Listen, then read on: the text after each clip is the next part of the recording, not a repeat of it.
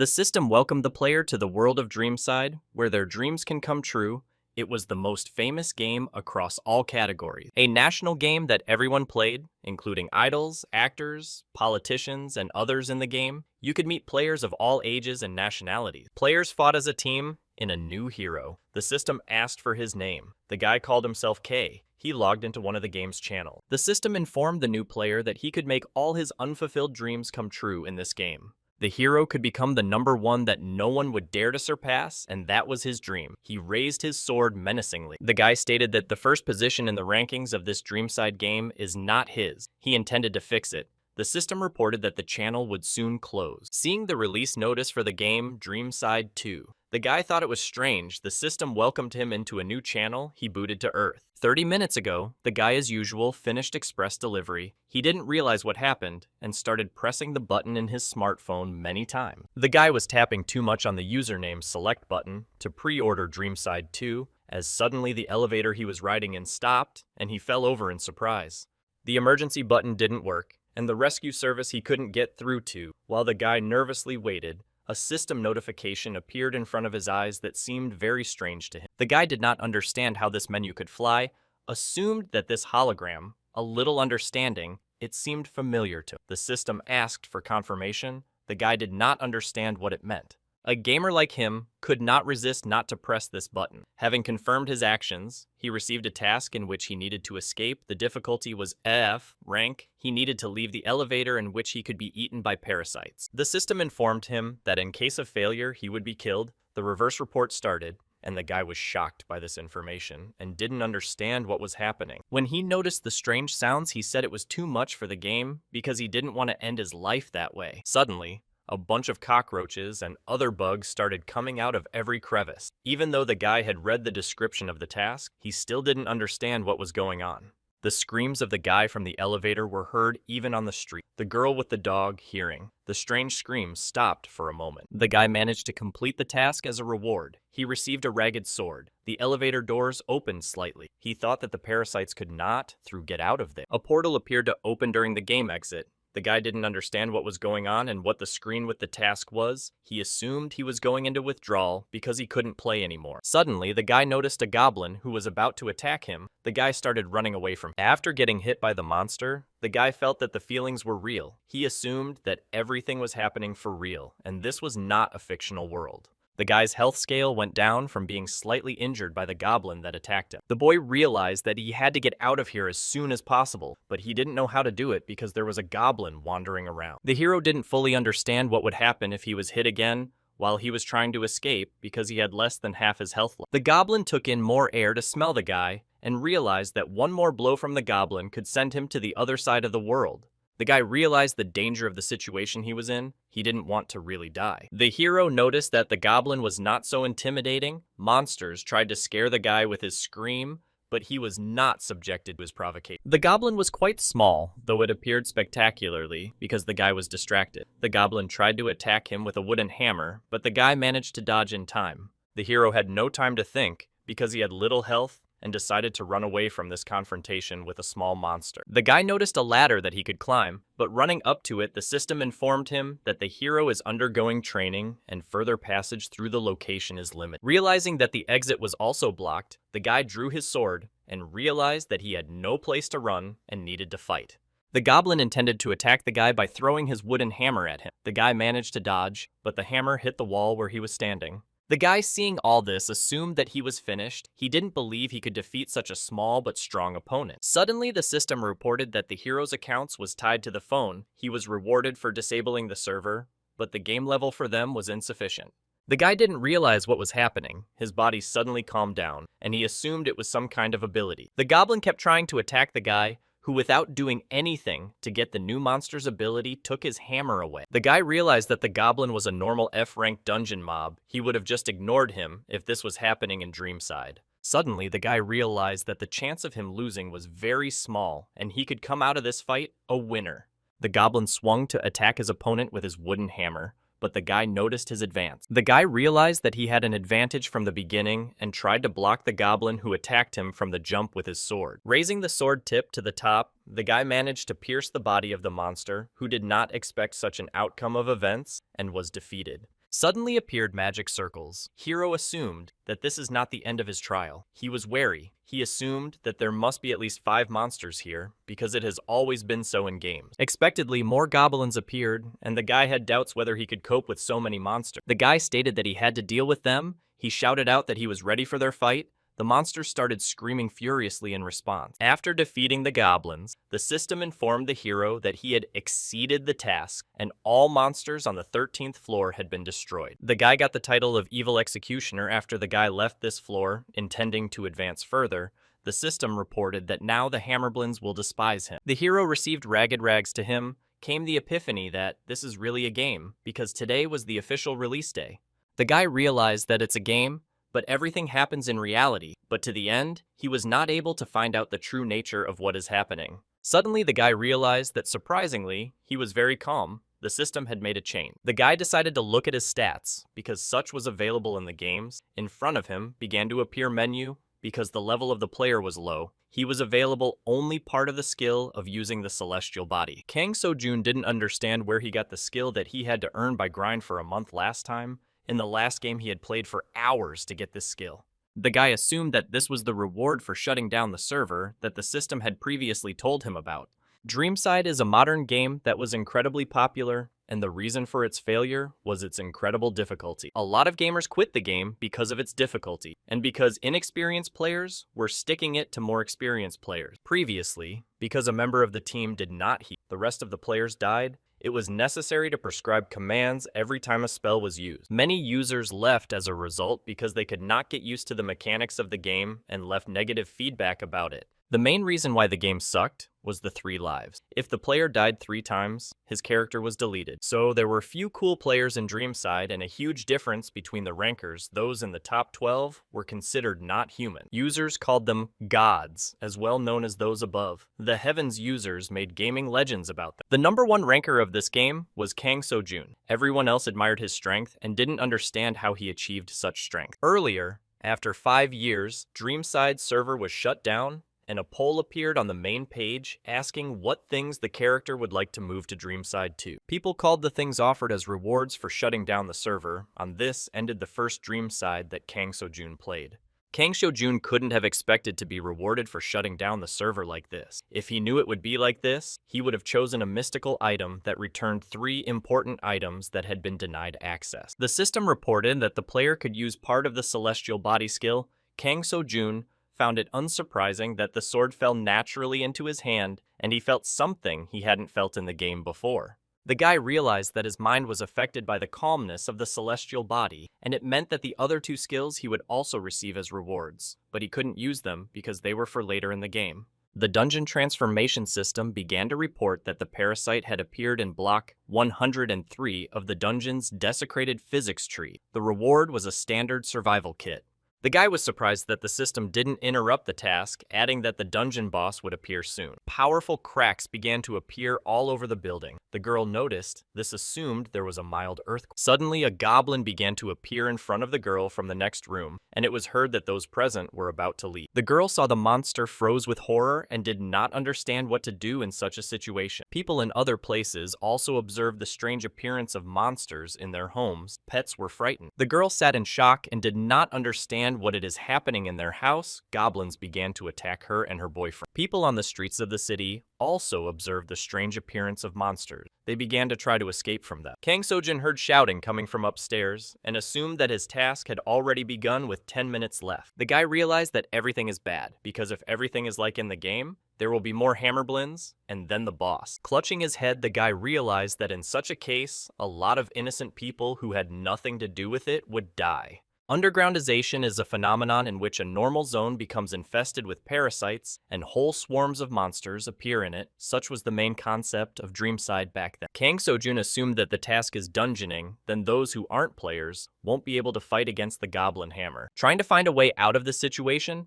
the guy did not understand what he should do in such a case. The guy realized that he had previously managed to clear the 13th floor of the F rank dungeon, where the breathless bodies of monsters were still lying around. Kang Sojun realized that if the mobs from the other floors hadn't come down here, then they couldn't leave. If Kang Sojun escaped from here in 10 minutes, he could clear them out, and to do that, he needed to get to the roof of the building. The player heard many cries for help. Kang Seo-jun assumed that this building was part of the plot and it would be grounded, but the other building could be accessed through the roof. He didn't understand what would happen to the people who stayed here. There was one solution that only K, the top ranker, could implement. Only he alone was capable of saving everyone.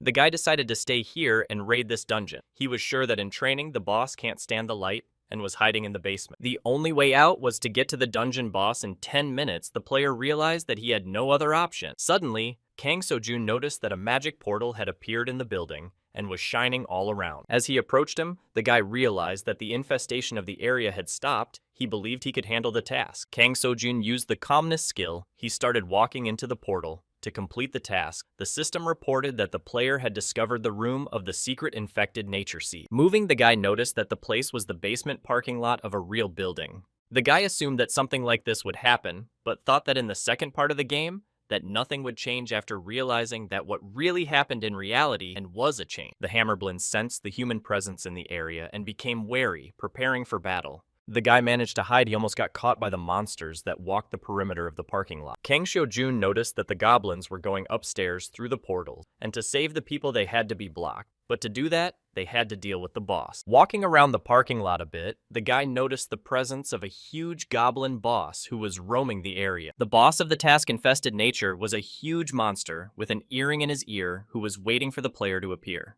The guy noticed the boss, who in reality looked really huge. He was surprised that such goblins even existed. Kang Seo-jun seemed more like the Hulk they showed in the movies, but he realized that this monster was the boss of the dungeon. The boy knew that until the undergroundization was complete, this place had not yet become a full-fledged posdema. As long as dungeonization was not completed in training, then the raids were conducted using a different tactic than Kang Seo-jun usually used. The guy decided to check how much time he had left. To complete this task, he had 2 minutes and 17 seconds left. When the timer went down to 1 minute, the guy decided to act because in that case, the mobs get their breath shortened. The monsters approached the guy. He grabbed his sword, was intent on attacking the dungeon boss. He activated the calm skill. All the monsters began to breathe heavily. This happened at the last minute before the dungeon was formed. The monster that became the boss would stop and temporarily have difficulty breathing. A lot of players used it because it was a way to raise the level. Kang Seo-jun wasn't sure if it applied to the current situation, thinking that there were no exceptions. First, Kang Seo-jun needed to disorient the small mobs that were attacking him, so he decided to choose a better place to do so. The guy jumped into the car that was lying on its side, and the goblins lost sight of him while he was walking beside them. The guy knew that's exactly how it would turn out. Kang Seo-jun received the title of Cowardly Executioner. The system reported that the rage of the goblins had increased due to the rage. The goblins' ability to assess the situation had weakened. He realized that equipping himself beforehand was the right decision. Watching what was happening, the player realized that in the remaining time, he had to defeat the boss. A huge goblin approached the guy and tried to strike a powerful blow at the player, but Kang Seo-jun managed to dodge the blow in time. The guy assumed that the boss's shortened breath had run out since he had managed to hit him so hard. The player noticed that he was wrong, and the monster moved and attacked him forcibly. The goblin's eyes blazed with rage. The boss froze in place. Kang Seo-jun decided that before the monster moved, he should finish him off by jumping on the huge body of the boss and making a swing in preparation to strike. By making a powerful attack, the guy managed to defeat a huge goblin boss using his sword.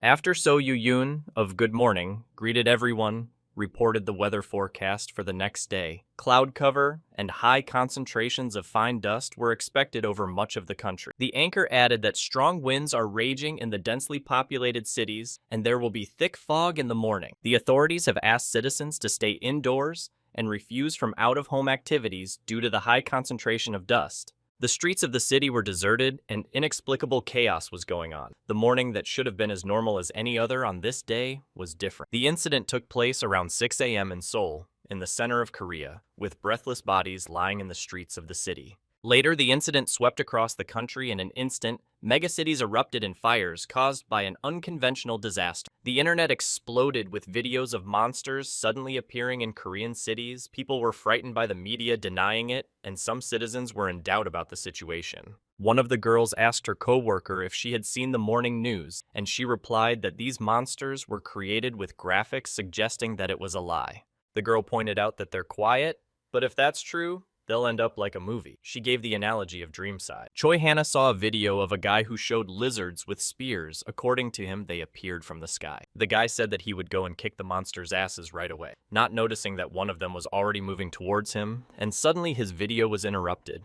Choi Hannah saw this, assumed that the dungeonization had really started. The woman asked the girl not to move. The girl was the best performer and songwriter in the country. She was called an idol. Crowds of fans came to her concerts. Choi Hannah was a global star, starring in commercials, doramas, and movies. However, the not cute and innocent girl had one secret that few people knew about, because she did not bring it out in public. Suddenly, the manager burst into the dressing room and said that their plans with Choi Hannah for today were canceled and that they were going back to the dormitory. The girl showed the guy a video. The manager said she was forbidden to use the phone, and if the director found out about it, would not be happy suddenly seeing what was happening on the screen. The guy assumed it was a movie. The guy noticed that it was a broadcast that showed a lizard man staring intently into the screen of a smartphone.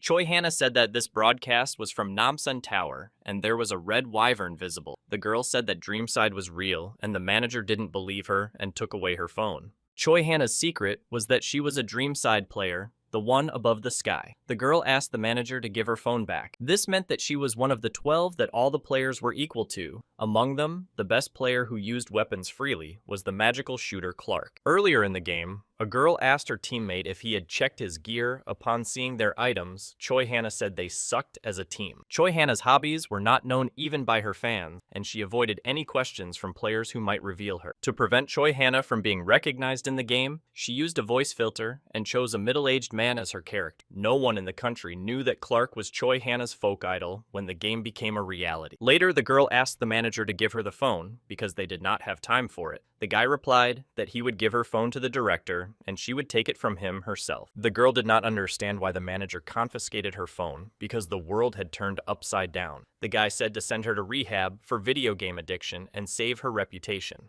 Choi Hannah knew that if you link your phone to an account, you can access items and abilities. Like in the game, the girl asked the manager to listen to her. Suddenly, they both fell. The manager was surprised by the sudden earthquake that occurred. Choi Hannah was anxious to get her phone. From the guy, she snatched her smartphone and ran away. The girl decided to start by trying to log into her gaming account. Logging into the right app, she started the login button. The system reported that Choi Hannah managed to successfully log into her game system after the system offered the girl to equip a reward for registering a magic revolver. Choi Hannah replied that she was ready to equip herself with a magic revolver to start doing tasks. A magical revolver was equipped. It materialized in the girl's hand. The manager, noticing it, was shocked. The girl excitedly declared that this revolver was realizing that she could shoot it. The manager continued in shock, pointing out to Choi Hannah that it could be life-threatening. Suddenly, a porta-potty appeared behind her back from which an unknown hand gradually began to emerge. Choi Hannah turned around and said that it was a ghoul that had appeared near them, and the manager was even more frightened by what was happening. Choi Hannah stated that real-life ghoulies look ugly in comparison to in-game ghoulies. The girl asked the terrified manager to watch her deal with the monster. The guy didn't want it. Taking aim, Choi Hannah declared that such a weak ghoul would only need one shot to get rid of it. The girl pulled the trigger and the manager tried to stop her, but unexpectedly no shot was fired. Opening the system, the girl tried to figure out why the revolver wouldn't fire, assuming it wasn't real. The system reported that synchronization was taking place and asked the girl to wait for a while. Choi Hannah was surprised by this turn of events. Meanwhile, the ghoul had no intention of waiting for the girl to get rid of him and tried to attack her, but Choi Hannah managed to deftly dodge his attack. The girl ordered the system to synchronize faster, trying to dodge the monster's attacks. The system informed the shooter that synchronization was complete and she could now fire shots. Having made an aimed shot at the monster, the girl declared that now he is not alive. She managed to defeat the ghoul. When the manager saw what was happening, he couldn't believe his eyes and didn't realize that Choi Hannah could handle weapons so skillfully. The surprised guy asked Choi Hannah what was going on and she told him to run away, saying that she had to go to a place and she didn't intend to protect him. The girl replied that she was going to the man who knows everything about fighting in this game, calling his name K. Meanwhile, in the underground parking lot, Kang So-jun was standing beside the breathless body of the goblin boss he had managed to defeat. The system reported that the infected nature tree had failed to subterraneanize the guy, had successfully destroyed the FL rank monster. Suddenly, the guy noticed that the monster's huge body began to inflate in every possible way with incomprehensible bubbles. The monster disappeared. Kang Seo-jun noticed that all the damage to the building and blood was still there, and he assumed that this place wouldn't be raided anytime soon. A portal appeared in front of the guy, and the system informed him that it was a learning assignment called the Maze of Choices. The assignment involved going through each stage of the chosen difficulty. This was the last part of the training where the reward was an ability. Kang Seo-jun realized that the training hadn't completed because he had stopped the dungeonization and went back to the beginning. The boy realized that in such a case, he had no choice but to go through the training again. Entering the portal, he found himself in a place that looked like a map from the training game Dreamside. Kang Seo-jun could smell the environment and temperature. He was amazed by the settings of this realistic game. The guy noticed behind him portals of different colors with easy, normal, hard, and hell difficulty level. It was a labyrinth of choices, which was the final step of training, after which the player was rewarded with an ability depending on the level they chose. Even if the ability is the same per playthrough on easy difficulty, it will be F rank and hell difficulty a rank. Thinking about it, Kang Seo-jun would normally have chosen the hellish difficulty, but in the current situation, it seemed like a stupid choice to him. Hell difficulty was built so that it could not be passed. It was not fixed after players complained about a bug in the difficulty settings of the last part of Dreamside. This difficulty has always been seen as an unattainable goal, but there was one player who was able to pass it. It was Kang Seo-jun, who lost many accounts to pass this difficulty level. Opening the information panel, Kang Seo-jun noticed that there were many people participating in these trials. The guy noticed that there were more and more players, and 120 people were trying to pass on a hell of a lot of difficulty. The fact that a lot of people were training meant that the phenomenon was happening in a very large area. Kang Seo-jun suggested that this is happening all over Korea, or maybe the world, realizing that a lot of people will die. The guy hoped that people could survive in this situation. He decided to take up his cause in undergoing training. First of all, Kang Seo-jun had to worry about himself. He chose not to think about others and the dire consequence. The guy chose a hellish difficulty level. He prepared himself, and entering the appropriate portal, he took a step into the unknown. Finding himself in an unknown place, the guy's task was to protect the goddess statue from the golems. In a limited space, he was given 5 minutes.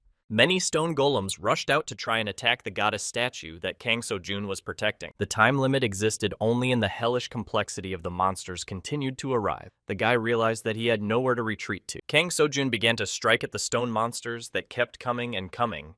The guy realized that it wasn't as hard as he thought it was. He continued to chop the stone monsters to pieces. Defending the statue, the guy assumed that it was easy for him to fight because of the celestial body skill he had obtained earlier. Looking at the incoming monsters, the guy realized that the problem was just beginning because the oxygen level in the dome was starting to drop and the monsters were becoming more active. He needed to hold out for another 4 minutes. The difficulty increased in proportion to the time remaining. The player's movements became slower and the monsters stronger. With 3 minutes left and the player's reaction time slowed by 1.5 seconds, the speed and strength of the monsters increased. By 15%, Kang Seo-jun at this level had to anticipate the monster's movement. After 30 seconds, the guy's reaction time slowed down again. By 2 seconds, the speed and strength of the monsters increased by 20%. It was a true horror of hellish difficulty. The guy didn't realize if there was any point in risking, so in training, the monsters kept arriving intending to destroy the statue. Kang Seo-jun realized that he was doing this for the sake of completing the evasion task for 3 minutes on hell difficulty, which was a secret task that was only on hell difficulty. The system informed the player for completing a secret mission. He was revealed a secret phase. Many stone golems began to gather in a huge pile.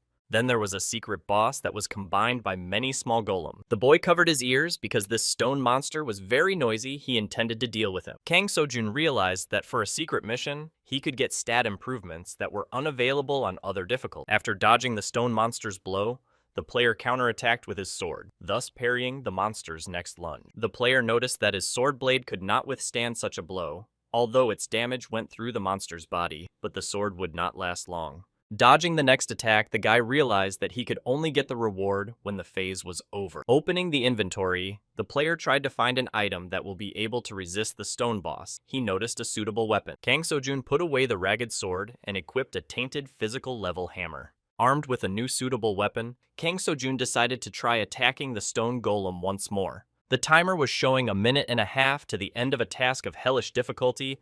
A huge stone boss was trying to attack the guy. Suddenly, not waiting for the monster to attack the guy, decided to attack it first. Making a powerful jump, he intended to hit the monster. The guy's blow went straight into the stone hand, which couldn't withstand the blow and broke into small pieces. Seeing that his plan had worked, Kang Seo-jun assumed that he would be able to defeat the beast. Kang Seo-jun continued to land many blows on the monster's stone body and nimbly dodged its attacks. After receiving another blow, the stone monster howled, unable to bear this outcome any longer. The guy realized that this was a mob from training, and it would be easy enough for him to just cut his health. The weak point of the stone golem was the core on its belly, which was glowing with a bright red light. Kang Seo-jun realized that it would be very difficult for him to reach this core since the stone monster is very tall. What was happening was different from those actions to which the guy was used to in the computer game, because in reality, he could not jump so high.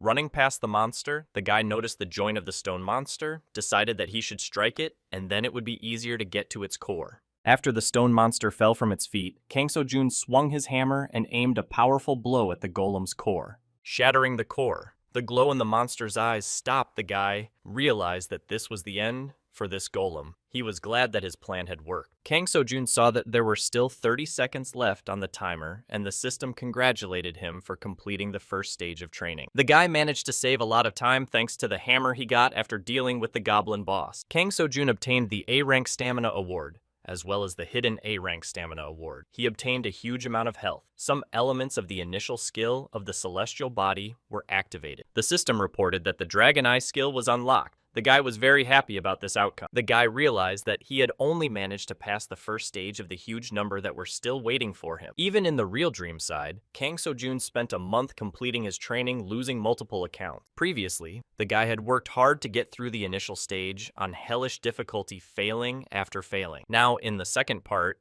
the guy managed to pass the slime test very quickly without noticing any difficulty. Kang Seo-jun stated that this task was too easy for him, pointing out that he can see the enemy even if they are hiding. Suddenly, the guy noticed some noise coming from behind the bushes and threw his knife in that direction. The guy managed to pierce part of the magical body of the monster that was hiding in this neighborhood he was trying to track down. Kang Seo-jun said that he wouldn't give him a chance to run away from him because the A-rank dragon eye skill allowed the user to see mana afterward. After the guy managed to destroy the aura of darkness 3 times on hell difficulty, then another boss appeared in front of him. The hidden stage has broken off due to the completion of a hidden task. A boss of unknown level told the user that it was not worth waking him up. The boss reported that the guy could have survived if he just walked away and pretended he hadn't seen her, but Kang Seo-jun was ready for such a fight. The female monster stated that the user's arrogance had led to his death. The guy stood silently and listened to her. The hidden boss added that if the guy wanted to die, she would help him do so. By shifting her gaze, she noticed that the user was out of sight. Thinking about where he could have gone, her body was pierced by a powerful blow that cut the monster in 2. The boss said that if it was his real body, the user would have died a long time ago, making it clear that he had not lost. Kang Seo-jun replied that he was no longer the same as he was when he started training, stating that Aura of Darkness was in big trouble now. The guy ordered the monster to return to his body and wait for it to come to him. Unexpectedly, the system informed the user that he had completed all stages of training on hellish difficulty. Player. Get a reward for passing, as well as experience points system informed the guy that he would be moved to the settlement in 5 seconds. The guy was glad, because now he could take on the pumping. Later, Kang Seo-jun came out through the port and found himself in his own world where there was devastation. The system congratulated the guy for successfully passing the maze of choices. The guy was curious how much time had passed since he entered the labyrinth and asked the system what day it was. The system replied that today was January 17th. The guy realized that it had been 3 months. He didn't think he would be gone for such a long time. He decided to start looking for survivors and assess the situation in the city. Seoul High School stood its ground, and there were a number of survivors. The high school students realized that if they stayed in this place, they would simply die after asking the policeman if he had any plan for further existence in this cruel world. The policeman replied that everything was correct, and they had a day left to clean up the dungeon. The students were surprised at his words. One of the guys asked what officer was planning to mop up the E-rank dungeon, stating that it wasn't just a student, added that they had 1 life and no margin for error. Officer Odeso responded to the boyfriend that he was scared, assuring him that he too was scared for his life. Odeso said that they had to go there because the dungeon was about to break, and the other students tried to separate them. Dungeon rift is a phenomenon during which the number of monsters in the dungeon increased rapidly, and they were getting out of it when the rift occurred, the portal turned red, and the rank of the dungeon began to rise. The students pointed out that the gap is that the people who were in the school were not able to deal with such complexity. They rated only FF ranked dungeons, so Daiso said that if the rank of the dungeon to increase to D rank, they are finished. The officer assured them that they only had a chance now, and there would be no other, because if the rift happened again, no one would survive it. One of the guys asked why their dungeon was pumping at such a wild rate, since the others in that area were still F rank. Odeso explained that the monsters here are undead, and the most common are zombies that attack the other human. Gongjiwan did not understand what zombies had to do with the dungeon becoming E-ranko. Deso replied that unlike other mobs, a zombie bite infects people instantly. The officer added that zombies can turn even the breathless bodies of the previously dead into their own kind. Gongjiwan was shocked by the information he heard and couldn't believe it. He froze in place. A police officer reported that they were outside a school that had once been a dungeon. Odeso added that the innocent children studying in the institution were helpless before the zombie attack. The men of many lost family beloved friends, an officer looking at those around him, stated that despite the loss, they needed to keep fighting. The students realized that only they can protect their homes and those they love and cherish from the monster. Odeso stated that they must protect themselves from the changed world, adding that they all have a duty to fight in this world. The dungeons were a disaster that was destroying lives. The police officer knew his plan was crazy, but they needed to make sure people survived. The man realized that even though they didn't have a top ranker in the group, they had Choi Hana, who was hiding her identity. Odeso ordered everyone to enter immediately into the dungeon portal to mop it up. Users obeyed him. Meanwhile, near Ifog's apartment, Kang So-jun was trying to find living players to team up with them in a monster clearing group. The color of the portal reflected the state of the dungeon. Blue light, green, normal red had a large number of mobs and indicated the beginning of the rift that would occur when the portal turned black. The system informed the guy that the dungeon ruins of a rank E school had 24 hours left before the rift. He noticed the warm embers near the portal and realized that people had entered the dungeon a short time ago, which was encouraging because there was still time before the rift. As the time to the rift began to accelerate, the monsters appeared more often and in greater numbers, destroying the settlement. Kang So-jun noticed that the time of the rift had shortened, and he was sure that it would happen soon. The system told the guy that there were 20 hours left until the rift. He said the inevitable was coming. Kang So-jun realized that the people in the dungeon wouldn't last long in this case. He still had to figure out why the time count was suddenly accelerating, so he entered the portal. The structure of the dungeon varied, depending on the level in EVF. Ranked, there was nothing remarkable but E-ranked deli objects within themselves several times the size of a human. The phenomenon in which items inside the dungeon were enlarged was called expansion. Kang So-jun noticed that one such desk could fit an entire class. Just thinking about not letting his guard down as a skeleton hand suddenly appeared from under the ground, the guy was frightened by it. The skeleton possessed by the cursed spirit was a level 40. Kang So-jun thought this scene seemed familiar from horror movies. He pulled out a sturdy sword. The monsters tried to attack the guy, but failed to resist the man's counterattack, Kang So-jun, with a single blow. The remaining parts had soul power in them, and tried to attack the person who had wandered into this portal again. Kang So-jun managed to block the attack with his sword, and realized that to defeat the skeleton, he needed to find its core. The skeleton's weak point was the neck. The guy decided to get rid of the spirit in the skeleton's neck. He decided to count his bones. Striking directly at the skeleton's neck, the guy managed to split its magical core. The monster failed to resist the man. After destroying the core, Kang So-jun's level would be raised. He heard the sound of level raising that was often heard at the beginning of training. The guy didn't hear the sound of leveling up because of the maximum level. He decided to save the gained points for later. Once, Kang So-jun was surprised that the skeleton was here alone. Others immediately appeared. The guy was available for the task of a surprise attack master. He had to make 100 surprise attacks in a row. After a few minutes later, the user managed to complete the task. He gained the title of Master of Surprise Attacks. Having dealt with all the skeletons, the guy assumed that this was a gold mine for skill and level upgrades. As he moved on, he noticed the bodies of monsters that had been destroyed by those who had come here earlier. Kang So-jun was sorry that he would have to postpone his pumping in such a case. He heard an explosion that sounded in an unknown place. Users managed to avoid the blast by hiding in one of the dungeon's offices. The remaining members of the group asked for help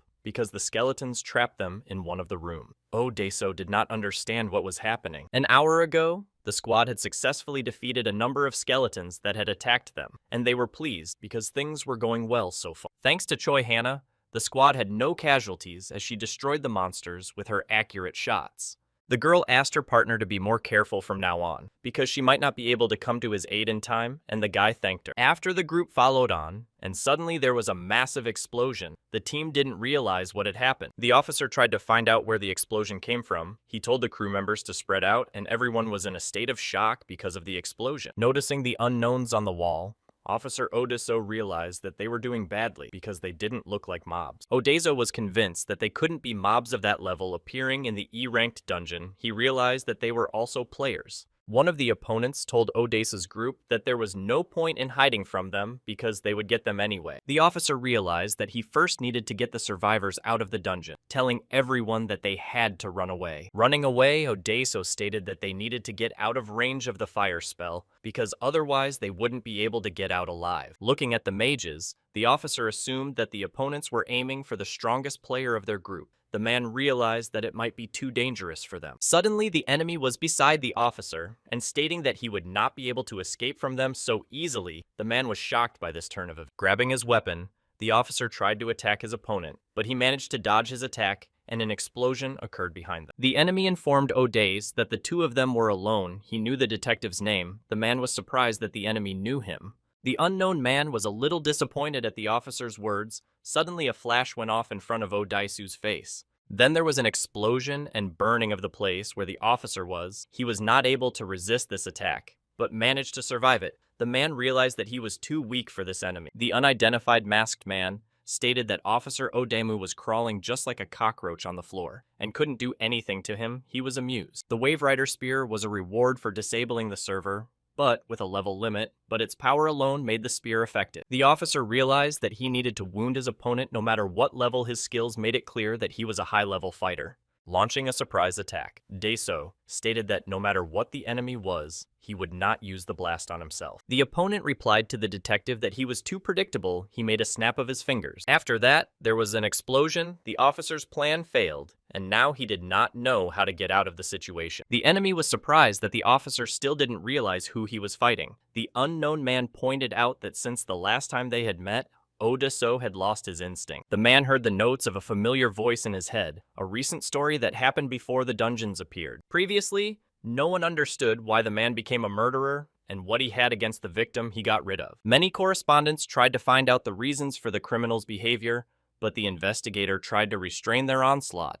Having removed the mask, the detective now realized with whom he was dealing with. The criminal was glad to meet them because now he could avenge him for everything. The notorious serial criminal Hwang Dong-soo indicated that he knew that Odeso was from the 2nd Brigade of Banju Department. This criminal was sentenced to execution. The officer knew that Hwang Dong-soo had sent 7 innocent people to the grave. Odes managed to arrest him 8 years ago. The man realized that everyone who was with Hwang Dong-soo was his cellmate, and this was the worst-case scenario for the officer. Odeso couldn't believe that such a criminal had the right to become a player, realizing that there were no surviving team members on his side. Hwang Dong-soon told the officer that no one would come to rescue him. He was sure there was no one else left. The criminal indicated that his men had already dealt with all the others at the end. He decided to say goodbye to the detective, but suddenly behind them, there was a powerful explosion. Kang Sojun passed by, destroying the wall towards them. He noticed 2 people who were beating in one of the classrooms. He was happy about it. An awkward pause arose in the room. The guy didn't know what was going on here, and the men didn't know how to react to such an appearance of a stranger. The guy assumed he had intervened in the battle of these two. He noticed a strange mask on one of the strangers. Hwang Dong-soon asked the guy who had burst in, and suddenly the officer shouted, ordering the guy to run away because it was too dangerous. The criminal didn't wait for an answer, and said that whoever this guy was, he shouldn't have interrupted him. He snapped his fingers, and there was a powerful explosion where Kang So-jun was standing. Seeing the explosion, officer was shocked by what was happening. Realizing that Hwang Dong-soon is too strong, and he cannot cope with him, he activated the skill of danger detection. Unexpectedly, the explosion did not affect Kang So-jun in any way. He prepared to fight the opponent who first attacked him, and activated the Dragon Eye skill. Kang So-jun assumed that the masked man, Odesu, was somehow involved in the explosion, and was surprised that the guy wasn't hurt by the criminal's attack. The guy stated that compared to the labyrinths of choice, the masked man would be easy for him to deal with. He pulled out a sturdy sword. Hwang Dong-soon used the explosion again and said that this time he wouldn't miss, but Kang So-jun managed to avoid the epicenter of the explosion this time. The guy took into account everything happening. He realized that his opponent is a serial pusher who sends people to another world. Dreamside only had 3 lives, and such people were considered villains, and the developers saw PXers as the cancer of the game. Kang So-jun Chun didn't botch the raid. Because of one such villain rising up, he intended to deal with him. Moving around the room, the guy noticed a lot of players that needed to be taken out of this dungeon. He realized that they didn't die from mobs. Kang So-jun looked at the masked man, who had sent many innocent people to the grave. Hwang Dong-soo asked the guy to mind his own business and said he was willing to let him go if he left now. The guy asked if the man would just let him go. Suddenly, the officer said that the masked man was a serial criminal. Hwang Dong-soo, the criminal, ordered the officer to shut up. The guy realized he had heard the name on the news. Kang So-jun indicated that it was okay because he wasn't going to run away and leave the officer in trouble anyway. After activating a rank B danger detection skill, the guy was intent on attacking the opponent with his katana. Jumping up, the guy activated the Dragon Eyes skill. A rank criminal was surprised by the opponent's actions without realizing what he intended to do. Using stealth skill, Kang Ho-young managed to make a powerful attack on the criminal. Hwang Dong-soon, who did not expect such a force system, informed the guy that the player Kang Wo-jung died from his taka, and he received the skill of Strong Top. The guy asked if Hwang Dong-soo knew that with great power comes great responsibility. The criminal did not understand how the guy managed to get rid of his partner. Kang Seo-jun said that it was time for Hwang Dong-soo to take responsibility for his crime. The guy looked at the culprit and pointed out that mixing arson and gas is a great idea. Hwang Dong-soo asked how he managed to figure out his explosion secret. Changing his weapon, Kang So-jun launched the knife directly at the criminal who stood against him without answering his question. The guy reported that throwing the isolation skill on top of all this slightly increases the safety of Kang So-jun. Managed to deal with another partner whose name was Jiri Mung-sang.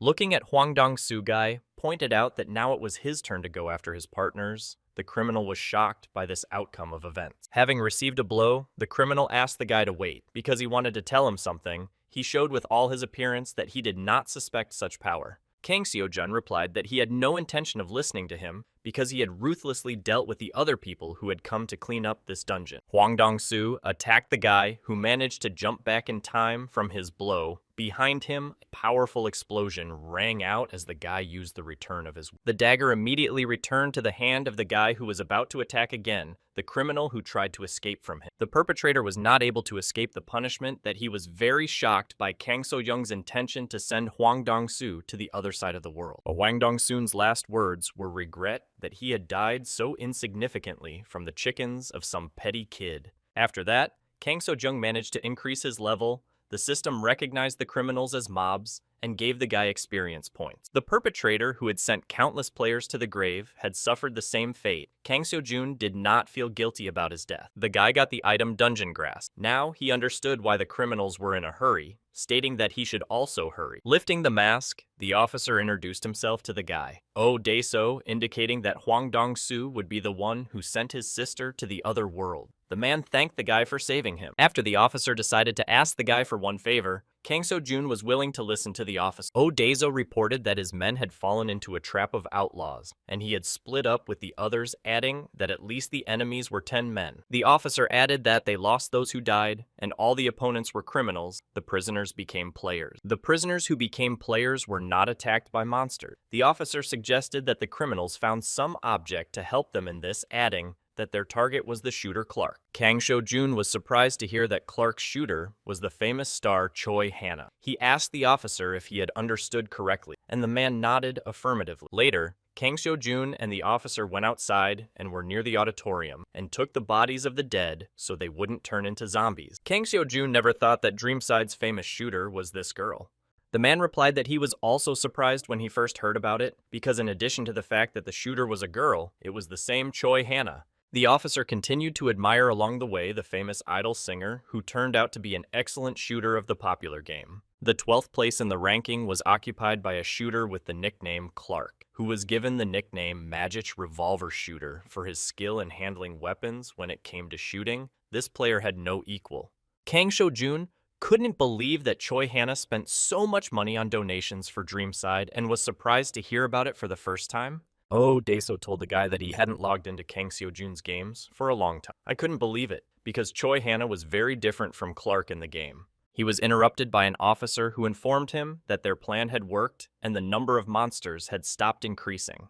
Carrying the dead criminals on their backs, the mob stopped paying attention to them. At first, Odaeso was worried, but Kang Seo-jun's idea was a good one. Kang Seo-jun happily agreed with the man's words, adding that he too was not sure if his idea would work, since they had failed to take the criminals' inventory, so they decided to use their abilities and buffs. The new acquaintances managed to get to the gym. The man saw the brutally dead people in this place. He felt sorry for them. The system reported that there were 3 hours left until the dungeon broke, and now Kang Seo-jun was certain that someone was speeding up the passage of time in the dungeon. The guy remembered about the herb from the dungeon, which was poorly sold in stores, but it comes in handy in different situations. Kang Seo-jun told the officer that with this herb that grows throughout the area, the rift can be accelerated. The method was very simple to create a flower by mixing grass and water from the dungeon to get the desired item. The magical flower after such a thing changed its shape, color, and became aggressive to the surrounding world. The guy thought it was strange because water only falls in rank B dungeons and above, so he plunged into his thoughts. The officer heard this and was a little surprised to hear the guy's conclusion about the grass that grew here. Kang Seo-jun added that among those they met here was someone who had been playing long enough to get water as a reward for shutting down the server. The guy knew that most jailbreakers wouldn't be able to hack into the server after his shutdown, stated that it was someone else. Kang Seo-jun hoped Choi Hana was safe. Meanwhile, the girl fighting the monsters was trying to escape from the attack of the opponents who was chasing her. Choi Hana noticed that arrows were fired at her from above and did a somersault to avoid injury. Looking up, the girl noticed several masked men who were directing attacks and monsters at her. The E-level boss, Knight Vondas, didn't attack the masked criminal. He intended to deal with the girl shooter who kept shooting arrows at him. The huge monster made a powerful strike trying to hit her opponent, but Choi Hana managed to dodge its attack in time by jumping aside. Taking shots, the girl made sure that Knight Vondas had incredible characteristics and terrifying defense. Dodging a blow to the girl from the title, it is clear that he only used sword techniques that are easily predictable. Choi Hana was able to deal damage from a distance, and so the opponent in terms of strength was a match for her. The problem was that the masked men kept shooting a lot of arrows at Choi Hana, which she was distracted by and couldn't concentrate on the fight with the monster. Choi Hana was furious and asked how they could shoot such a beautiful girl, curious to know why Knight Vondas didn't attack the masked men, assuming they had some sort of immunity item. The girl asked if they were human criminals and was given no answer. The commander said to shoot the girl on sight, pointing to the place she was in. Choi Hana told the opponents that she would finish them all off. She realized that these masked men were also players like her. The girl realized that in such a case, it would be very difficult for her to cope alone against such opponents, assuming that she would not be able to shoot them. Meanwhile, Knight Vondas had gotten close to the girl, intent on slaying her while she stood pensively behind a pillar. Choi Hana decided to concentrate, preparing to take a precise shot at the approaching monster. The girl realized that this is not a game, and she has no right to make a mistake. Otherwise, she could die. Taking a deep breath, the girl realized she had no choice but to quickly assess the situation she was in. Remembering that the Staleys were flying overhead, she tried to understand and calculate the trajectory of her future shots. Gathering his thoughts, Choi Hana declared the enemy ahead from above. Waiting for a moment, he fired an aimed shot at the enemy. The fired bullet flew straight into one of the criminals who was shooting at the girl. The bullet flew at a crazy speed, so the masked men could not do anything. The bullet hit the enemy's head, shattering the mask he was wearing, and the man screamed from the pain he felt. Knight Vondas froze at the sight of the girl's shot and didn't realize what he should do in such a situation. One of the criminals said that Choi Hana was called a ranker for a reason, ordering everyone else to keep shooting arrows at her. A multitude of masked men began to follow their commander's orders, firing a multitude of arrows at the enemy. The girl received a system notification that player Yang Hyun-jun had died, and she received the poison potion item. Suddenly, Knight Vondas caught up with the girl who was distracted by the notification system, but Choi Hana managed to avoid his attack in time. The girl's health level had dropped quite a bit. As she watched the monster, she assumed it would destroy everything, and she would have no place to hide. The girl was shocked that the boss of this dungeon was so strong, she thought she was unable to deal with him alone. Noticing that her health level had dropped even as she dodged blows, the girl didn't understand why this was happening. The girl was shocked to see that there were 3 hours left before the dungeon broke. She was sure it was at least 20 hours away. Boss Vondas destroyed the column Choi Hannah was hiding behind. She still didn't understand why the rift time was shortened. The girl again tried to run away from the monster to increase the distance to get a shot at it. Choi Hannah assumed that with her level, such a monster couldn't be defeated in 3 hours, and if there was a rift, Knight Wondus's level would be raised to D. The girl stopped and said that in this case she had only one way out and was ready to take a shot. Taking precise aim, the girl took a shot at the monster that was chasing her. She hoped she would still manage to overpower it before the rift. The shot hit exactly on target. The girl was pleased with her accurate hit. The masked men did not expect such a thing from her. The system reported that Knight Vondas would be unconscious for 5 seconds. Choi Hannah realized that this was her chance to win. The girl decided to use her ability from the Dreamside game and began her quick preparation for it. Raising the revolver above her, the girl began to be enveloped by magical waves of the technique she intended to use. Choi Hannah used the blood orb technique. Her eyes changed their color. Now the damage from her shots was greatly increased. The girl fired a shot into the sphere that appeared above her. A red glow filled the entire hall they were in. Knight Vondas regained consciousness and was ready to strike with his sword at the girl who stood in the center. The monster Mez headed towards Choi Hannah and noticed the girl's blood orb headed to attack the Vondas Knight. Jumping on the sword, the girl jumped over the monster and being at his back, she made an aimed shot at his neck. The girl assumed that her current body wouldn't last long from this intensity of fighting. The monster's core showed on his neck. Choi Hannah realized that she was obligated to shoot him on one try. The girl's hands hesitated a bit. She started to beg for everything to go away. Suddenly, she heard Kang Seo-jun shouting, who told her to run away. The girl's shot hit the helmet of the huge skeleton, who didn't feel the damage from the shot. Seeing what was happening, the girl didn't understand what had happened, and how it was that for the first time ever, she had failed to hit the target. The girl noticed that her shot didn't hit the monster's core, but her stamina was at 0. She couldn't range any more shots. The monster was about to deliver a powerful blow to the girl, who tried to avoid his attack she assumed was her end. Suddenly, a barrier of 3 seconds was set up that managed to protect Choi Hannah from the monster's strike. Kang Seo-jun grabbed the girl who didn't expect such a turn of events and was about to carry her to safety. A surprised Choi Hannah asked the guy who he was, since she didn't realize she knew him from the game as K. After getting down on the floor, the guy asked the girl if she was okay, and the masked criminals noticed Kang Seo-jun's appearance. The girl stared at the guy in surprise after he tried to guess who he was. Her stamina was still at 0. Suddenly, the dungeon boss squealed, distracting the guy and girl from their conversation. The rift time was coming to an end. Knight Vondas began to change his form. Gaining a new modified body, his stats increased. Choi Hannah noticed that the dungeon boss had evolved, assuming that the monster's power level was now D level. Looking at the monster, the girl pointed out that in that case, they had no chance of winning. The D-level boss became Demon Lord Vondas. After leveling up, the monster would need time to adapt, and Kang Seo-jun knew this and decided to take advantage of it. The guy pointed out to the girl that this was their chance, but Choi Hannah objected because she and the officer still had a chance to get out of the dungeon thinking that this guy was. The girl tried to assure everyone that they would not be able to defeat this monster and they only had to escape. Choi Hannah noticed that the masked criminals had stopped shooting arrows at them, assuming they had fled through the exit. The girl assumed that the criminals would be waiting for them at the exit to prevent them from leaving, but realized that it was better to fight people than to fight this boss. The guy stated that the problem was that they needed to save the rest of the people. Choi Hannah was surprised by this. The girl saw the guy's intentions and asked him where he was going, pointing out that with such equipment, he would definitely lose to this boss. Kang Seo-jun replied that with that sword could buy them some time. Choi Hannah replied that it wasn't that. The boy asked Officer Odeso to lend him his weapon, and the man was fine with it, saying it was a level 80 weapon. After receiving Odeso's weapon in his hands, the boy was visited by the senses of the water element and realized what kind of weapon it was. Kang Seo-jun asked, what was this Wave Rider spear this magic item created? Waves amplifying the damage on the enemy. If the user's level did not match it, the spear did not manifest to its full potential and remained sealed. The girl realized that since the guy was able to awaken the magic spear, his level was above the 80th level. Choi Hannah thought that he had previously strengthened his entire body when he saved her and was even able to grab her while she used the blood orb.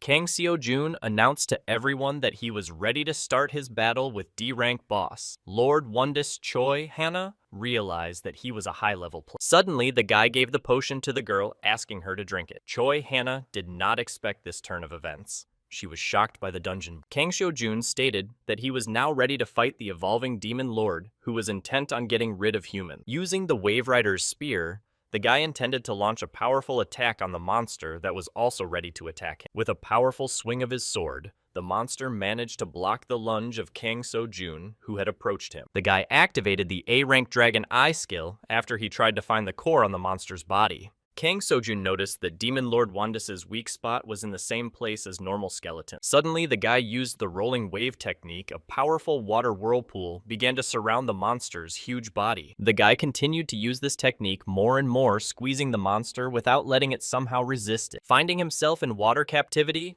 the dungeon boss Wandis screamed, trying to stop the inevitable monsters, tried with his sword to stop the effects of this technique. Suddenly, the monster managed to stop Kang Seo-jung's attack by striking at him, but the guy managed to dodge his attack in time. Kang Seo-jun suggested that this boss might resist the spear's water ability, stating that despite this, the monster still needs time to adapt. The guy realized that this monster was currently the weakest of the D-level bosses, and they still had the power to defeat him. Suddenly, he felt a bullet that Choi Hannah had fired at the monster fly right next to his face. Recovering, the girl unleashed a series of shots at the dungeon boss, who didn't have time to somehow cover herself from the shot. Choi Hannah asked Kang Seo-jun who he is, since he has a high-level potion. She got a little embarrassed. Kang Seo-jun replied that it didn't matter, asking the girl to hurry up or the monster would devour her. Attacking the dungeon boss, Choi Hannah replied to the guy that she was going to do it without him saying anything. The girl made many accurate shots on the skull of the skeleton. He was on a low level, and therefore was not able to resist her system. Reported that the Demon Lord Wandis was immobilized for 3 seconds. Kang Seo-jun was happy, because now was the perfect moment to attack again, using the officer's spear.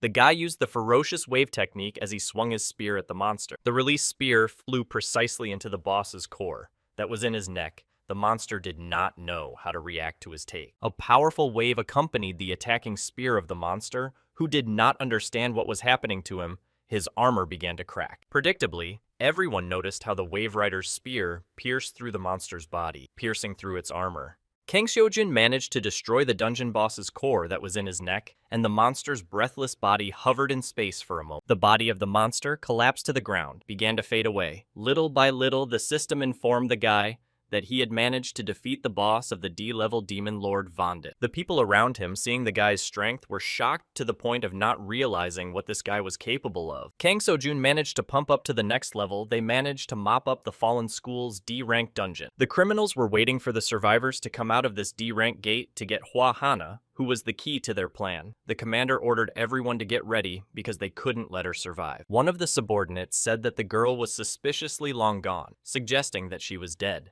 The commander replied that the girl was capable even though she wasn't level 80, realizing that even Clark had a hard time defeating a level D boss. The man instructed everyone to continue to watch the portal and report the situation, asking them not to underestimate Choi Hannah. Suddenly, one of the subordinates pointed at the portal. The criminals noticed the notice that the dungeon was cleaned up and the rift was cancelled, and in that dungeon, monsters will appear in limited numbers and the rift will no longer occur without a special occasion. Taking out his phone, the commander tried to call Hwang Dong-soon, who remained in the maze. The commander stated that the line was occupied, ordering everyone to retreat, assuming that Kay was missing as well. Kang Seo-jun felt as if someone was talking about him, and then he approached the officer, and the man continued to be in shock. The guy thanked Odeso for giving him his gun.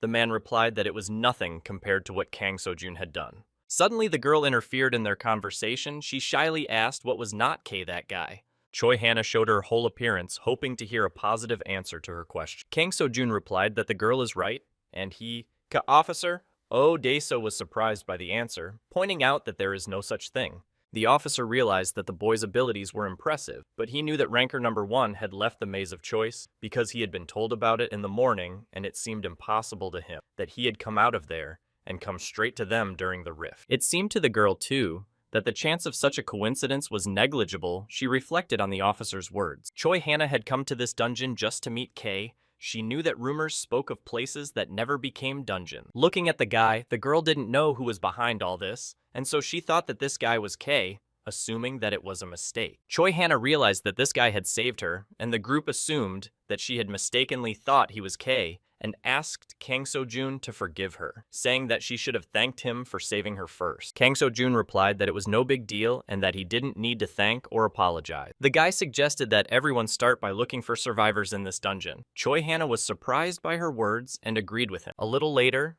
in an abandoned school storage room, there were survivors, some of them wounded by monsters. The officer was very glad that many were able to survive in this dungeon. They managed to discover them after some amount of time. The group was afraid that they wouldn't be able to find any survivors at all, who were just well hidden from the monster. One of the survivors apologized, saying they were supposed to help them in the boss battle. Odeso replied that it was not their fault, assuring that it was good that they had managed to survive, despite all the hardships that awaited them here.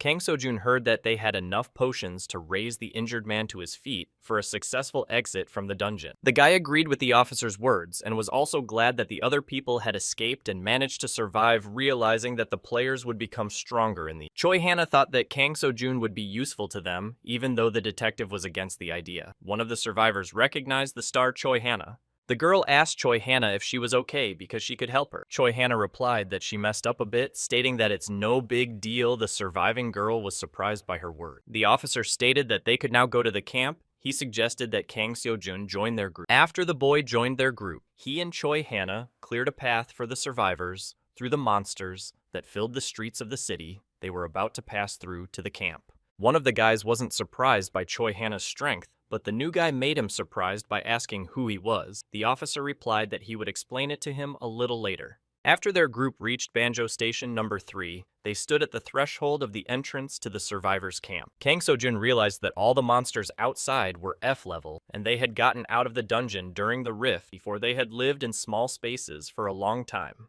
The guy assumed that these people randomly chose this place as a campground, making sure the location was good. When Kang So-jun went down inside, he noticed many survivors who were in this underground station hiding from the monster. The people noticed the group that had returned to camp with the replenishment. For a moment, there was silence in the place. Then all the residents excitedly began to greet the officer who had returned. The survivors were all happy that they had returned. All the people rushed to the detective and began to congratulate him on his successful return to the camp. Kang So-jun realized that Odeso was the foundation on which the camp was based. The officer was very happy that they were all safe. The survivors were also happy that the officer was able to return.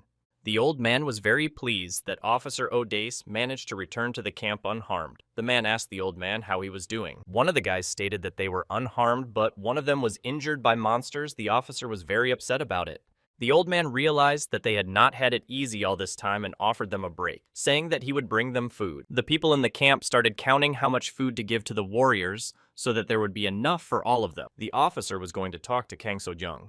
The officer offered to let the guy rest. While he cooked him a meal, Kang So-jun didn't mind such care. The guy realized that for this day, a lot of things happened. He remembered the dungeon, dead people fights, although the day was not difficult, but the nerves of the guy, he felt how he piled on fatigue. Kang So-jun tried to rouse himself, because even in this situation, he shouldn't have let his guard down. Suddenly, the guy remembered that he had completely forgotten to check the reward for defeating the boss. Realizing that now is a great time for it, he already had an idea what the reward might be. The reward was the Vondas Regret Blade, which was filled with the regrets of a monster who died without retribution, a unique ability that allowed the blade to be covered in ice. The guy assumed that if he used all the stat points he had collected, he would barely have enough for the 100th level. In case of a level limit, the player needed to add stat points. Kang So-jun remembered that the detective could use a spear even though he was not level 80, realizing that a slight discrepancy was acceptable. After the guy decided to take out the received book from the inventory, which had unknown characteristics, the reward for defeating the dungeon boss was not only weapons, but also this unknown locked book. The system reported that the conditions for opening the book were not met.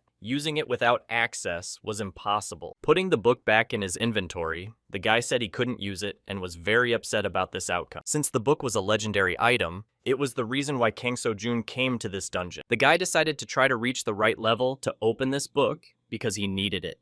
After Kang So-jun pointed out that the biggest problem was the still beast he had gotten that he didn't know what to do with. Fluffy lay quietly in the guy's hand without giving any signs of life. The guy tried to bring him to his senses. Kang So-jun said he hadn't seen the animal in a long time and touched the nose of the animal that was lying motionless in his hand. Immediately, Goran woke up at the will of his master. Then he suddenly jumped out of the hands of the guy who didn't realize what had happened. The system reported that the pet was catastrophically hungry, was heard rumbling in its stomach. Suddenly, Goran fell off his feet. He needed to provide nutritious food. He was happy at the smell of delicious food. Goran was the pet that followed Kang So-jung. In the last installment of Dreamside, the guy was excited that he woke up, but his reaction was weak. The reason for this could only be the dungeon that had formed near their location as the train raced through the desolate station. The guy looked at the pet and realized that it wasn't so bad now that Goran was in the form of a squirrel. Goran's true form was a dungeon-eating monster, Gregory's monster, that resembled a dragon. The former pet that Kang So-jun met at level 50, and the reward for closing the third server, this pet ate nothing but monsters from the dungeon. So, when Goran acted worried, it meant that something related to the dungeon was going on. The problem was that it started in a place where there were a lot of people Kang So-jun started to worry about. The guy didn't fully understand what the pet was reacting to because he wasn't interested in the players at all. After a bit of thought, the guy assumed that it was the skeleton, because some of the mobs could be released during the dungeon break. Skeletons are level E monsters with little intelligence who mindlessly attack players upon seeing them. Kang So-jun realized that there were only two ways out of this situation. The first option was that something was wrong with Goran. The pet was showing his owner that he was hungry. The second option was that something strange was happening in this place. Kang So-jun looked around at the camp. There was one single downside to Goran, that he specialized in scents. The guy wasn't clear on what attracted the pet. The guy noticed that they for the survivors also demanded food. His body was emaciated from not having taken any food for a long time. Kang So-jun noticed that that man was very much like someone who had been bitten by zombies long ago. The guy realized that this man was on the verge of life. He decided to inform the officer. Afterward, people were shocked to hear the request of an officer who intended to go on a sweep again. The girl asked that their group would need to overcome the skeletons. The guy said that it was very dangerous, and besides, the dungeon was still closed. One of the girls suggested that if they kept hiding, the skeletons would just go away and they would be safe. The guy didn't understand why take that risk. The officer replied that this was the crux of the whole situation. The guy was surprised beyond comprehension at the man's words. Odeso said that if the skeletons started to move apart, many people could die because of them. The boy looked uncertainly at the girl, who was earnestly listening to the words of the officer, who was explaining the circumstance to them. The man pointed out that this was their chance to save the camp. He was attacking skeletons and other monsters that might be roaming around. The officer added that this is also a chance for players to raise their levels for more comfortable survival. The surrounding people knew that the monsters were dangerous because of the dungeons. Officer reported that the monsters were getting a dungeon blessing buff from them, but now they were weakened. It was now 3 o'clock on the clock, for the sun was at its peak height, and at this time, the zombies were weakened. Officer Odeso did not force people to risk their lives, because it was up to them to decide for themselves. After a short deliberation, a detachment of hunters headed by an officer was formed, as well as a detachment of camp guard. Kang So-jun couldn't miss this chance to level up because he needed to find something. The officer informed his squad that they had a newcomer in their rank, and the members of the squad were surprised by this request. The man offered to introduce himself first, saying that he was an officer and quite confident in close combat.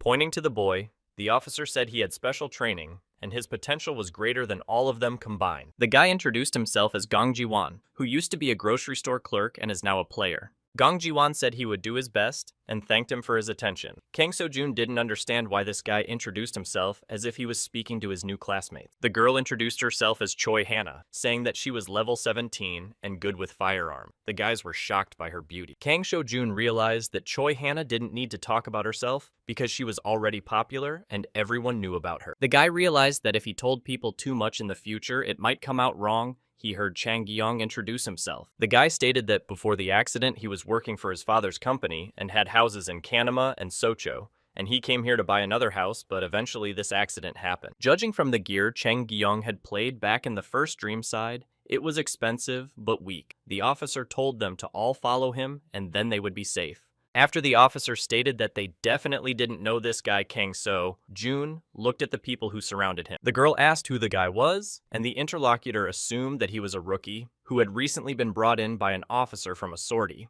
Kang So-jun tried to introduce himself in front of everyone, as he was suddenly interrupted by a strange laughter. Jang Gi-yeon pointed out that this guy's name was Kang So-jun. He kept making fun of him. The people around him didn't understand this behavior. Kang Seo-jun asked the guy that they knew each other. Jang Gi-yeon said, of course they knew each other. He continued to mock him. Jang Gi-yeon pointed out that this guy went to Banjo High School, calling him a typical victim of school bullying. Kang Seo-jun was surprised at such a bold claim in his direction. He failed to recognize Jang Gi-yeon, who claimed to know them. Looking on with disdain, the guy stated that he were definitely acquainted in high school. Earlier in high school, Jang Gi-yeon bullied the boy in every way possible to hurt his family because the boy's family had gone bankrupt, and Jang Gi-yeon advised him to stay close to him and become his servant. Jang Gi-yeon said that he recognized Kang Seo-jun by his eyes and said that Jang Gi-yeon had changed a lot, as if he had been reborn. Jang Gi-yeon used to look fatter than he did. Now Kang Seo-jun was convinced of his change. Placing the chicken on Jang Gi-yeon's shoulder, asked if his acquaintance remembered the times when he carried him snack. Suddenly, the girl threw off the brazen man's hand from the guy's shoulder, telling him not to forget his social manners. Jang Gi-yeon asks Choi Hana what she's doing, and she says they're alive because of Kang Seo-jun, and points out that he doesn't dare talk to him like that. Unexpectedly, Jang Gi-yeon asked the girl to apologize to him. Now Choi Hana was furious at hearing those words. The girl asked them to stop arguing because there was no time to argue. The guy backed them up by asking them to clarify their relationship later, and Jang Gi-yeon replied that they were just having fun. After Kang Seo-jun introduced himself as Ki, because that was his nickname in the last installment of Dreamside. Hearing the guy's words, everyone was shocked by the news and asked him what his name was, because they couldn't believe that he was the same K. Choi Hana was also slightly surprised by this, not expecting that he would actually turn out to be that top ranker of Dreamside. The embarrassed girl said that her intuition was right because she assumed that Kang Seo-jun was K.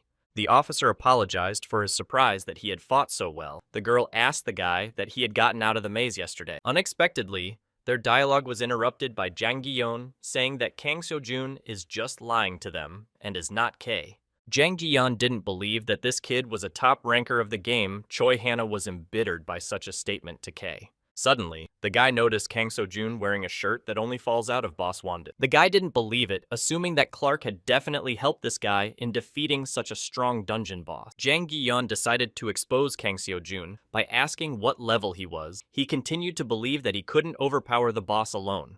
Kang Seo-jun replied that he was on the 37th level, not realizing what kind of trick might be waiting for him. The interlocutor didn't believe that Kang Seo-jun was at that level and assumed that he was faking it, so the people around him began to suspect him of lying. Jang Gi-yeon asked if Kang Seo-jun knew that K wasn't Korean, saying that he should have learned more about the character, since he decided to pretend to be him. The guy was surprised to learn that K was a foreigner. He didn't know what to say to Jang Gi-yeon. Later, a detachment led by Officer Oh Dae-soo advanced through the deserted streets of the city with abandoned vehicles of people standing on the roads. Kang Seo-jun activated the A-rank Dragon Eye skill and was ready to detect signs of monsters present. The guy managed to warn everyone that in the alley on the left corner where Skeleton's players managed to react in time and defeat the monster. After Kang Seo-jun said that there was another skeleton under the car behind them, Jang Gi-yeon didn't understand how this guy knew the location of the monster. Suddenly, a whole crowd of skeletons began to emerge from the ground, and the officer warned everyone to be ready for battle. The skeletons,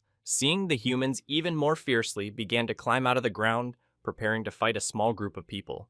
Officer Odiso launches his spear into the crowd of skeletons in hopes that he can hold them off and distract the monster. The man instructed the squad to keep up and attack one monster at a time, because that way they had a better chance of coming out of this fight victorious. One of the guys stated that there were too many skeletons and they would be surrounded if things continued like this. The guy realized he didn't have enough stamina to overcome the skeleton that attacked him. Suddenly, he was asked to duck. Choi Hana came to the aid of a guy who couldn't handle one skeleton. They took a precise shot at the monster. The girl was very pleased with herself because she managed to neutralize the monster with one shot. Chang Gi-yeon asked the newcomer to move out of the way as he was going to show him how to fight mobs. The guy asked Kang Seo-jun to watch him carefully because that's what a professional looks like. Chang Gi-yeon began to fight with the skeletons, showing the newcomer his strength. He was sure he was weak. After defeating several mobs, Chang Gi-yeon stated that there was a big difference in strength between him and Kang Seo-jun. Jang Gi-yeon was good earlier. He asked me to bring him something to eat and gave him 50,000 won since he was rich. He didn't know how much bread cost. It reminded Kang Seo-jun of a job that gave him 49,000 won every day, and he decided to forgive Jang Gi-yeon for his quirks since he had managed to earn money with his help.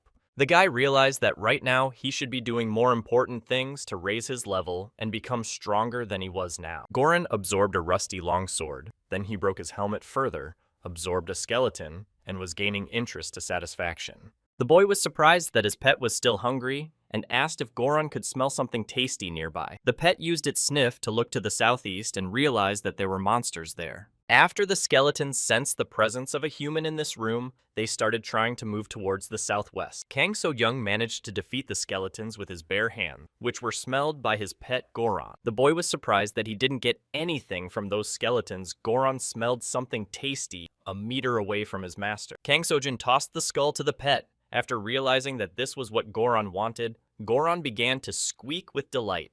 The officer said that the sun would soon go down, and the skeletons would get buff again, suggesting to go back. The girl said that she had managed to raise her level twice. The guy was glad that they had come here because they had all managed to get a good level. The man realized that progress was being made, but he didn't understand what to do. Kang So-jun picked up a whole bunch of bones and fed his pet who couldn't get enough. The boy asked if Goran had had enough since they had to go back to the camp. Suddenly, the pet smelled the odor. His look changed dramatically because he smelled a nearby buffet. The owner was surprised that his pet's eyes changed. He didn't realize what might happen now. The officer thanked everyone and suggested that we slowly return to camp to rest and gain strength for the next outing. Suddenly, Kang So-jun approached the detective and the man asked what was wrong, and the guy said that they had to go to a place first. The guy asked them to go into a flower store, which his pet Goran officer ran in, surprised at this. Kang So-jun asked everyone to hold their breath because the air in this place was poisonous, and everyone covered their noses. The guy managed to locate the source of his pet's wild reaction. They saw the dungeon E-class garden. Conch assignment was to eliminate the virus. Choi Hannah noticed the virus spores, causing the dungeon disease system reported that the initial rift occurred, advising players to beware of the infection. Goran continued to guide his master further into the depths. The guy realized what Goran had reacted to at Banjo Station. The man at Banjo Station was infected with such spores, for his face was red, the boys were dark. Dreamside included various dungeons, as ordinary as an abandoned school populated by goblins and skeletons, themed dungeons decorated in a certain style, and gardens of demise where motionless flower mobs live. When a rift occurs in the latter, it releases not mobs, but virus spores. There were many symptoms that a person was infected. When the virus enters the body, it becomes a fatal parasite that turns people into monsters. Kang So-jun speculated that the people at Banjo Station are like player NPCs. The virus will affect all non-players who have no resistance. Players with E-class resistance will be fine. Kang So-jun realized that their team needed to stop the development of the virus. The guy realized that they had very little time because the sun would soon set. For a moment, the guy began to hesitate in his action. My partner added that as the sun sets, the mobs will get stronger, and they will be the perfect target for them. The officer pointed to the red-colored portal that signaled that there was nothing left to the rift, and if they left it as it was, they would allow the dungeon to turn into a D-ranked dungeon, and everyone in Banjo Station would be in danger. The group didn't understand why they had only just now found this dungeon. The portal was behind an inconspicuous door. The guy didn't know if they should go back, and the girl asked what they could do, because there wasn't much time left. The guy and the officer glanced over to the group, stating that they intended to go in to mop up this dungeon. After passing through the portal, they found themselves in another world. Chang Gi-young caught up with everyone else and asked what they should do next. Kang So-jun, heading towards the boss of this dungeon, replied that they would figure out the next steps as they went along. A group of players were walking through a forest thicket, not knowing what to expect in such a place. The officer went first. The guy realized that everything had worked out in the best possible way, and he didn't want to dream of more.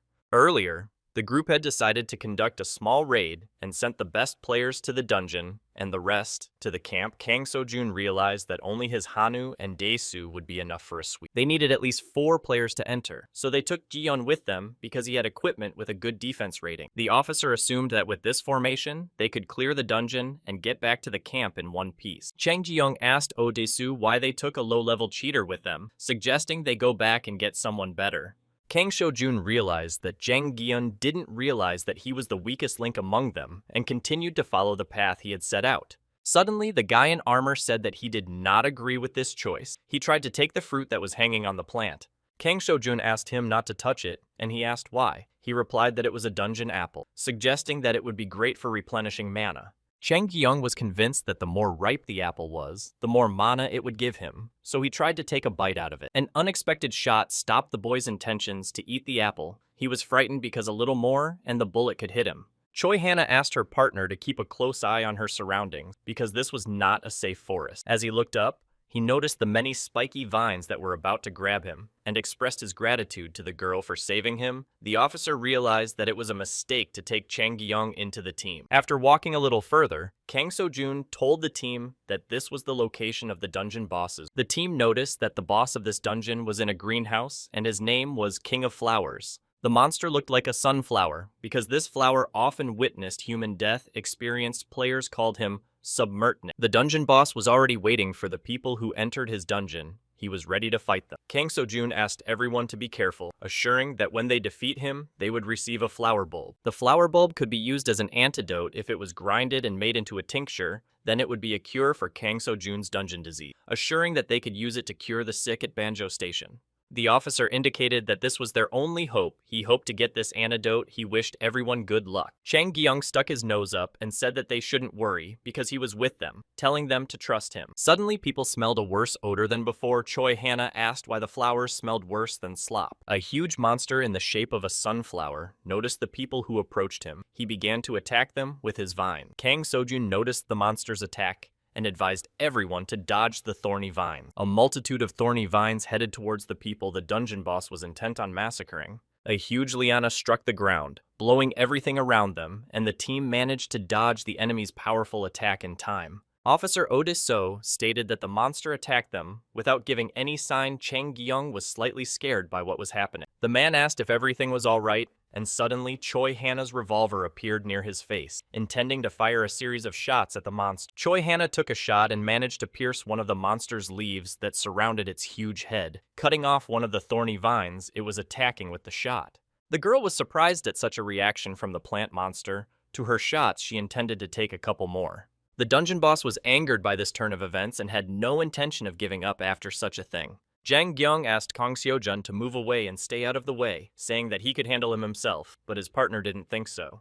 The guy was angry at such an act by his partner Kang Seo-jun and asked Jang Gyun to watch his step from now on. Chang Gyung looked at the floor and noticed a monster that had grown through the stone bowl and was about to grab him, but he didn't realize what was happening. The monster kept trying to attack the guy with his thorny vines, the guy who stumbled off his feet. The guy realized that there would be others next to the Flower King. Kang Seo-jun realized that to get close to the boss, he had to cross a field of sunflowers, but if he took a step forward, the flowers would pounce on them like piranhas. The officer stated that they had no choice but to trust Choi Hannah Kang. So Jun replied that it would take too long, and the dungeon boss would have time to become D-level. The guy assumed that if she entered the state of the blood sphere, Choi Hannah would receive buffs from them and increase the damage area of the magic bullets, and only then would she be able to defeat all the monsters. The girl assured the guy that she could handle herself if she took the elixir, asking if Kang Seo-jun had it. Kang Seo-jun responded positively, and Choi Hannah asked for the elixir, in which case the guy said he wouldn't give it to her. The girl asked why he did not trust her.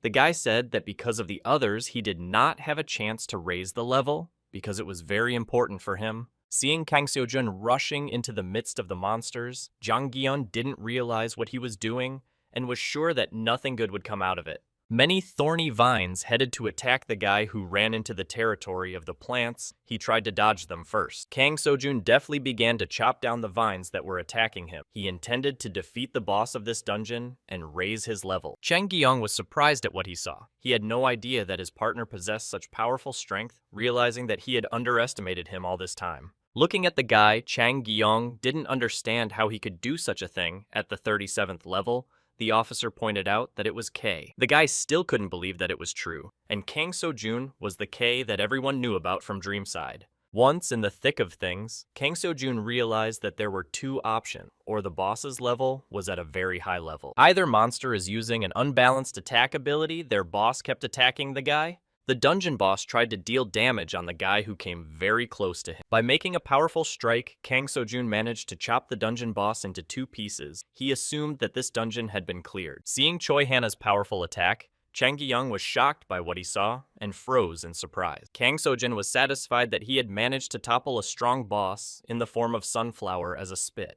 The system reported that the guy's level was upgraded, he was rewarded with a flower bulb, and Kakashi's spiked glove. The guy stood quietly, checking his stats and the descriptions of the items he had dropped for defeating the dungeon boss. After they got out of the dungeon, the officer looked suspiciously at the guy who had single-handedly defeated the boss. Choi Hanny wanted to lie down to rest. Returning to camp, the lad immersed himself in his speculations on the subjects he had received. He took no notice of those around him. Kakashi's spiked gauntlet was made from the body of the Flower King's spikes, and its weakness was fire, which was better than Kang Sojun had anticipated. The guy realized that thanks to the skill of the celestial body, he had no restrictions on the use of weapons, and the gauntlet would also become useful. He had managed to level up by 10 levels since he had gone through the training. Kang Sojun noticed that his level had risen to 40, realizing that at 30th, he was defeating D and E level monsters. The guy realized that with the amount of points he had collected in 90 days of training and his skills, he would soon be able to clear a rank D dungeon. In this way,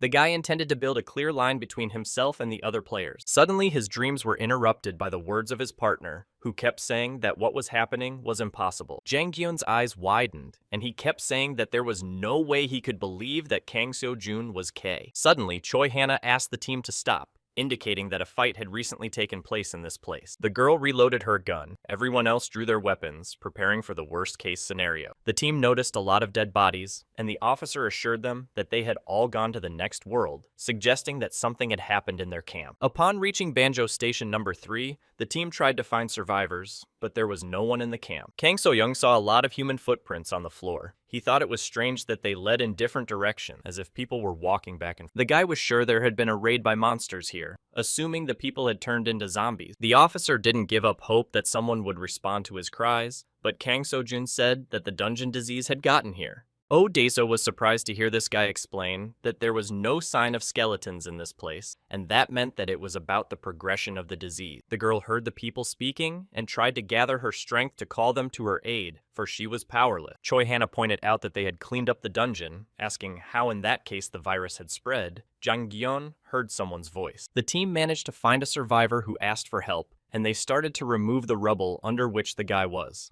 The officer tried to bring the survivor to his senses to find out what had happened in the camp during their absence. Kang So-jung tried to use the potion on the wounded, but the system reported that the potion could not be used on the target because it required a revitalization potion. Guy realized that this was a system warning of death. He noticed that the wounded man's legs were in a terrible state, and without a revitalization potion, he could not be saved. Kang So-jun decided to give the survivor a paralysis potion. He will stop feeling pain all over his body. Suddenly, after applying the potion, the survivor woke up and could speak. The pain left his body. The detective asked the guy what had happened at camp. During their absence, the guy looked at the man trying to get his thoughts together. The guy said that everything happened suddenly. Earlier on the stairs appeared a huge monster. The players were ready to take the monster to the trap outside as they had practiced earlier. The rest of the camp began to run away. People did not realize that danger was waiting for them from behind. Survivors began to turn into zombies and attack everyone else. The survivors were attacked by zombies and turned into similar monsters and fled the area. After giving this information, the guy passed away. The officer was sorry that the camp with the survivors was no longer there. Suddenly, the guy came to his senses again. He stated that first Hyunsu, then Yundin fell down. He started talking nonsense. The system reported that this player was in a state of insanity, and the guy kept talking about how they were running away. Kang Seo-jun realized that if they had a healer with them, they could cure this guy and not have to worry about the virus. But there was no healer at Banjo Station, and there was no way to help the survivor. The survivor kept saying that everyone had escaped and become monsters. Kang So-jun assumed that the people had fallen into the third stage of the dungeon disease. The first stage ended with a change in the color of the fingers and chills, after the person turned into a zombie and attacked others after entering the second stage. And only after completely becoming a monster did he enter the third stage. Kang So-jun realized that the Death Garden had been cleaned up, but the third stage had come quickly, even though the symptoms were just beginning to develop and something had contributed to it. The survivor tried to ask the detective for something, but Kang So-jun suddenly stopped his torment by sending him to the other side. Kang So-jun said that they needed to go and deal with the monsters that had infiltrated this camp. No one objected to such a thing.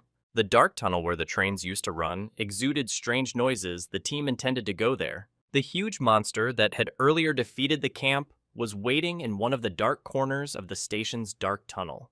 The team went down the stairs trying to find survivors and the monsters that had ravaged their camp. The zombies, smelling the humans, began to growl furiously, trying to savor the fresh flesh of the humans who had wandered into this place. Choi Hannah took an aim shot and managed to disarm the monster that was waiting for them on the steps of the station. The guys were surprised at such cold-bloodedness of the girl. They realized that in an emergency she could be relied on. The girl asked if Kang So-jun knew that once the transformation had taken place, the person could not be cured. Kang So-jun replied that he knew about it, but didn't say anything. Choi Hannah was surprised by his answer. The people who couldn't survive the dungeon disease lay in this place, and the rest left along the paths deeper into the tunnel. The guy noticed the zombies approaching, and hoped that the rest of the people had managed to get out of this place in one piece. The officer asked the team to each take on one of the approaching monsters. He drew his spear and prepared to fight. Kang So-jun easily defeated one of the zombies, who was coming up the stairwell, and asked him to follow him. The officer who saw Kang So-jun kill the zombies said that in that case, they had nothing to worry about. Jang Gyeon continued to marvel at his partner's skill, and they followed Kang So-jun. The team descended into the tunnel. Ahead of them was an officer lighting the way in the dark space. They were going to find survivors and deal with the monster that was spreading the virus. The guy noticed a neighboring station called Sinpun. Oh, Daeso said he had heard of it before the station was abandoned when the plan to build the 10th line fell through. Choi Hannah noticed not ground-fresh footprints of people. The guy confirmed, adding that they were going in different directions. The officer assumed that they were headed for Yeongdeungpo Station, since the original plan was to go there in an emergency. It was possible to reach Yeongdeungpo Station by following the tracks of the tunnel by which they came to this station. Kang So-jun heard and felt the presence of the monster in this tunnel, and he froze in place trying to realize what was happening. Suddenly, Kay was begging in the darkness of the place. The team didn't realize such a lightning-fast reaction from her partner. The team noticed that the monsters were coming from the darkness, and Kang So-jung had already started fighting them with his sword. The officer told the team to prepare for battle. Everyone immediately moved out to help Kay. Choi Hannah asked the officer what John Woo Odiso had said about her earlier, and nodded positively in response. They met a strong opponent. The strong monster, who was a cute girl in the past, was called Jo Yoonjin, and she intended to kill the people who came to her. Kay said that it's no longer Jo Yoonjin because she's now a monster they'll have to deal with, saying that they'll get experience and items for getting rid of her. This was the outcome of the dungeon disease that turned people into monsters. Kang So-jun knew that thousands of people died in the first Dreamside because of this disease. The guy realized that this time, the fate of the whole world was at stake, and he intended to deal with this monster quickly. The monster began to attack the guy, who decided to deal with it in one powerful blow. The monster did not suspect the strength of the opponent. Kang So-jun made a kick with his foot at the torso of the monster that was about to attack him until he activated his sword. The guy realized that the flesh of this monster was strong, because the monster's extra arms served as an extra shield. A series of powerful fist blows fell on the guy, who managed to send a block with his sword in time. Waiting for the moment, the guy retaliated and cut off the monster's arms with which he had attacked it. Kay intended to continue the battle. Suddenly, another powerful tentacle came out of the monster's mouth, which he intended to destroy the man who stood in his way. Kang So-jun deftly dodged the new powerful arm released from the monster's mouth. Unexpectedly, the officer expressed his desire to help Kay in fighting this strong monster. The guy asked Daeso to stay behind, saying that most attacks would be useless against her. The man realized that this monster was in the third stage. Choi Hannah suggested that the officer wait for now and not interfere. The girl looking at the monster realized that the monster was level 80, and Odesu couldn't handle it and would only get in Kay's way. After dodging his opponent's lunge, Kang So-jun decided to look for the monster's weak spot to defeat it with a single strike. The guy noticed a weak spot on the monster's neck and leaned on the monster's head and jumped over it, intending to make a strike. Kang So-jun apologized to Yoonjin, who became a monster and didn't know what she was doing. The guy gave a powerful blow to the monster's neck, decapitating it. Thus, he regretted that the beautiful girl turned into a monster. After going through 3 stages, she was equal in strength to the D-level monster. Kay realized that previously, if he had met her, he wouldn't have been able to defeat her. And thanks to the time spent on training, the guy managed to collect 100 experience points, and if he uses them all, he will become 3 times stronger than he is now. However, someone who was previously considered above the heavens should have much higher stats when converted to level 100. The officer standing at the ready announced to the team that the rest of the zombies were approaching. Choi Hannah had her revolver ready. Kang So-jun realized that despite the player's strength, the monsters wouldn't wait for the players to get stronger, so he was able to give them an equal fight. A large number of zombies appeared from the darkness of the tunnel. They came at the sounds of the battle that was here earlier. The officer was surprised to see a huge number of monsters that were at the third stage of the dungeon disease. Kang Seo-jun confirmed the officer's speculation on the matter by saying that the third stage of the dungeon disease is inclement weather. The girl realized that these were people who had undergone a transformation. She noticed something strange behind her. Choi Hana warned the team that there was another group of monsters approaching them from behind on the ceiling. Jang Gi-yeon began to panic. The team of players realized they were surrounded. The officer assumed the monsters were waiting for them to approach the ghost station. Kang Seo-jun suggested that the team think about it later and deal with the monsters that surrounded them first. The monsters started attacking the trapped people. One of the monsters was about to send Chang Gi-yeon to the other side. Chang Gi-yeon was of a different opinion, and so he struck at the attacking monster, but he was unable to deal with it with a single blow.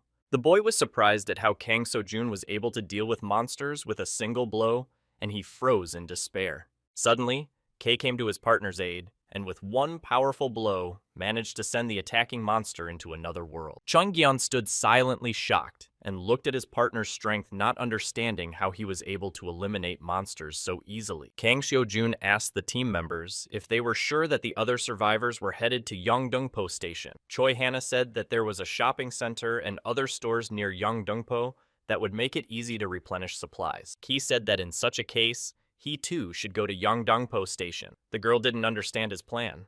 Choi Hana pointed out that it was very dangerous to go there now because there would be more monsters in that direction. The girl added that it was clear that Kang Seo-jun would be waiting for them there. Kang Seo-jun agreed with her words and assured her that if the survivors didn't go there, he wouldn't change his mind. The officer asked what they were both arguing about. The guy and girl looked at the man in surprise. Kang Seo-jun replied that he would explain everything to them later, asking them all to stay as close to him as possible. He destroyed the monster that came from behind the officer. Insatiability is a symptom of the third stage of the dungeon disease. People completely changed their appearance at this stage, going through various transformations. The team continued to move deeper into the tunnel. The officer bravely fought the monsters with his spear, raising the level. Some monsters grew wings or arms, legs. At times, the monsters became thinner or larger, and Kang Seo-jun continued to fight the monsters that were waiting for them like everyone else. Guy assumed that the type of mutation depended on people's desires. Kay stated to deal with monsters, they needed to determine their desires, giving the example that the monster's extra eye is the embodiment of a desire to see more, or in human form,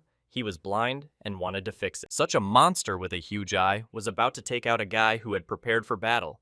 Kang Seo-jun managed to deftly dodge the attacker's attack, intending to counterattack his weak point. Taking out his phone, he used a bright flash to blind the monster with a huge eye to disorient him in space. The monster clutched at his blinded eye, trying to regain consciousness after the fierce flash. He couldn't see what was happening around him. Suddenly, Kang Seo-jun made a final strike at the disoriented monster, who was unable to resist. Kay said that everything is much simpler than it seemed, because if you understand the reasons, you can easily resist the monster. Suddenly, after a few strikes, Kang Seo-jun's sword strength dropped to 0. The system reported that his weapon had broken. The guy stated that his training weapon had outlived its usefulness. Officer O'Days offered the guy to give up his spear. The guy replied that he had more weapons, stating that if he took the officer's weapon, he would be worried about him. Kang Seo-jun put on Kakashi's spiked gauntlet, which he obtained by destroying the dungeon boss. Looking at the gauntlet, Kay assumed it was more dangerous to use since its attack radius was smaller, but it was an effective weapon. Attacking the monster guy, decided to see what these gloves can do, and easily managed to capture one of the approaching monster. With powerful attacks, the monster couldn't resist the guy. Kang Seo-jun continued to strike the enemy. A powerful blow sealed the monster's body into the stone floor, and it couldn't move, but it tried to resist the man. The last blow directly to the head destroyed the monster, who was unable to do anything against his opponent. After defeating the monster, Kang Seo-jun said that these gloves were the perfect weapon for such a battle. After Kay activated the A-rank Dragon Eye skill, he intended to scan the area they were in. The guy decided to tell the team the results of his scan, all measured up, waiting for news on the matter. Kang Seo-jun asked everyone to be careful, because they would soon enter the territory of the boss who was holding this tunnel. The officer didn't understand the words and asked what Kang Seo-jun was talking about because he didn't know what the team could expect next. He said that the trigger is in this place because the other monsters have stopped coming to this place for fear of meeting the boss. Red magical vapors that emanated from the darkness of the tunnel the guy assumed the enemy was aware of their arrival. The officer found out that they were stung by Stage 4 monsters. Kang Seo-jun stated that this monster appeared during the rift. Daeso asked that it appeared thanks to the dungeon flower. Kang Seo-jun replied positively, adding that someone had fed the flower to the monster, creating a trigger that was the source of the disease. When the virus entered the body, it began to multiply there, and the symptoms worsened if the trigger was not stopped. The dungeon disease could take over all of Seoul. Advancing through the tunnel, the guy accidentally stepped into the slime that was scattered on the ground. He realized that they were getting closer and closer to the monster. Now ahead of the group walked Kang Seo-jun. Illuminating the dark voids of the tunnel, they were intent on straightening out the trigger. Suddenly, the officer noticed something suspiciously in the distance and pointed to everyone. Choi. Hannah asked the man not to shout, because shouting might attract unnecessary attention from the monster. Finding himself in this captivity of the monster survivor guy, forgave the players to save him because he could not coexist with such a monster. Suddenly, in front of everyone, the monster ate this man. Kia's team did not expect this turn of events. Many breathless bodies lay next to this monster that devoured people one by one. Suddenly, the monster said hello to them, asking that they had come to feed him with hearts with subscriptions and consent to receive notification. The guy smelled the odor that mingled with the air. He had no idea how many the monster had killed. The officer asked the guy who triggers even were and what danger they might pose to survivors. Kang Seo-jun himself didn't know for sure, suggesting that it might be a type of hydra. The form of the trigger depended on what the person's desire was before the transformation. The team stood in front of a huge monster. K added that the reason for this was the dungeon flower that was fed to the monster. Looking at the monster, the guy didn't think that this monster would attack them first, and until they faced the trigger themselves, they wouldn't know anything new about it. Judging from the traces of the bat that occurred before the team reached Panju Station, Hannah assumed that someone had purposely brought a trigger to this place. Kang Seo-jun used his skill and looked at the monster. He realized that she was clearly above the 100th level. The guy assumed it was a D-class boss of mid-dungeon monsters, looking at people but not attacking them. He made sure that this monster moved extremely slowly, and in terms of strength, it was nothing special either. But in Dreamside, it wasn't enough to. Dreamside was not a simple game in which you can defeat the same opponent having a high level or the same characteristics. Players could fight with monsters of the 40th level, at which the strength index at the same time was over 100. Each monster fought in its own style depending on the manifestation of buffs, or the situation was not once that low-level monster gave heat and scattered strong players. The guy admitted that all the power of the monster lies not in strength,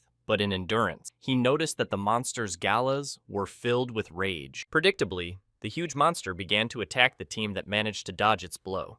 Kang Seo-jun remembered hearing the monster's voice somewhere before, but he couldn't figure out where. The officer assumed that it was Choi Man-gi who had turned into the monster, because he also heard the familiar voice of the monster. The rest of the team was surprised at this assumption by Officer Choi. Hannah didn't know what Choi Man-gi was. Jang Gi-yeon stated that this voice is the signature intonation of one famous blogger who was supposed to be in jail, assuming he escaped. Earlier, Choi Man-gi told viewers that he had to put in a lot of effort to get the meat. Choi Man-gi should have been executed for eating the human meat he ate on the broadcast in front of the audience. There were a lot of rumors that it was poultry meat, but forensics confirmed it was human, and the guy was sentenced to execution. Jang Gi-yeon stated that before he became Choi Man-gi's trigger man, he was in a complete asshole that he couldn't get out of. The monster kept speaking in human language, asking you to put a like under the video and subscribe to his channel. Suddenly, the monster had more hands to attack the guy, but Kang Seo-jun managed to avoid the blow in time. Chang Gi-yeon didn't understand why this huge monster was so fast, because he could barely dodge its attacks. The officer rushed to the aid of the guy, who almost got captured in the monster's tentacles using his spear. The man realized that alone he would not be able to resist such a fast and large monster. The officer admitted that the monster's mobility is provided by a bunch of fast arms, asking the team to be careful with it. Kang Seo-jun noticed that the slime that was on the ground had turned into a hand that was about to attack him. Being surrounded by tentacles, guy realized that in the current situation, cannot relax and need to be on guard. The officer managed to get the monster's attention. He began to run away and try in every way possible to dodge its attacks. The man continued to distract the monster to buy time for Kang Seo-jun, who was the only one who could defeat the monster. Daesu launched his spear straight at the monster's body, intending to do some damage to it and help his team. As the spear pierced the monster's body, the officer told Kang Seo-jun that this was the perfect moment to strike. Immediately, the guy proceeded to execute the intended swing. He wanted to deliver a powerful blow to the monster. The guy managed to deliver a powerful blow to the monster's jaw using his combat gloves as a weapon. The monster stated in a human voice that it didn't work the first time, asking if it could work the second time. Kang Sojun realized that with this intensity, they wouldn't last long if they didn't change tactics. The monster began to change his body, and now his hands looked like huge blades that could destroy everything in their path. Noticing this, the team didn't understand how they should properly handle the situation. The officer called this monster too strong. The man assumed that the monster wanted to finish them off, just like he finished someone off last time on the stream. The monsters asked in a human voice if the guys were ready to try again, and his mouth showed a set of teeth in 2 rows. Immediately, a ferocious attack of the huge monster descended upon the team of players, using its modified arms as blades. Choi Hana approached the monster, intending to fire a series of shots with her revolver. The monster, noticing her, called an appetizer that was eager to get into his mouth. He was ready to attack her. Unexpectedly, the monster recognized in the girl a famous person, Idolu, who in his lifetime admired and was her fan. The girl made the first shot at the monster that recognized her, but she did not pay attention to it because she intended to finish what she had planned. Taking the next shot, the girl quipped that he wouldn't even dream that she'd pay attention to him as a guy. Choi Hana managed to pierce through the monster's thick body, but she didn't know if she had succeeded in overpowering it or if the shot had no effect on it. The girl noticed that the monster's multiple wounds were beginning to heal, as if he was eating himself. The body of the monster extracted a bullet that had previously pierced his body. The team of players were surprised by this turn of events. Choi Hana said that the monster was in a shell, and Kang Sojun agreed, adding that the monster was very tough and asking her to be careful. The guy realized that neither strength nor reaction speed would help defeat this beast because they needed more stamina, thanks to which they would be able to win. Kang Sojun turned to Hana, and the girl replied that she understood his intentions and proceeded to fulfill them. The guy and the girl rushed towards the monster, who tried to block their way with his powerful arm. Getting as close as possible, the girl took an aimed shot, stating that the monster was catching her bullet. The girl managed to accurately hit the head of the monster, who did not expect such a turn of events and did not have time to put a block. While the monster was distracted by Choi Hana's shots, Kang Sojun managed to stealthily get close to the monster's head to strike. Kang Sojun had managed to deal a powerful blow to his opponent using Kakashi's gloves. The girl was pleased that their plan was slowly working. The monster's body began to regenerate and repair the damaged parts of its body after the monster took countermeasures. Kang Sojun continued to dodge his opponent's blows, dealing more and more damage to the monster with the intention of exhausting it. Suddenly, the monster declared that this was not a bad tactic. He began to devour the wounded parts of his body. Chang Gyung was surprised at what he saw and didn't understand what to expect from such a monster. Yet the officer thought about what was happening. Choi Hana was pleased that their joint efforts with Kang Seo-jun had some effect on the monster. The monster continued to regenerate and drain a powerful aura with a foul odor. The team of players was ready for the next attack. Gathering his ooze, the monster shifted his gaze to Kang Sojun, who was launching powerful attacks at him. Monstra started attacking the guy who was recording on the slope of the wall, trying to anticipate his opponent's next lunge. Dodging the blow, the guy went down to the floor, and at least he was able to retaliate before the monsters turned around. The officer pointed out that it was amazing and suggested that Kang Seo-jun's attacks were working, and at this rate, they would be able to deal with him. The guy replied that their blows meant nothing to such a monster. Kang Seo-jun turned to Choi Hana and Detective O'Days and said that there was only one way out of this situation. The tunnel was still filled with throngs of breathless bodies that lay along its entire length. Chung Ki-young stood in front of the monster, taking all his attention to himself. He tried not to show his excitement. The guy asked the monster how he manages to move around with such a huge belly. He started insulting him. The monster was enraged by such words. The player opened his mouth and intended to devour this impudent man. After realizing the monster's intentions, the guy was horrified. He didn't understand what he should do next. Suddenly, an officer appeared in front of him and attacked the monster with his spear straight into a huge tongue. The man said that now it was time for Choi Hana to take action, and he stood up for Jang Gyung, who was in shock. The girl made an aimed shot right into the throat of the monster officer, and the guy managed to escape in time, thus not getting shot by the girl. Bright light began to shine through the monster's closed mouth. He didn't understand what had happened to him or what technique the enemy was using. A multitude of magic rays began to pierce through the body of the monster, who could not resist it in any way. His body began to swell. Choi Hana made sure that their plan was working and said that it was Kang Seo-jun's turn. Earlier, Kang Seo-jun had suggested distracting the monster so that it would have time to maneuver, and he was sure that the plan would work. There was about 100 mana strength left, about the same amount the guy stated that this could easily be fixed if you put in the points earned from the tutorials here. Kang Seo-jun managed to use skills that normally took 200 units to use. He decided to end it. The guy activated the FA rank magic concentration skill. He was confident in himself and his team because they had no way to lose. Kay said that since his opponent was so strong, he would have to become even stronger than he was to defeat him. The monster indicated in a human voice that there was new meat waiting for the guys. He began to transform his body again. The monster created some kind of grid, trying to capture the guy who was about to attack it. Kang Seo-jun began to accumulate mana in his body to break through the monster's defenses for victory. The powerful flash from the guy's punch blinded everyone in the area. Kang Seo-jun was intending to finish off the monster. The monster lost his hands. He kept talking nonsense, asking people to give him likes under the video. The guy kept throwing punches. Getting as mono close to the monster as possible, he jumped up and wanted to get it over with as soon as possible. The guy swung, said that he not only put him a like, but also repost him now drag, and the whole team will subscribe to his channel.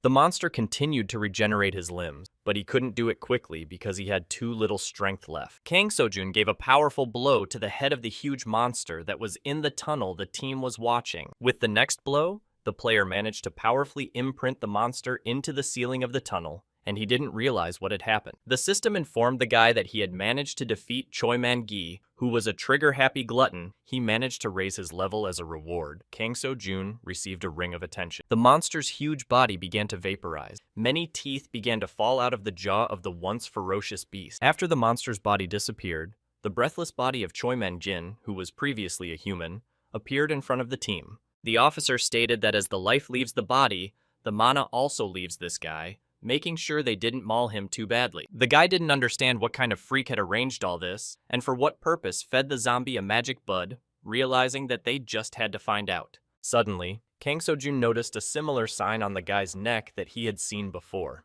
In the meantime, in an unknown place in one of the rooms, candles were burning in the room, and the room was silent because it was night. Suddenly, a magic ball fell from the table to the floor and made an unpleasant sound throughout the room. Through the balloon, people watched as Kang Seo-jun managed to defeat the huge monster, Trigger Glutton. Looking at the sphere, the unknown man noticed that this guy was K in Seoul. He was only in charge of the 5 farms he sometimes checked to make sure it was okay to raise triggers there. The unknown man had never seen anyone so strong. Suluga turned to Mr. Baegi-chan. Kang Min-ho assumed that his acquaintance was pretending to be busy again while he was having fun. Baegi-chan from this company took off his hood, preparing to dialogue with Kang Min-ho, who came to. The organization called the company was one of the lesser known in Dreamside, but it was like a tumor poisoning everything it could reach by expanding its dungeon. The company's shuttles threatening all the people on the continent. The organization's intentions were evident by their emblem of lightning passing through 2 moons. Baegi-chan told Kang Min-hong that he had come just in time because he had found something strange. Looking at the magical sphere, the man made sure Kay had survived that dungeon they had left behind. Baegi-chan was surprised at his words, interjecting what he meant to say about Kay.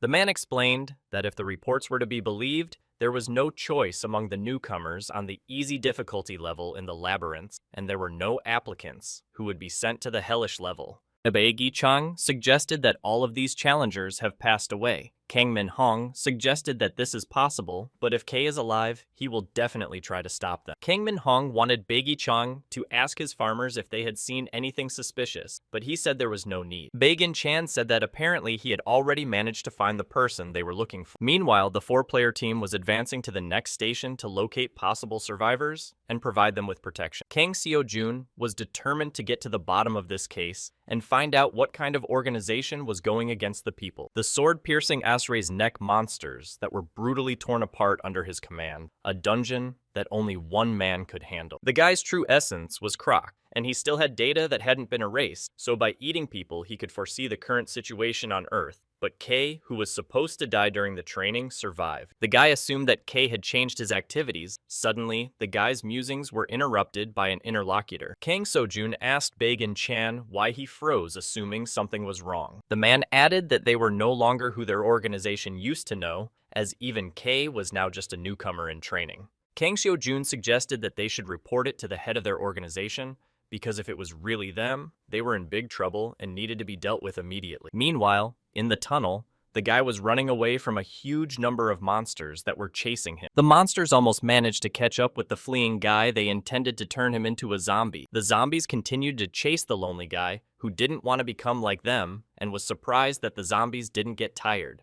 The guy didn't want the zombies to get even bigger. He found it hard to believe that recently they were human, so he ran to the other side of the station. As he continued to run away, the guy assumed that he too would die the same way and not meet Detective Odesso. Suddenly, the guy noticed a light that came from the other side of the tunnel he was running through, and he had hope. When he stopped, he noticed a train approaching. He didn't understand where it could have come from in the empty city. Earlier, the power had gone out, and since then it had been a whole 3 months. The guy didn't understand how a train could move without electricity on the railroad track. The guy realized that he had no time to think because he had to get away from the pursuing zombie. There was a message that the train was leaving, and passengers were asked to take their seats. The guy tried to jump into the departing car.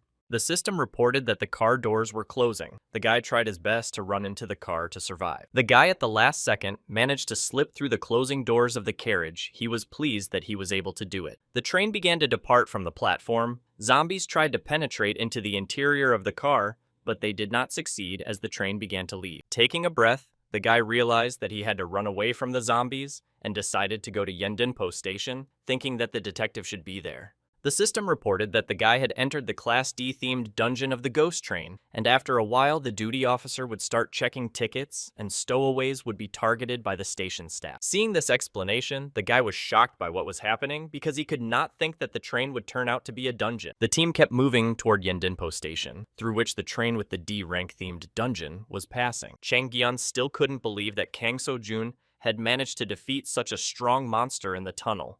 The guy assumed, but when he saw with his own eyes, he became resigned towards Kay, who managed to defeat the monster having a low level. After observing Jang Gyun's strange behavior, Choi Hana assumed it was one of the symptoms of the disease. The officer turned to Kang Seo-jun and said that looking at what was going on, the chances of anyone else surviving were very slim, and he himself had spotted a trigger that was extremely tough because it would be hard to escape. Kang So-jung objected, saying that at least one survivor must be. The officer questioned his word. The guy pointed out that it was more like fishing, assuming that all survivors would be infected, because triggers were created for a reason, and the disease was getting more and more serious, because no one knows if all people will turn into triggers. Kang Seo-jun didn't know who was doing all this, but he knew that he had a hunch that they needed to be stopped. The members of the company were some sort of Gyam NPCs who had defected to the evil side and could create quests to use to lure players. They built up power until one player destroyed everything. Player Key, when he logged in, destroyed that company without leaving a trace of them. All of them were shocked. Previously, Kang So-jun had tried to get rid of his accumulated stress by destroying the dungeons they had worked so hard to build, and at some point, the biggest fun in Dreamside was destroying the company. The members of the company were right to hate Kay for this, however it differentiated the game from the real world. The guy decided to check everything out and make sure it was the same company and not just a bunch of wannabe players. Meanwhile, there was no one at Yendinpo Station, and the team of 4 managed to get there successfully. The guy said that this station was called a ghost for a reason, because there were no traces of the station, and the officer looked around. The officer stated that if anything went wrong, they already had an escape plan in place and continued to look around every corner of this station in hopes of seeing survivors. The man managed to find various supplies for whoever might be here by chance. They hid them the last time he was here. The guy pointed out that this was done correctly. Since their inventory is not infinite, they were reviewing supplies. The officer noticed that some of the supplies were missing. He rejoiced, assuming that someone had visited the place. Kang So-jun asked the detective why the people of Pangju Station had never become players. He realized that children and old people couldn't in principle, but the rest of them just needed to be trained.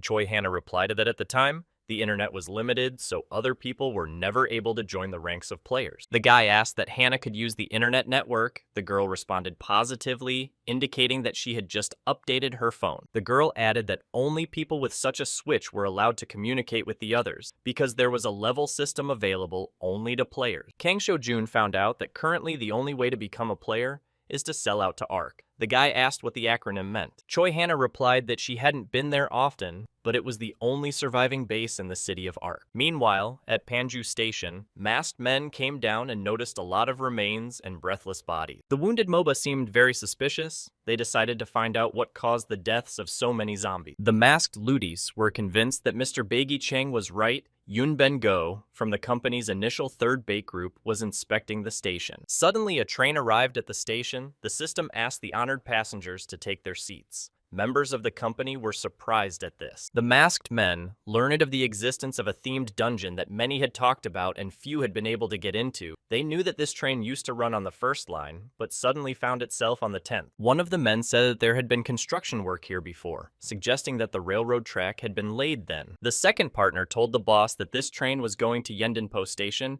and offered to go on it because such a chance is rare.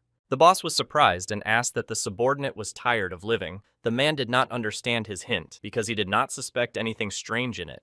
The group commander explained that it was a Class D themed dungeon and it was under their control, but they had no access to it, and if they entered the train, they would be left in it. The boss didn't join the company to so foolishly and quickly leave this world. He made it clear that they shouldn't go in there. One of the subordinates pointed out that Mr. Baegi Cheng had ordered them to find those players. Yun Ben Go asked him to shut up and replied that it was impossible because if those guys got on the train, the goblins would do everything for them. Kang Seo-jun realized that the word Ark translates to Ark, and it must be a reference to Noah's Ark, assuming that the Ark base was really the last one in the city. Choi Hannah added that she was able to upgrade and the phone itself, and all the while they were trying to get into the RC. The guy stated that it was likely that the other survivors could be at this base, since there was no other safe place nearby. The officer suggested that they move out, because it seemed unlikely that the survivors had gotten far. Kang Seo-jun agreed with him. Suddenly, the guy asked his team to wait, because Goron started moving in his pocket. The pet smelled something tasty not far away, and started trying his best to determine which way the smell was coming from. Suddenly, Goron's gaze changed. He managed to determine from which side that pleasant aroma was coming from. The boy noticed that his pet did not rush to the smell, and he was alarmed because Goron never behaved like that. Goron continued to stay in place, smelling the presence of magical energy in the area. He tried to report it to his master. Kang Seo-jun decided to inform the counter team that there is someone on this station, but he doesn't know what or who it is yet. Suddenly, Goron indicated to his master that they should move, for the object had changed its location. The team started to move according to the pet's instructions, and they ran up to the exit. The guy asked Goron to get off his head. Choi Hannah asked why their team started running after this unknown man that Goron had smelled. The officer said that maybe the man had mistaken them for hydras and decided to run away. Kang Seo-jun said that it was unlikely since they were talking so loudly. Kang Seo-jun assumes that the detective doesn't know that they are now trying to catch up with the non-survivor from Pangju Station. The fleeing man kept turning around. Kang Seo-jun noticed that sometimes the fleeing man even slowed down, assuming that he wanted to lure them. A short while later, the team of players found themselves in the waiting room. Goron lost track of them and began to look around for the fleeing man. Jang Gyeong didn't understand why this unknown person had brought them to the waiting room. He tried to look at what was off to the southwest. Suddenly, the arrow stopped right in front of the eye of the guy who didn't expect such a turn of events. A little more, and he could have died. When Chang Gyeong realized what had happened, Kang Seo-jun was horrified and managed to grab the arrow in time to save his partner's life. Kang Seo-jun thought it was very strange that Jang Gyeong thanked the guy for saving him. Suddenly, the room began to fill with smoke. The guy didn't understand where it came from. Then, a lot of arrows from the smoke flew at them. Kang Seo-jun began to dodge and fend off the arrows that were flying at him, and the team took out a spear detective and began to fend off the arrows as well.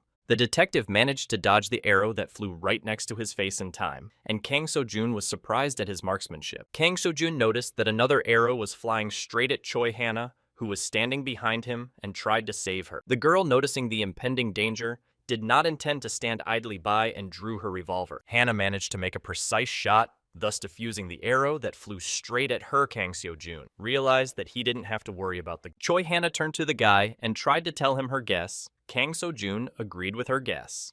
Rushing to attack the guy, stated that this unknown person was trying to finish them off with arrow shots. Many arrows again flew at the people who tried to stop the archer. Choi Hannah deftly dodged the oncoming arrow. Kang Seo-jung managed to find the silhouette of the unknown man in the darkness and tried to get as close to him as possible to grab him. Suddenly, the guy announced to the team that he had managed to capture the archer who was shooting arrows at them. Attempting to strike at the unknown, Suddenly, the archer asked the guy to stop and not attack him. This skillful archer turned out to be a kobold monster, begging the guy not to hit him because he would no longer fire arrows at him. The boy was surprised at such an unexpected encounter. He assumed that there was a nearby rift in the dungeon from which the kobold had emerged. Kang Seo-jun asked Choi Hana not to shoot at the monster, who was showing that he was surrendering to them. Suddenly, the girl took a shot Kang Seo-jun assumed he was too late to tell her about it. Choi Hana wounded the kobold who didn't expect this. He was at a loss for what to do. The girl said that she didn't like this monster and asked why it was necessary to let it live. Chang Gyeong was shocked by the girl's reaction. Jang Gyeon says that their commander Kang Seo-jun knows something, adding that he'll believe anything Kay says. The guy informed his team that this guy was not a monster. The kobold sat quietly and listened to what people would do about him. Choi Hana and Jang Gyeon were surprised to hear that the kobold wasn't a monster, and they didn't understand what Kay was getting at. Pointing at the kobold, Kang Seo-jun stated that it was a human being, the creature previously being human, looked at the people who injured it. After many more of these kobolds came out, Kang Seo-jun told the team that they too had been humans in the past. One of the kobolds with glasses looked at the guy who had a sense of their essence because they too were once human. Kobold asked Kang Seo-jun that he was not a loan shark. His reflection shimmered in his glasses. The team of players were surprised to hear this. One of the main kobolds introduced himself as Shin Hyung-won, once again reiterating to everyone present that they were not monsters. The officer whispers in the boy's ear that looking at the kobolds, you couldn't tell they weren't monsters. Kang Seo-jun pointed out that as everyone knew the names of the monsters were highlighted in color, everyone looked at the guy questioning. The officer noticed that these guys have transparent names that are highlighted by the system. He was convinced by Kang Seo-jun's words. Kobold showed the people that his nickname was colorless, and he was level 25. The team of players made sure that these were not monsters, and they were not dangerous. Kang Seo-jun assured that all these creatures are also normal players, because monsters will never have a white-colored name. After his team's explanation, the guy wanted to find out one very curious thing about them. Kang Seo-jun asked why the kobolds attacked them, assuming they hated humans. He looked at the creatures seriously. Shin Hyun-won heard this question and rushed to assure the people that they had not misunderstood them at all. The other kobolds were frightened. Kang Seo-jun asked the kobolds to explain why they shot at them and why they ran away once they knew they were human. Shin Hyun-won looked at the boy thoughtfully, shaping how to explain his actions to them more clearly. Kobold explained that they feared the moneylenders who were after them, and that's why they behaved that way with them. Earlier on the opening day of Dreamside, the guy received a system notification that he was in the Earth area. He was surprised to see it. After receiving the weapon, Shin Hyun-won tried to pass Dreamside's training, but he didn't fully understand what he had to do. Shin Hyun-won, like all the players, got a sturdy long sword, assuming it would be easier to use than that machine gun. The guy often liked to play Dreamside until he was sent to the army. He was pumped up to almost 200th level also. He owned a lot of items for which you could gain a lot of reward. However, it was when Shin Hyun-won joined the army that the time for the exchange ran out and he was never able to earn the reward. Passing the training, the guy stated to the mobs that nevertheless, he is not some beginner and knows the basics of this game. Then, Shin Hyun-won teamed up with the survivors of Yongdongpo. They were full of hope, thinking they would at all manage to survive. With this formation, they all headed to the maze of choices for their final training. Shin Hyun-won chose the normal difficulty level by going into the corresponding portal. After clearing the dungeon, he hurriedly exited through the portal. After finishing the training and leaving the portal, the guy realized that he would have been nailed for sure. He was the only one who had passed the labyrinth on a normal difficulty level, and since then, they had continued their survival. Shin Hyun-won was the central figure in survival, and the difficulty was average, but the fact that only he was able to pass the location on it. There were no high-level players among the survivors, and this was a serious problem for them. Suddenly, all over Yendinpo Station, there were mysterious merchants. The guy now realized that they didn't need to take them in. The merchants were very friendly and welcoming and shared with the survivors the food and equipment they were selling. After receiving everything they needed, the survivors led by Shin Hyun-won were very grateful to the merchants as a sign of goodwill, but in the end, it turned out to be just a scam. Survivors who couldn't pay the merchants sacrificed their player cards, naively believing it was all just a normal investment for their continued benefit.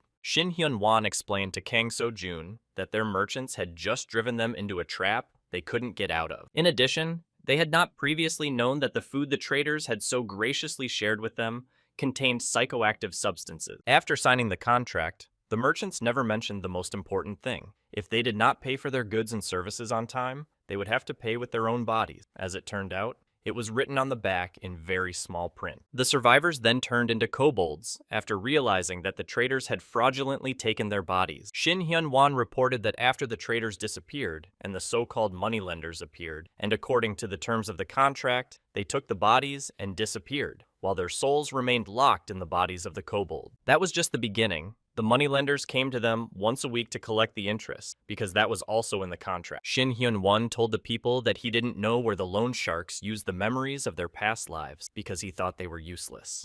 Kang So-jun assumed that the other kobolds couldn't talk because they had forgotten how to do it, and asked if anyone else had come to this place. The guy gave the example that the survivors could have come from Panjo Station, suggesting that the kobolds finished off whoever might have come to. Kang So-jun asked, "The amount of their debt to the merchants hasn't changed, or those loan sharks," Shin Hyun-won answered in the negative. The guy asked the kobolds when the moneylenders should come again. Suddenly, their conversation was interrupted by one of the kobolds who said that the moneylenders had come.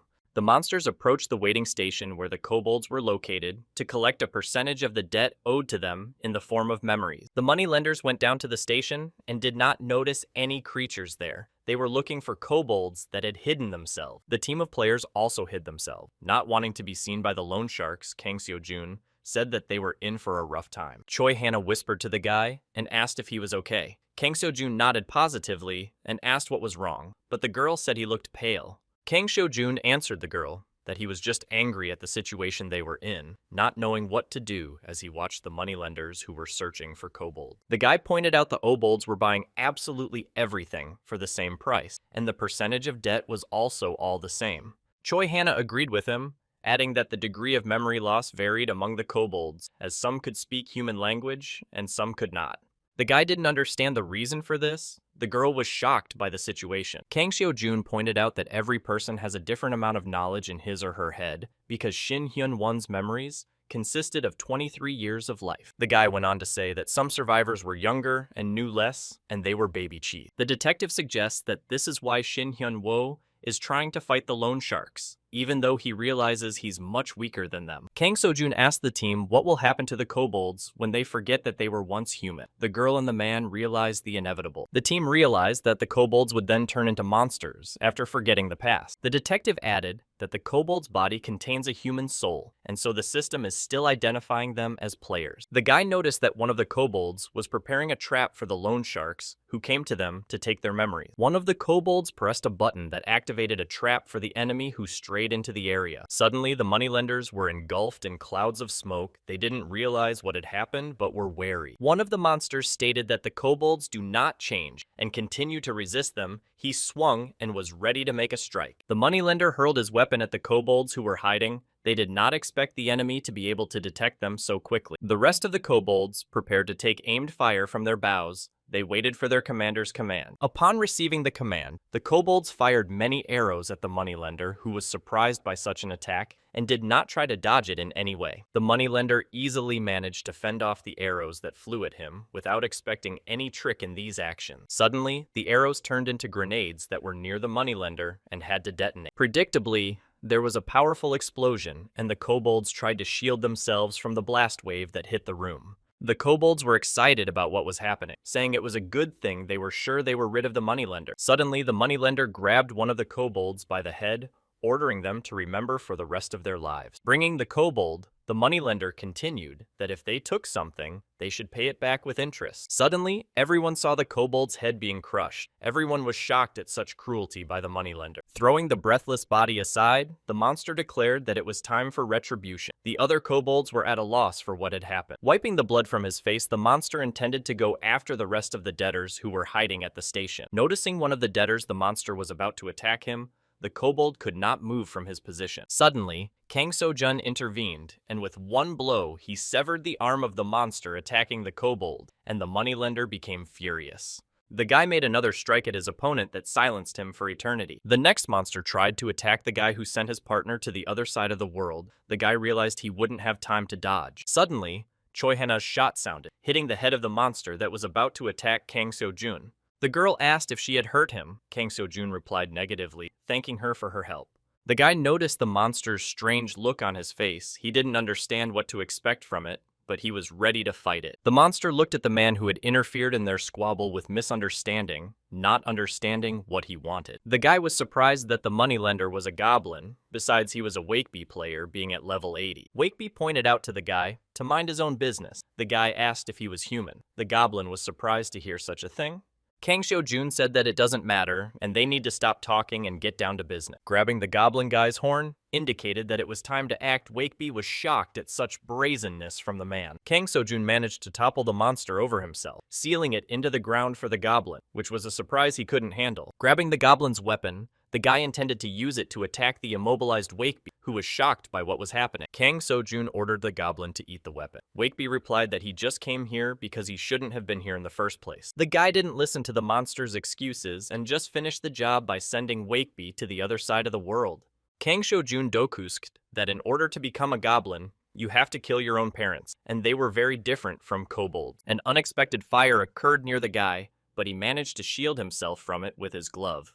The remaining lender continued to smash everything in his path. He continued to extract their memories from the kobold. Using the dragon eye, the guy saw that this opponent was level 85. He declared that playing with fire was dangerous. The guy asked the team to deal with the rest of the loan sharks, while he took care of the leader. Choi Hana was surprised at such a request, not understanding what this guy was up to. Kang Seo-jun was going through the fire, and was about to fight a goblin that was level 85. The goblin watched the boy's actions, not understanding what he wanted from him, since he had come for the kobolds. The floor around this monster was covered in fire, and the guy got close to the enemy, intending to use it to raise his level. With a powerful backward swing, Kang Seo-jun intended to strike a blow that would make the goblin unable to resist and go to the other world. The goblin was surprised that the guy failed to calculate the distance of the blow. Kang Seo-jun used the spike on his glove, which managed to pierce through the goblin's head in an instant. The system informed the guy that he had succeeded in defeating the goblin moneylender, his level was raised, and he was rewarded for it.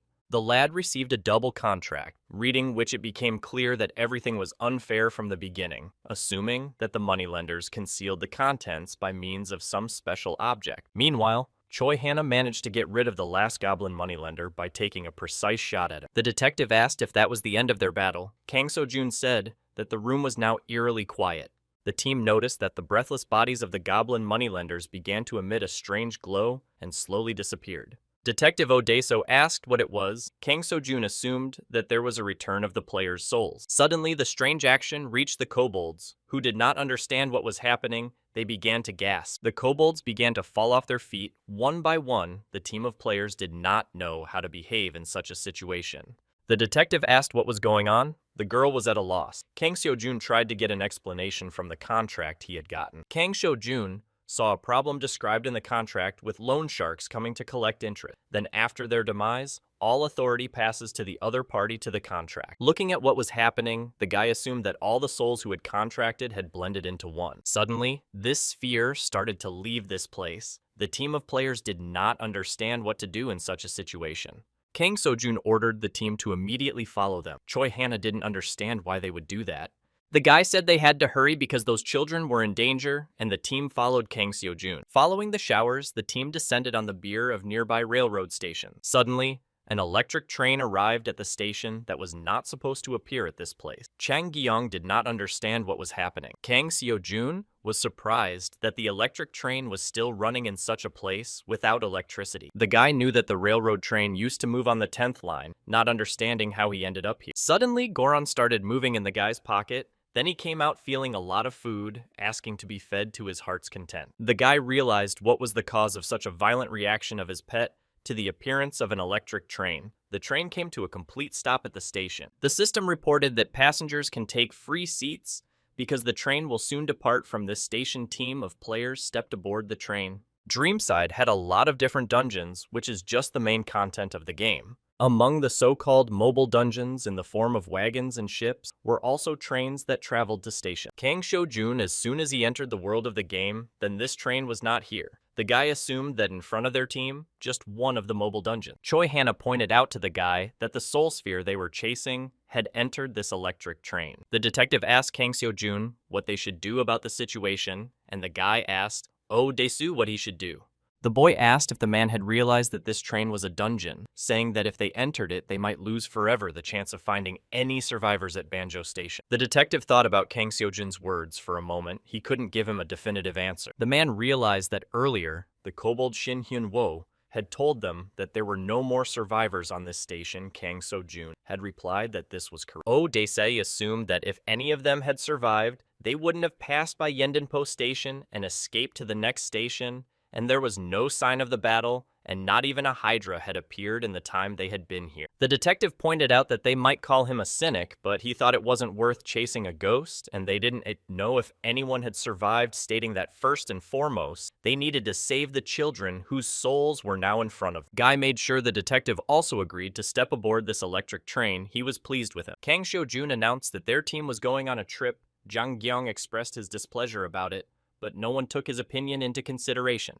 Earlier, the guy failed to get a boarding ticket. Would be discovered a stowaway player named Gong Ji-won was targeted by station workers. When Gong Ji-won realized that he was at the 52nd level, a powerful blow knocked the guy off his feet. The young goblin kicked the guy off his feet because he didn't have a ticket. She was going to teach the rascal a lesson. Taking out a dagger, the guy was ready to resist the small monster, but his stamina had not been fully restored yet. The goblin managed to dodge the enemy's attack. The guy realized that this young goblin was very agile. A lot of goblins continued to hit the guy. They were really pissing him off with their actions. They tried to take away his supplies that he found at the station. Gong Ji-won tried to fend off the pesky monsters by throwing a lot of punches at them, but they managed to dodge and counterattack the guy. Suddenly, the guy realized that he wouldn't be able to just deal with these little goblins. Gong Ji-won realized that these goblins weren't attacking him, but just playing with him, trying to piss him off. The goblins prepared to strike the next blow at the boy. Gong Ji-won didn't understand how he should best deal with the situation. The guy noticed a suspicious smile on the faces of the smaller goblins. He realized they were about to attack again. An unexpected stab in the back felled Soren from the knock. The system reported that Gong Ji-won had failed the quest, and he couldn't get a boarding pass. The guy became a target for the station workers, who were ready to teach a lesson to the man who stayed on this train without a ticket. Gong Ji-won was surprised at such a strong controller that grabbed his boyfriend, had no way to resist this goblin.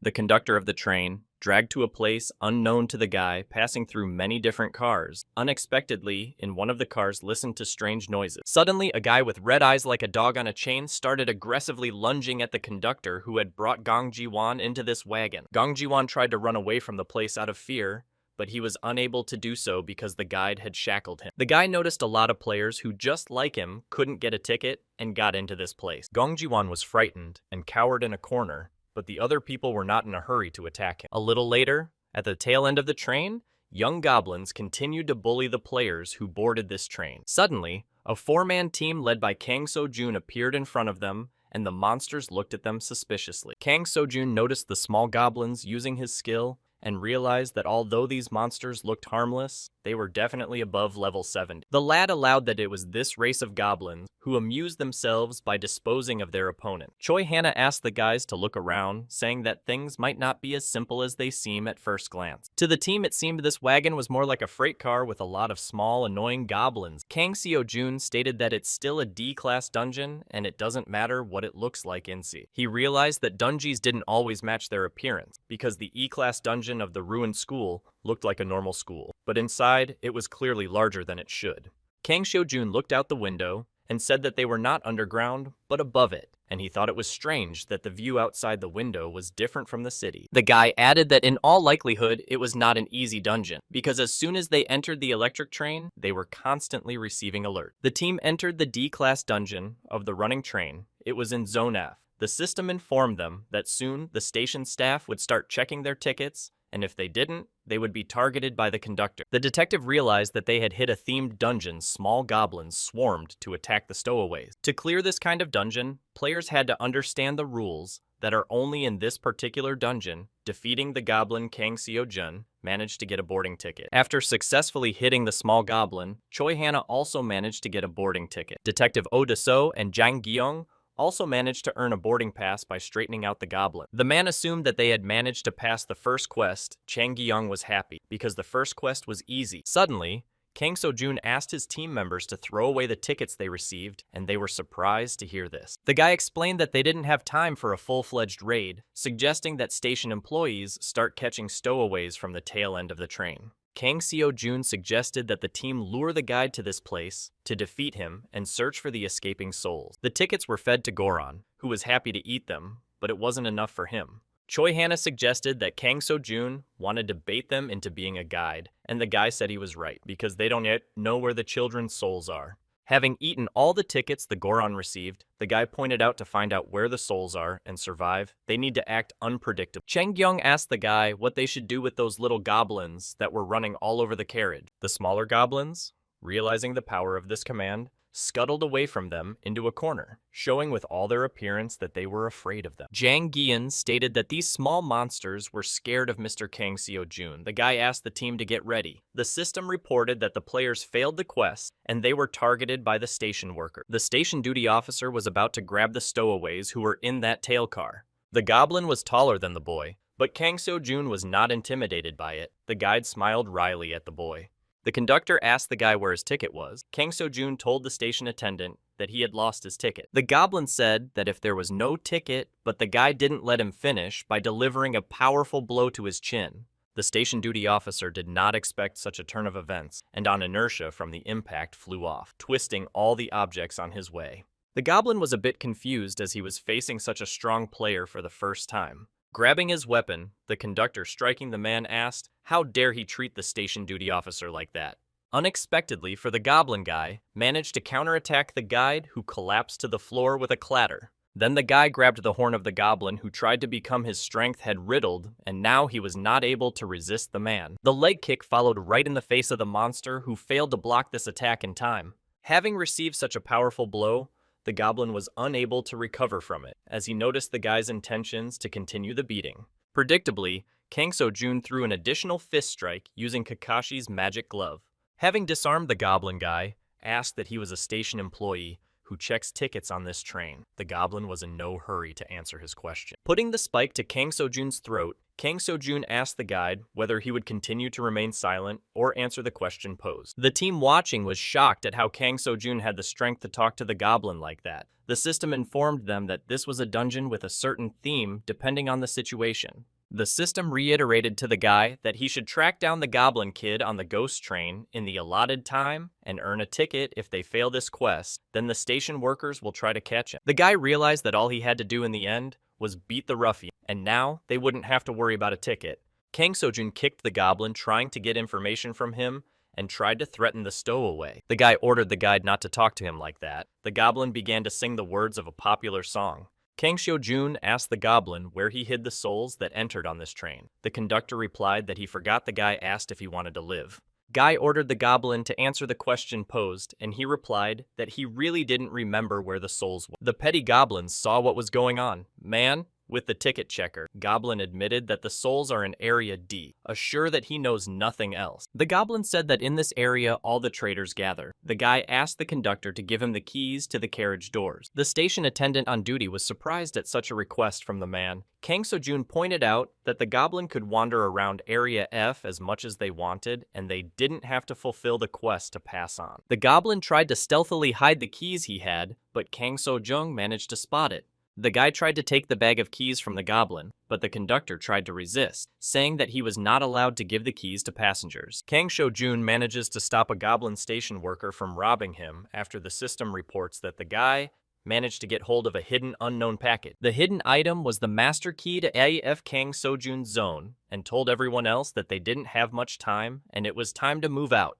The detective speculated that the goblin was a player. Jang Gyung added that perhaps the goblin was also a victim. Kang Seo-jun replied that it wasn't like the kobolds, because a person doesn't become a goblin even if their soul is stolen. The guy added that to transform you either have to send your kin to the other side of the world or tribal feeding. Team members learned that tribal feeding involves eating human flesh. Kang Seo-jun asked everyone to forget about the sting of dealing with goblins and headed towards the next carriage. Using the key, they managed to get into the next carriage. Kang Seo-jun said that they managed to open the passage to the next area. Players have received the achievement and the rank of Speedy Dungeon Conqueror. Experience points gained in a dungeon will increase by 2%. The detective asked the guy if he could do that because he had heard that you can't go through a themed dungeon until you finish the quest. Kang Seo-jun said that there was more to it. Entering the next wagon guy said that the players themselves decide how exactly to conquer the dungeon. Either they play by the usual methods or by non-standard methods. The detective asked how to understand this. Kang Seo-jun replied that you need to use either glitch or cheats, adding that sometimes passphrases from the system itself help. Winding the key in the keyhole, the guy stated that they were going with a man who had legitimate cheats. Kang Seo-jun opened another lock and told the team that he had succeeded in opening the next passage, and they happily advanced to the next area of the train. The team got to safe zone F5, and it was a rest area with trees. A man was sitting at a table and consuming food. The man noticed that the players had entered the room and was surprised to see them because no one had ever been able to get in here before, and he began to suspect them of breaking the rule. Kang Seo-jun noticed the many crates of goods that were placed in this wagon. He assumed that this man was a merchant. Then the lad noticed many people on chains who opened their mouths to beg for food from their master, all of whom, for various reasons, had fallen into this captivity. Looking at this man, Kang Seo-jun assumed that this was the so-called evil merchants who made contracts with the players. A merchant robber player named Sun Dokpal irritably asked the players if they had tickets, and he seemed suspicious of their appearance. Kang Seo-jun smiled when he heard the question about the tickets, because they had managed to overpower the conductor and get the keys to the carriages without anyone else knowing about it. The guy replied that they didn't have tickets. Sun Dokpal was alarmed to hear such words from a player. The bandit had intended to teach the guy a lesson for such behavior in the theme dungeon, but Kang Seo-jun had a different opinion on the matter.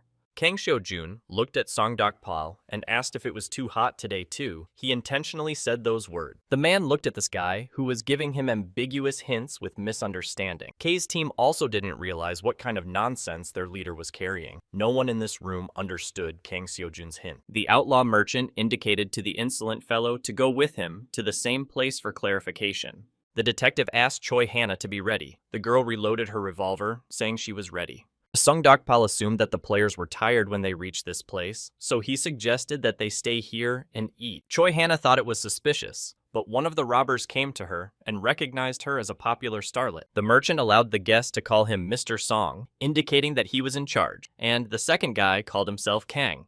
Kang Seo-jun replied to the guys that he was just getting to know them, pretending that he trusted them wholeheartedly. The detective was alarmed by the guy's carefree behavior. Detective Oh Dae-seo whispered to the guy what he was doing. He said there was one unusual item in the Goblin Guide's bundle. The officer asked what was in it. The password that was lying in the bundle said to ask if it was too hot today. The detective realized Kang Seo-jun's earlier words. The guy realized that chasing the souls was half the trouble, because they needed to find a way to get them back to the children, and for that, they needed to find information about the contract that was made with the children at the trader. Kang Seo-jun noticed that the other vendors were trying to beg Choi Hannah for an autograph. He noticed the small goblins that ran in. The little goblins began to interfere with the team in every way possible. Kang Seo-jun didn't understand where they came from. Song Dokpal stated that he didn't know how the guy managed to find out the password that was involved last month, but now it wasn't valid. The guy stated that they were prudent traders. He began to defend himself against the goblins who were attacking. The chief merchant ordered his horde to attack the players who had infiltrated the area. He intended to stop them. The team clashed with small monsters that were ordered by the merchant to attack them. Choi Hannah was taking aiming shots, Detective was fighting with a spear, and helping Jang Gi-yeon. Kang Seo-jun, using Kakashi's gloves, was also fighting off the small goblins that were attacking them. The merchants who saw how skillfully the players dealt with the goblins were surprised, not understanding how they had managed to defeat them. Song Dokpal ordered everyone to move to Area F6. Detective Oh Dae-seo asked the merchants where they were. In such a hurry to save time, he did not read the criminals their rights. One of the merchants said he shouldn't be so unsubstantiated because he couldn't handle them alone. Unexpectedly for the robbers, Detective was able to easily deal with them. They did not expect such a turn of events. The detective said they had nothing to worry about because one spear was enough. The team managed to disarm the merchants and prevent them from escaping to Zone F6. Sun Dokpal was upset with this outcome. Kang Seo-jun asked the bandit to forgive him, and he wanted to settle the matter peacefully, but it didn't work out, asking the merchant to tell him everything he knows. Sung Dokpal said that this crew are total scumbags who dared to challenge Jack. He was trying to intimidate the guy. The guy pretended to be scared when he heard Jack's name, but he didn't really know who he was. The trader saw the guy's reaction and realized that his ploy had worked, and the guy finally realized what his team had done. The man claimed that the guy had rebelled against Jack, a player who is ranked 9th in the ranking. Hearing this,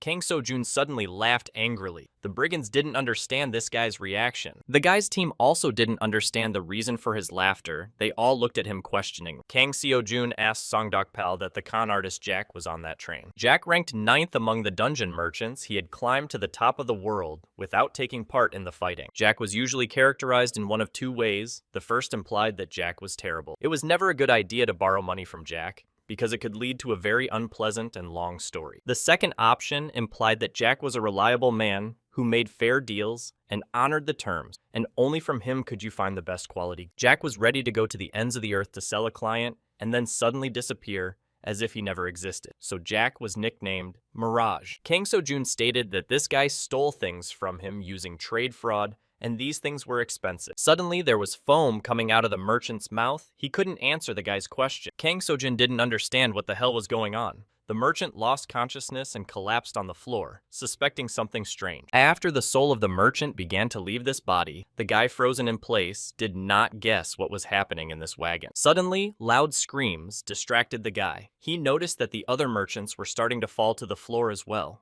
Chang Gi-young pointed at the merchants and suggested that they had all passed away and their souls were beginning to leave their bodies. Kang Seo-jun admitted that the same thing had previously happened to the kobolds who had lost their souls. Choi Hannah suggested that everything happening to the souls was because of Jack Kang, so Jun agreed with what she said. After realizing that Jack behaves so badly in the game, he's even worse in life, Chang Gi-young was shocked by the guy. The girl called Jack a sneaky cheater who misleads people smiles at that, because Jack also cheated Choi Hannah out of her equipment. Kang Seo-jun asked the girl that Jack cheated her too. Choi Hannah nodded positively, saying that he cheated them both. The guy assumed that Jack had managed to fool all the game's rankers. He decided not to dwell on it and move on. Kang Seo-jun pointed out that they couldn't say anything concrete because they had no evidence against him. Choi Hannah asked if Kay would mind if she gave Jack a good talking to when they met. The guy offered to free all the people who were in chains. The detective said that at this point, he was done freeing everyone. Suddenly releasing one of the captives, Kang Seo-jun noticed a familiar earring on the captive's ear. Kang Seo-jun realized that it was an angel earring that was a unique item of the 300th level. The guy knew this thing only had one owner. He looked at the guy in surprise. The guy with the earring didn't put up any resistance to his rescuers, but Kang Seo-jun assumed it was Jack. The hover team approached them to find out what was going on in that wagon. They too thought Jack was in front of them. Suddenly, the boy rushed to assure them that they were mistaken, and he was not Jack, for he too had been captured by the traitors. Kang Seo-jun asked where he got that earring from. The guy said he bought it recently. Kay claimed it was an angel earring. The guy said it was as beautiful as the angel himself. The unpredictable shot made the guy a little nervous for his future life. He almost got stricken. Choi Hannah asked whether to add 9 grams of lead to his brain. She put a revolver to his head, ordering him to answer whether he was behind it all. Suddenly, the guy started bowing and apologizing. He confessed that he was really Jack. He admitted that he was the one who had outsmarted almost all the rankers. Jack explained that by cheating the players, he wanted to get more rewards, but now he was ashamed and repented to them. The players looked at him in disbelief. Jack swore he was sorry for his deceitful act to the players. Kang Seo-jun said that they weren't talking about what happened at Dreamside, but about what happened here now. Jack replied that none of the players knew that the game would continue like this. The guy asked the merchant how he managed to find out Ji-sang, so Jack asked what he was talking about. Kang Seo-jun asked Jack how he knew he was K. The merchant asked the ranker not to jump to conclusion. Jack said that he was in the game and tried to catch some imposter and then accidentally met them, adding that he was following Kay with the help of the navigator. The merchant pointed out to Kay that the sensor was tracking one particular player. Jack stated that only next to Kang Seo-jung was he able to make a lot of money calling him a mascot. The detective realized that Jack was 14 years old and was a high school student. Jung Gi-eun was shocked by this too. Jack was embarrassed to tell Choi Hannah, but he dared to admit to her that he was a big fan of hers. Choi Hannah realized that his boyfriend knew that she was Clark in the game. Jack replied that he went to her fan meetings all the time. Jack had thought Clark was some old man at first, but that wasn't the case as memories surfaced in his mind. Kang Seo-jun asked the guy which imposter he was talking about. Jack said that the guy was impersonating him and defaming his good name. Jack had been wandering aimlessly around the city for the 3 months that the navigator had been unable to find Kay. The merchants tell the guy that there's a second Jack who's cheating all the players. The terms of the contract with the brigands look suspicious, but Jack agreed to their terms anyway. The bandits told the guy that the angel earring could be used to break the contract, so he agreed. Jack then realized there was good money to be made with them and went after them to find the fake Jack. The guy explained that Songdok Pal came here to join the auction house that the imposter is organizing. The team of players were surprised by this explanation. Kang So-jun asked the guy what the auction house was. Jack explained that it was some sort of storage facility, asking if she knew of a black market that had opened in the D5 neighborhood that would have various rare items from this house. Kang So-jun suggested that all those captives were going to be sold on the black market. Jack said that was correct. Jack asked if there was a message to the players when those bastards lost, and he looked at Kang So-jun, who was thinking.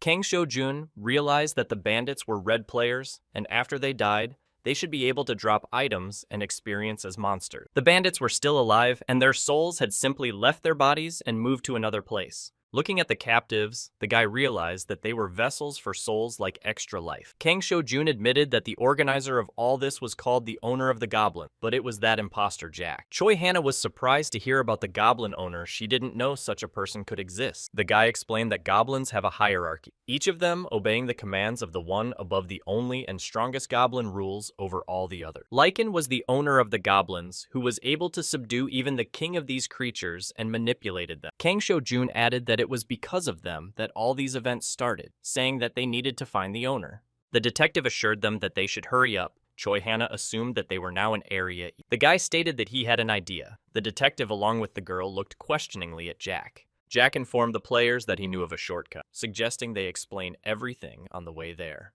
Players managed to climb on the roof of an electric train that was rushing at high speed. It was difficult to stay on their feet. Kang So-jun asked that this is the shortcut. Jack's boyfriend replied that this way is very fast. Jack explained his plan, for he knew which wagon was going to the black market if he could find out more about it.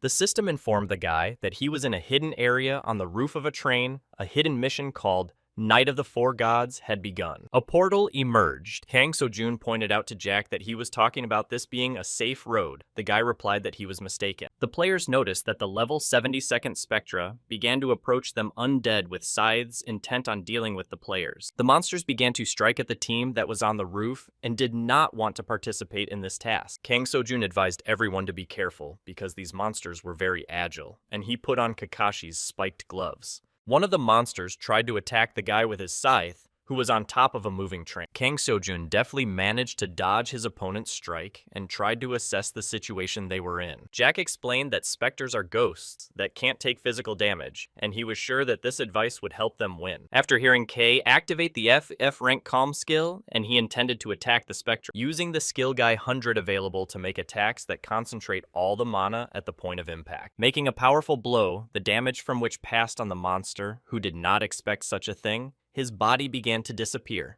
The system informed the ranger that he had succeeded in defeating the Spectra. Kang So-jun said that he only had to get rid of the remaining monsters. Suddenly, Jack asked Kang So-jun to hang back. The guy didn't realize where Jack was. Using the technique, Jack told Kay that he was behind him. The guy asked what the technique was. Jack replied that he could make almost anything invisible, which is why they called him a mirage, and said they needed to figure out how to deal with these ghosts. Kang So-jun suggested that Jack was afraid that the ghosts would overpower him. Jack said that they have another problem, because if they get rid of all the ghosts, their mother will appear. The mother of the ghosts was a D-rank banshee who was several times stronger than the specter. Kang So-jun turned to Jack and looked at him questioningly, not understanding what he wanted from him. Kay stated that all this time the shortcut and the truth was here. Jack still didn't understand his intention. Kang So-jun told the team that they have a new plan to follow from now on. The ghosts continued to attack players who resisted them on the roof. Choi Hannah continued to support her partners with rapid fire on the ghosts, saying that she didn't like it. One of the ghosts tried to go around the girl from behind to deliver a tearful blow at her. Choi Hannah continued to shoot at the ghost. Kang So-jun intercepted the spectrum attack, thus protecting his partner from possible damage. Kay told everyone that they were running away because fighting ghosts is pointless.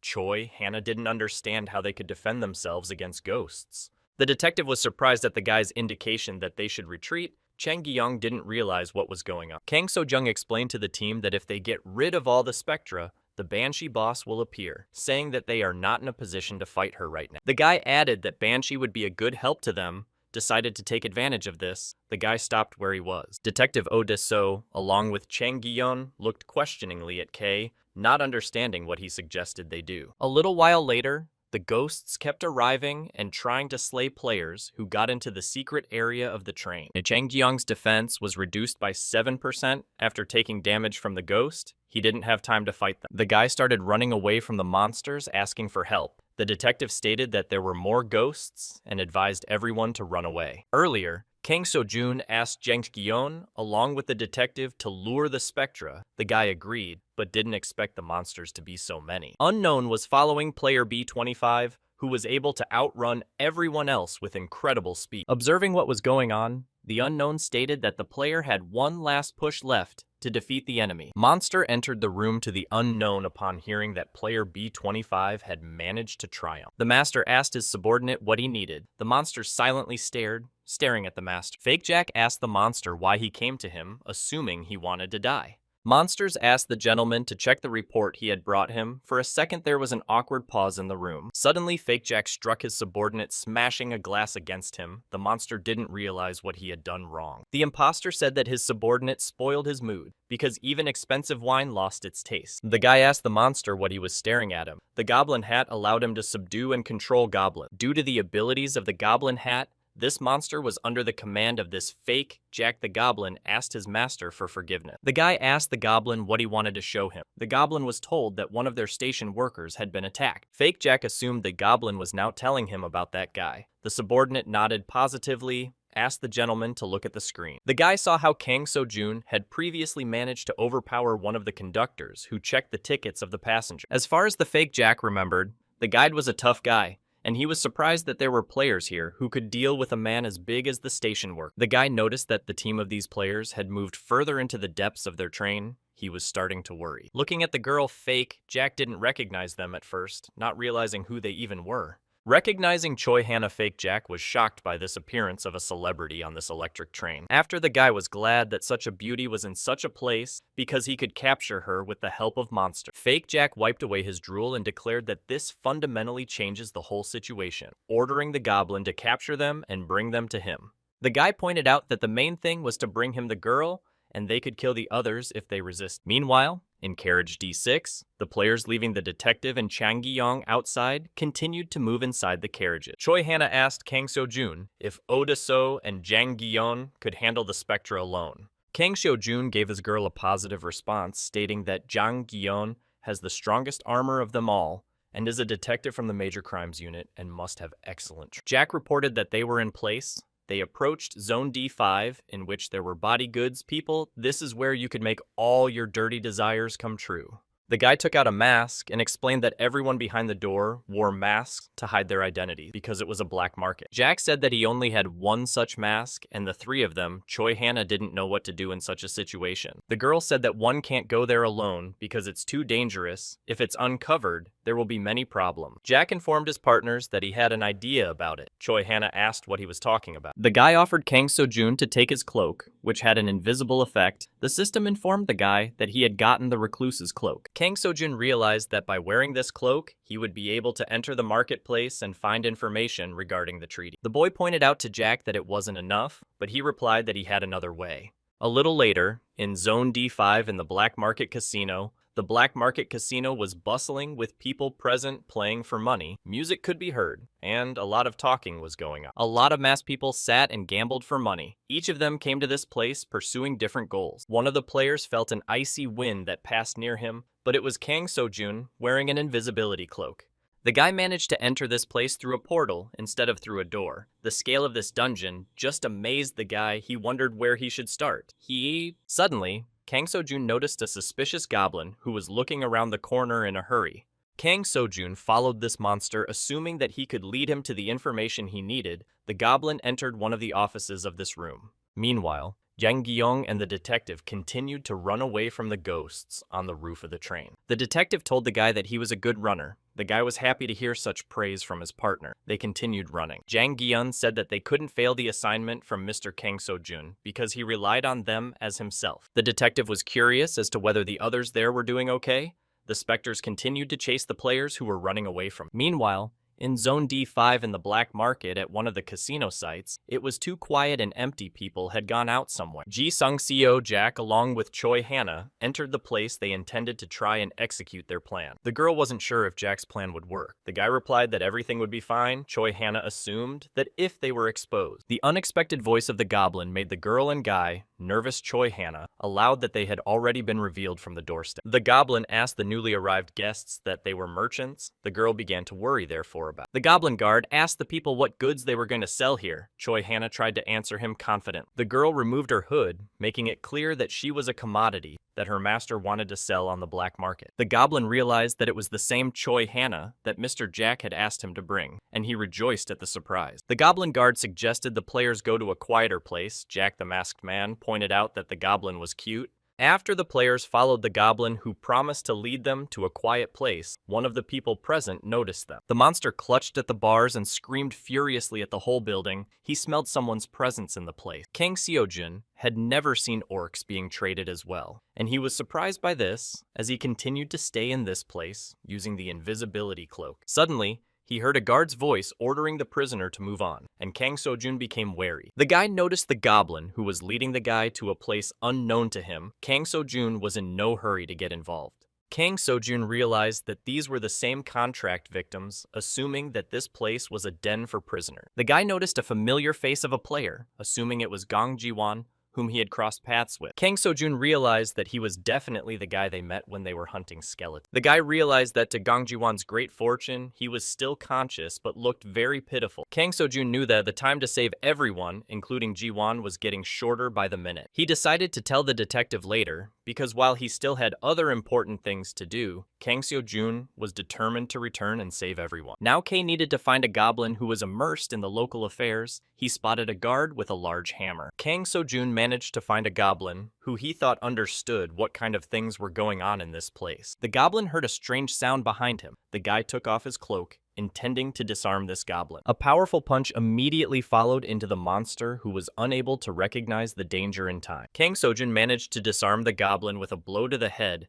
after he tried to drag the captive to a secluded place. Meanwhile, Choi Hannah whispered to Jack where they were being led by the goblin guy, assuming they were being led to the auction house. The players were led to a huge door, from behind which a bright light was shining through. The guy and the girl had not yet realized exactly what place they had come to. The goblin informed the players that they had arrived. Jack the masked man thanked the guard for the favor. Walking into the room, they noticed a fake Jack, who was sitting with a huge goblin guard. Choi Hannah noticed the presence of a third-rank goblin. He assumed they were led into a trap. Suddenly it came to Ji Sang-seo Jack that they had fallen into the trap of the fake merchant Jack, who started laughing at them. The guy asked that it was the same idol Choi Hannah Ji Sang-seo. Jack didn't understand what they should do in the situation. Then the guy noticed the imposter was wearing a goblin hat that allowed him to subdue goblins. Ji Sang-seo. Jack realized why the goblins so easily obeyed this scoundrel imposter, was pleased that the goblins managed to capture the girl. The boy knew that this hat was used differently than this imposter, though he too had succeeded in subduing the goblin. The imposter told the goblin that he only asked to bring him the girl, asking who the guy in the hamster mask was. Fake Jack suggested that it was too difficult a task for the goblin. He ordered Lycan to deal with the guy.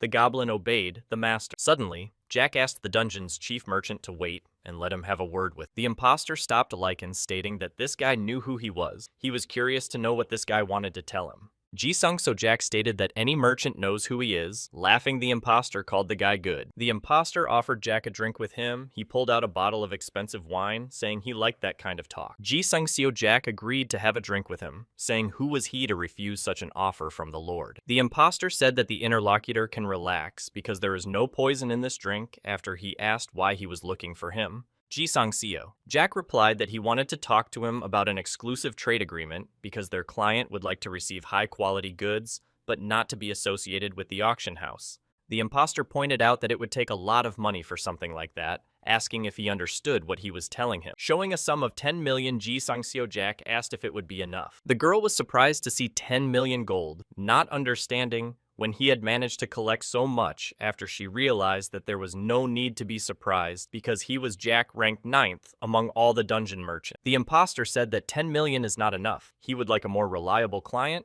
and the guy was surprised. Ji-sung. So Jack replied that he couldn't reveal his client's identity, adding that it was enough for the imposter to know that he was an extremely famous person in the arc. The imposter was excited to hear about the arc, assumed he knew what client this guy Jack was talking about, and assumed the trick of throwing in a known name worked. Fake Jack ordered the goblin to bring them the prepared papers for the transaction. The goblin obeyed his order. Jack asked what prepared papers the imposter was talking about, and said that he guessed that they would try to contact him. The imposter added that he had prepared for it in advance. Jack agreed to sign a contract. The guy signed the contract as the imposter wanted him to after the deal was finalized. Suddenly, after these words, a chain formed on the guy's arm and turned him into a prisoner. Ji-sung Seo, Jack asked the imposter what it meant and asked him not to be offended because he must have some guarantee that he would not deceive them. The double contract was activated. Jack's body became another man's property. His inventory became another man's property. The guy couldn't believe what was happening. The imposter was given the right to dispose of Jack's body and belongings, saying that the lad would be satisfied in the future. Suddenly, the masked guy told the imposter that he was very wrong about that because he was not the only one who had taken care of everything in advance. Suddenly, a clap sounded from the sleeping room and an unknown imposter burst in on them, not realizing what had happened. The imposter Jack was shocked at what was happening and started calling security to deal with it all. Ji-sung Jack stated that it was already their guarantee. The ghosts burst into the room. The imposter failed to do anything. The ghost put the scythe right up to the imposter's throat. The latter tried to order Lycan to get rid of the ghosts. The goblin immediately proceeded to carry out the orders of his master. He managed to disarm the ghost that took the imposter prisoner. The imposter asked the guy that he really hoped to deal with Lycan using pathetic spectra, calling him unintelligent. After the Lord ordered Lycan to finish off everyone in this room, he proceeded to do so. Lycan sent the ghosts into the other world one by one. Defeating them with his bare hands, the specters could do nothing about it. The imposter Jack ordered the rest of the goblins to rush in vividly without attempting to attack the players. Suddenly, Detective Odaso and Jang Gian appeared in the room to defend their comrade. The detective asked the girl if they were late. Choi Hannah told Odays that they were right on time. The imposter told Jack to know that he had attacked the wrong man, ordering the goblins to get rid of them so that they wouldn't get away with it. A double contract was activated stating that this guy would answer for everything, and the guy's hand began to emit mana.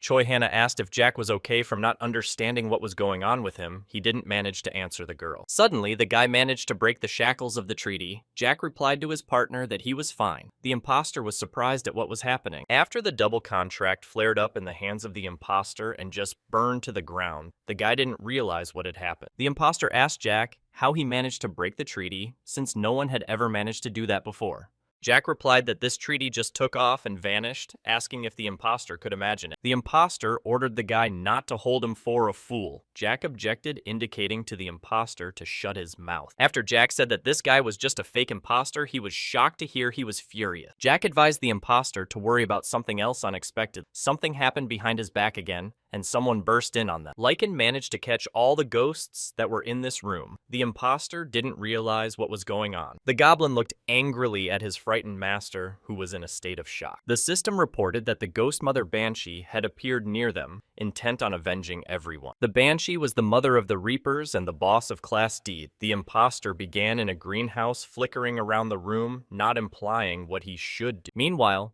the guy told the goblin to stand up, because it was time to answer his questions if he didn't want to lose his horns. Kang Seo-jun asked where the double contracts are kept. The goblin replied that they are with the boss of the goblin master, Mr. Jashi Jack. The guy asked why the goblins obey him. The guard replied that Jack wears a goblin hat. The guy said he got the hat as a reward during the first dream side. Kang Seo-jun asked one last question, trying to find out where the imposter Jack Goblin was now, and he replied that he was in Area D10. Suddenly, the goblin said that he was actually a human, and a few scoundrels had tricked him into becoming a monster, and because of this hat, he had no choice but to obey the Lord's orders. Kang Seo-jun replied that he knew about it, and the system informed him that he had just defeated a second-rate goblin guard. Then the guy got up, putting on his invisibility cloak, intending to go to Area D10 to find the imposter with the goblin hat. Kang Seo-jun decided to hurry up, and so he began to move quickly towards his goal, his body beginning to disappear under the influence of the cloak. Jang Gion, along with the detective, watched the appearance of the Reaper Mother Banshee, who was a D-class boss. The system informed players that a Banshee D-class ghost came from Hell who had a special howling skill. Chang Gyung didn't understand what the hell was going on and why he started to hear different voices. The detective assumed that they were the screams of people who had not rested. The Banshee was just a ghost personification of all spectrums. A multitude of voices filled the rooms calling for their help.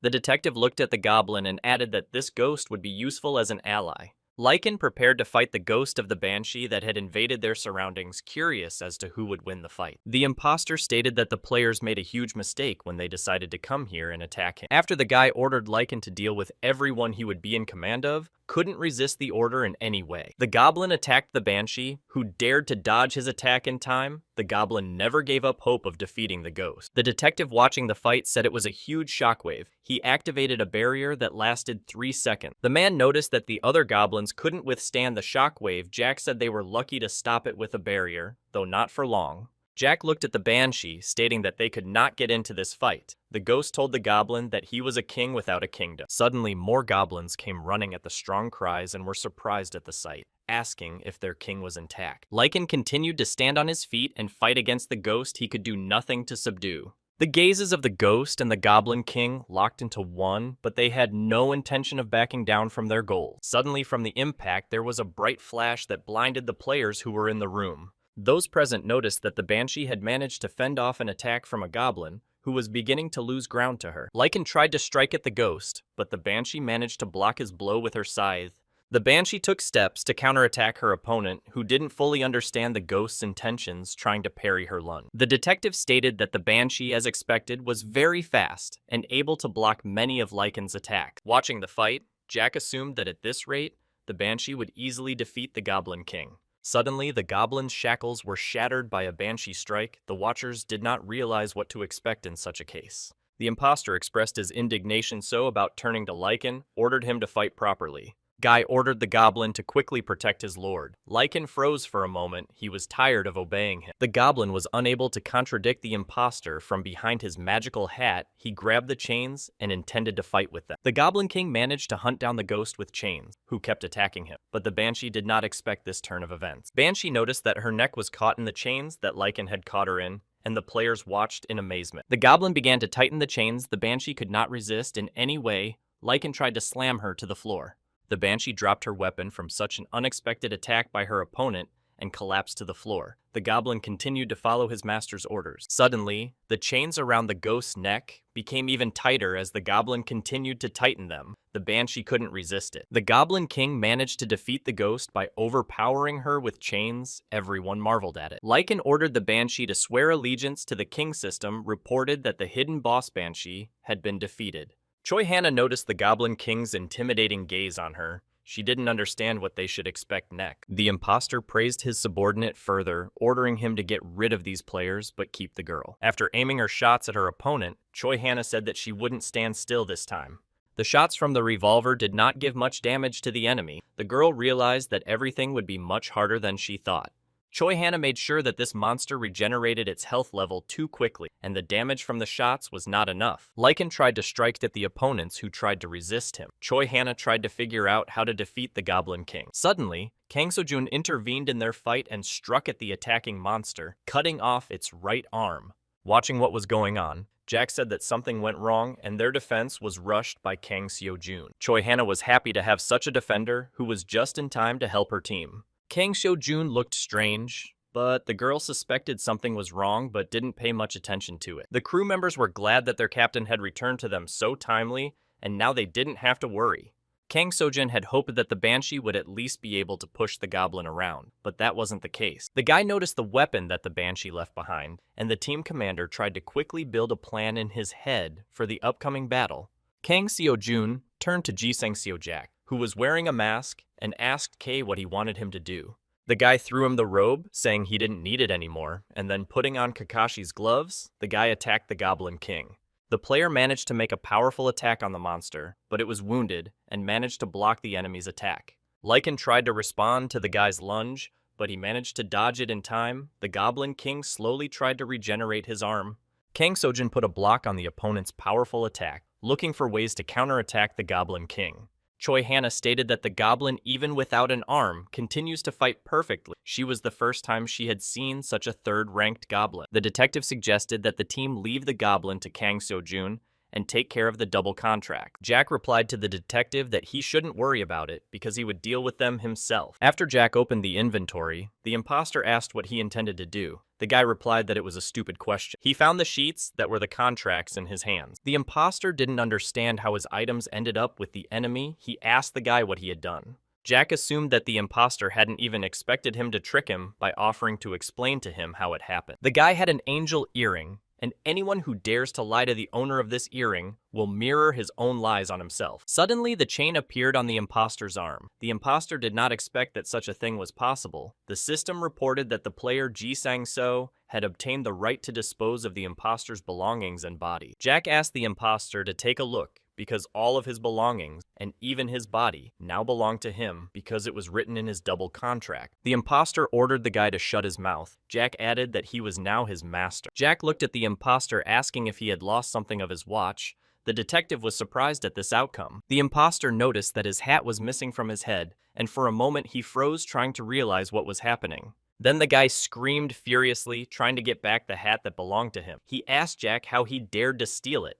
Jack asked the imposter not to squeal, for he knew he was using that hat to control the goblin. The imposter didn't understand how this guy managed to take the hat from him without even approaching him. Opening the inventory again, Jack was curious what this time the imposter would bring him. He looked suspiciously at the imposter. Turning to the goblins, the imposter ordered the monsters not to stand still, but to get rid of this guy. Cheng Gyung pointed out that the goblins are close, asking Jack to use the hat and become their king, because then everything will be fine. Jack replied that it was impossible. Cheng Gyung asked why that was so. The guy explained that there were already goblins obeying their original master, and they were soulbound to him. After blocking the blow, Cheng Gyung asked what they should do in that case, since he didn't want to die here. Pointing at Kang So-jung, Jack said that they had one way out of the situation. The only way out of such a situation was to defeat Lycan the Goblin King, which only Kang So-jun could do. Kang So-jun managed to land a leg kick on his opponent, who was unable to react in time to the man's lunge. Suddenly, the goblin managed to counterstrike the guy, who from such a powerful attack flew into the wall. The surrounding people were shocked and began to worry about the guy. After recovering from the damage he had received,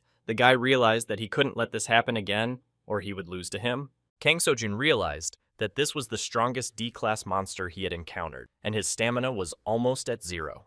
When he saw the goblin approaching, the monster's aura caught up with the guy who had recovered from the blow. Kang Seo-jun thought that if he managed to bring the monster down on his back, he might have a chance to win. Unexpectedly, Kang So-jun's thoughts were interrupted by Jack, who said that he had the goblin mending cap. Kang So-jun lightning rushed to the place where the Bashikoma was lying and realized that by putting the hat on the goblin, he would become the king of all goblins and no one would be able to control him. The guy managed to get the item Scythe Ghost Banshee. He started hearing ghostly howls. The imposter declared that they shouldn't think they could defeat him with this picked up scythe, ordering Lycan to finish them off. The goblin immediately proceeded to carry out the orders of his patron. The lad prepared to fight Lycan. Lycan managed to get very close to the boy, and he was unable to prevent it for a moment. They stood looking at each other. The goblin told the guy to go to the other world, but made a wave of his hand intending to attack him. But Kang So-jun was not ready to give up so easily. Lycan struck a powerful gift. The guy managed to dodge, but the goblin still managed to hook the guy. Kang So-jun flew into a cabinet of books that began to fall from the collision. He realized that he was still too weak for such an opponent. The guy noticed the monster approaching. He tried to quickly regain his senses to continue confronting the goblin. Afterward, the guy activated the A-rank Dragon Eye, intending to use this technique to find a loophole to his victory. Kang So-jun stated that he could see everything now. He noticed the magical shackles the goblin was wearing. Grabbing the Banshee's scythe, the guy was ready to continue their fight, thinking that this time, luck would be on his side. The guy tried to strike at his opponent, but he managed to block his lunge in time with a bright flash. Kang So-jun realized that the goblin was too strong, and that it would be difficult to fight him alone.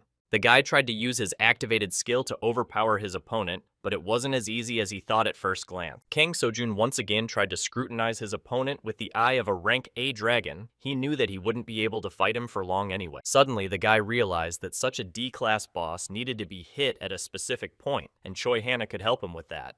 Kang So-jun indicated to the girl that it was her time. Choi Hannah took an aimed shot at the goblin, who continued to deal damage to her partner. A lot of bullets headed towards the goblin, who didn't get distracted by the shots and continued to strike the enemy, saying it was useless. The imposter said that they should not hope to defeat this goblin with such a gun. Suddenly, the imposter's body began to move on its own. The guy did not understand what happened to him. The new master controlling the player's body was Jack. Lycan tried to strike at Choi Hannah, but an imposter, who was the patron saint of goblins, got in his way. Suddenly, the goblin stopped his punch. The guy looked in surprise at Kang Seo-jun, who stated that they were caught. Then, with a swift movement, the guy struck his opponent, who was shocked by what was happening. Kang Seo-jun managed to strike and save Choi Hannah from the blow, and the girl decided to run away to a safe distance. The guy asked what Lycan was looking at him for, ordering him to go and finish off the players they can't handle. Suddenly, Kang Seo-jun told the imposter that his pact with the goblin was now invalid, and the guy was surprised to hear it. Earlier, after activating the Dragon Eye, Kang Seo-jun had broken the chains that bound the goblin to the imposter. The boy was stunned at what he heard, realizing that now all the anger of this goblin would fall on him. Lycan grabbed the guy who had been messing with him earlier and didn't realize what the goblin was doing, ordering him to remove his hand. Being a goblin, Lycan had sworn his allegiance to the king, and he had to obey any of his orders without question. However, the goblin didn't understand why this connection was hurting him. In his mind, a memory surfaced. The monster that sat deep in his soul beneath Lycan's chains and could not resist the king's orders could now break free. Lycan didn't understand why he was so unpleasant to endure and tolerate all of this for so long. Looking at the guy, Lycan declared that he was not their king. He was ready to exact retribution on him. The other goblins also stopped obeying this guy and listened to what Lycan had to say without realizing what was happening. Lycan declared to the imposter that he no longer obeyed him. His gaze was full of hatred for this guy. Now, from this moment on, all goblins were free and no longer subject to this guy. The chief goblin let out a growl. Jack reported that the chief goblin was free, for his growl was enough to make the others kneel. The imposter ordered the chief goblin to shut up and threatened to execute him otherwise, but Lycan wouldn't listen to him. The main goblin threw the guy into the wall. He expected such behavior of the monster. He did not fully realize what happened. Striking Lycan stated that this guy was not worthy to be the Goblin King. The guy was shocked at what was happening. The imposter lost his teeth after such a powerful blow, rendering him unconscious. He lay motionless. After Lycan said that it was Kang Seo-jun's turn, the guy looked at the goblin serious. Kang Seo-jun asked this goblin to stop and asked why they should fight. Suggesting that they shouldn't waste their strength, he showed the Goblin King's hat. Lycan indicated the guys go to the other world. He decided not to listen to this guy's words and intended to do damage on him. After putting on the hat, Kang Seo-jun received the title of Goblin King, and now he could control the souls of goblins. Lycan once again fell into the chains of the new lord, stating that he dared not do that to him. Kang Seo-jun asked the goblin to understand his action, and he wasn't angry at him at all because there was no other way. Suddenly, an unknown force affected the goblin who was trying to resist submission on the part of the guy. Lycan's body began to be covered in various veins. No one could understand what was happening to him. Chung Jian asked what was wrong with him, assuming that it was as if the goblin had been hit by an arrow and had never seen such an action before in his life. Someone on the team looked at the goblin and suggested that this hat had stopped working. The veins all over the monster's body swelled up. Kang Seo-jun allowed that the hat had actually stopped working, and now he was completely disobeying. He didn't understand what they should do in such a case. Kang Seo-jun activated the A-rank Dragon Eye. Looking at the goblin, he realized what had happened. After analyzing the situation, the guy assumed that there was something in this monster's body that made it suffer. Getting closer, the guy tried to figure out what exactly was going on with Lycan, who couldn't help himself. Suddenly, the goblin fell to his knees. The guys didn't understand what was happening to him. Kang Seo-jun was still wearing the Goblin King's hat. An unexpected, ferocious growl made all the objects in the area shift in place as the players tried to figure out what was going on. Then Lycan picked up and started picking up the goblin bodies that were scattered all around. Jack assumed that the goblin would start devouring its own kind right away, but Kang Seo-jun was calmly watching. Kang Seo-jun didn't realize what Lycan was trying to accomplish by eating his kin. Jack assumed that the monster was just laughing at them. Kang Seo-jun pointed out that his severed arm had already recovered. Then the goblin struck at the guys, who managed to avoid the enemy's attack in time. One of the guys noticed that Lycan's strength and stamina had increased. After such actions, Kang Seo-jun pointed to the goblin to look at him. Jack assumed that the goblin had chosen the imposter as his victim from the beginning, and he grabbed the guy and started to regain consciousness. The goblin was intent on devouring the imposter who had long manipulated him. Chang Guiyang didn't understand why the goblin would do this. Coming to his senses, the guy started raving, saying that they all couldn't escape from here. He didn't realize what was happening. Kang Seo-jun saw that Lycan had absorbed the guy who had previously messed with them, realizing that things were too bad for them. Jack asked Kay what was going on. All the players got a warning. They got scared. The system reported that there was an error, and a check was made, so the train suddenly started to slow down. The inertia caused the passengers to fall out of their seats. Chang Gyong didn't understand what had happened and how they could get out of here.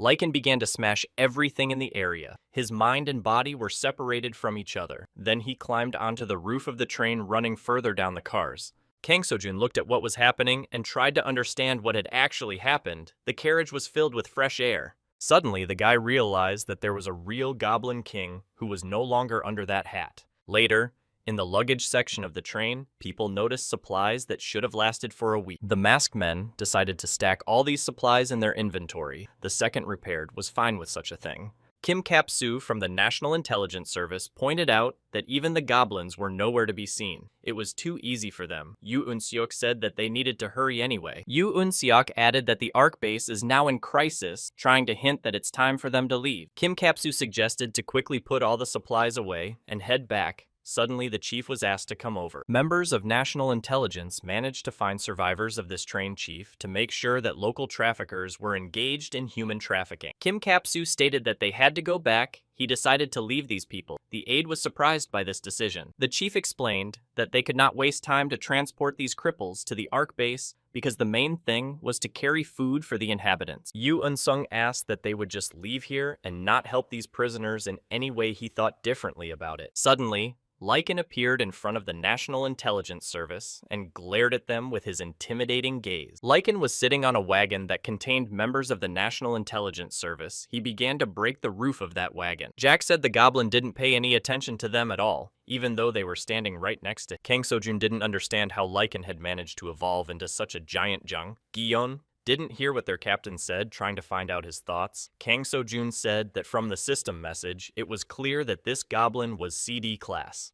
To the detective concerned such an impossibility, he didn't understand how he could evolve into a boss without leaving the dungeon itself. Kang Sojun replied that it was theoretically possible in the first dream side, but no one had ever managed to pull it off before. The guy stated that the goblin was like a trigger they had already encountered. Even though it was able to evolve, it had completely lost its mind and was only moving to achieve its desires. Choi Hannah asked what they should do in such a situation. Kang Sojun pointed out that the goblin was not yet fully trained, and it was not the usual C-class monsters he had met before. The guy knew that this goblin wasn't a spreader of viruses that causes disease and increases the number of triggers and hydras in the first dream side. There was research related to achieving evolution for mobs when interacting with spores, but it failed. Now the players were in the second dream side, and perhaps other changes were applied to it that were not originally in the first version of the game. Kang Sojun activated the A-rank Dragon Eye and tried to scan again the monster that continued to run through the carriages. The boy noticed a strange mark on the monster's neck. His glow was the most alarming. It seemed to Chang Gion that it was useless to try to attack now while the goblin was in this form. The guy put on Kakashi's spiked gloves, telling his partner that there was something that would help them. Suddenly, the detective did not realize what he was doing. Kang Sojun spilled his blood on the hat and then put it on. The system reported that the exclusive ability of the Imamanrian Goblin Hat had been activated, and the hat began to emit souls. Jack stated that it was indeed the real Imamanrian. He was surprised that his partner had utilized such a technique. Kang Sojun realized that he needed to catch the Goblin Lycan, who continued to run erratically through the carriages. The guy stated that to catch a monster, you have to become a monster yourself. The goblin noticed the presence of a strange energy near him. The exclusive ability of the Goblin Cap was Imamanrian. The wearer could control souls, depending on the number of souls used, thus also determining the size of the power. Kang Seo-jun suggested that it was like using souls as a shield, thinking that those children were among them. After the boy pulled out Vondas's Blade of Regret, he intended to fight Lycan with it. As Kang Seo-jun had expected, the blade could be used together with Imamanrian's skill, because the sword used to belong to the undead. The detective asked Kang Seo-jun if he was okay, and he asked his partner to step back. Grabbing his sword and being under the influence of souls, Kang Seo-jun intended to disintegrate the monster that kept running through the carriages. Imamanrian's level differed depending on how many souls he controlled. The guy assumed that this monster had obviously absorbed more. However, the monster collected their souls not by his own will. The ability itself manifested from behind the goblin's hat. The boy was determined to end this once and for all. He rushed to attack Lycan, who was nearby. The team of players watched and believed that Kang Seo-jun would be able to defeat Lycan. The goblin noticed the guy who was approaching him, and he became wary in anticipation of the enemy's attack.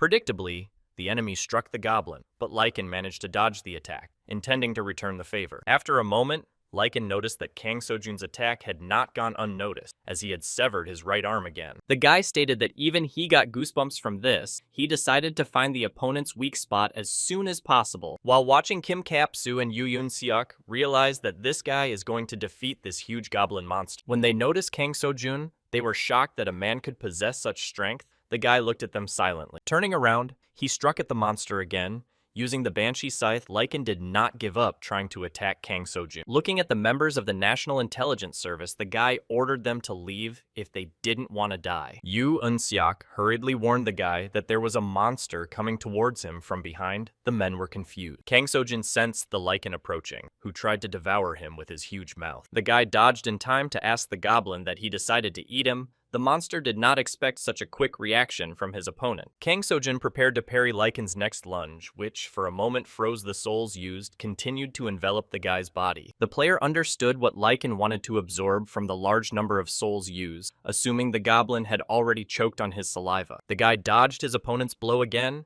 and was intent on taking counteraction. Looking at Lycan, the guy realized that he was mad. Then he activated the Dragon Eye to detect the weakness. The bright glow on the monster's neck kept the boy's mind off. Lycan tried to strike at his opponent again. Heading towards the monster, Kang Sojun assumed that it must be because of that unknown bright spot on the goblin's neck. The goblin noticed the guy and tried to strike the attacker, but the player noticed his intention, trying to figure out what to do in the situation. The player managed to cut off the left arm of the monster that was attacking him. The team, noticing this, rejoiced, thinking that what was happening was coming to an end. After Kang Sojun decided to recruit the monster's body to strike the bright dot on the goblin's neck, the guy activated the calmness skill to deliver a more accurate and stronger strike on the opponent. Kang Sojun managed to strike at the bright spot on the monster's neck that failed to resist the player.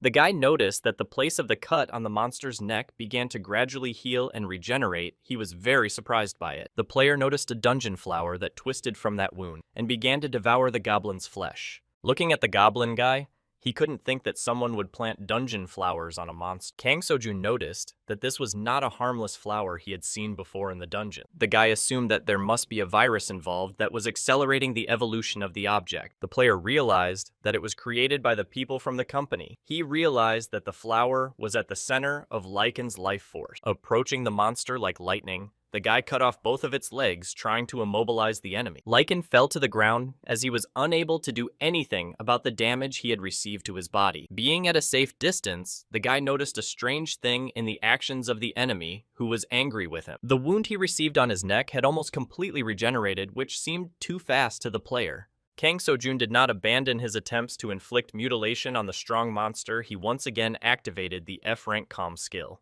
Suddenly, a multitude of spikes flew out from the goblin's body. Heading towards the offender, Kang Sojun managed to close himself off from them in time. Guy used Vonda's exclusive Regret Blade ability, Needle Frost. It was no longer possible to use Imamanrian's technique. The guy decided to finish with this goblin. The player struck a series of powerful blows at the opponent, who was unable to resist him in any way, but the dungeon flower continued to release its thorns at the player. Kang Sojun realized that he couldn't cope with such an opponent because his stamina had fallen and he was too weak against Lycan. The unexpected gunshot shocked the guy. Choi Hannah asked her partner to stand back and not get hit by her bullet. Using the skill the girl claimed to burn the monster's blood, she began to provide fire support to her partner. One of the shots accurately hit the dungeon flower that was manipulating the goblin's body. After that, Kang Sojun allowed the monster to be released from the effects of the flower.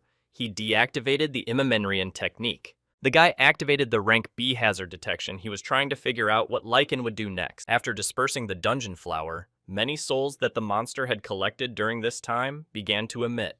Choi Hannah, watching the scene, stated that the souls were leaving. The rest of the team watched with worry. The guy assumed the souls were out of control just because he hit Lacan's center point. Kang Seo-jun was trying to make the captured souls lose their powers. He didn't expect such an effect, and if this continued, the souls would accumulate too many.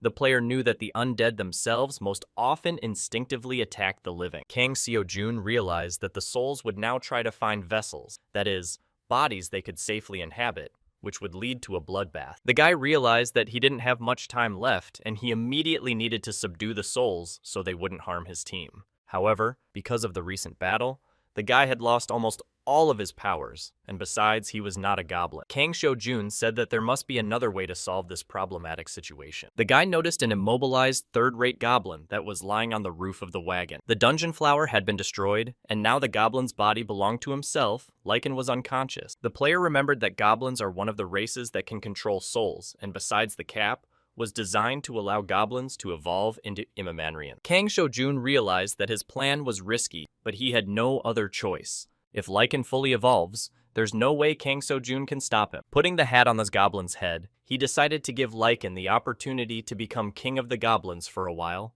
by asking the monster to put the escaped souls to sleep. Earlier, passengers heard strange noises that made goblins players thought they were half-imps and did not understand why they wanted to attack their king. Players were surprised that the goblins were willing to eat so many souls just because of the desire to become stronger. The monster's gaze was fixed on the cap to the goblin's cap.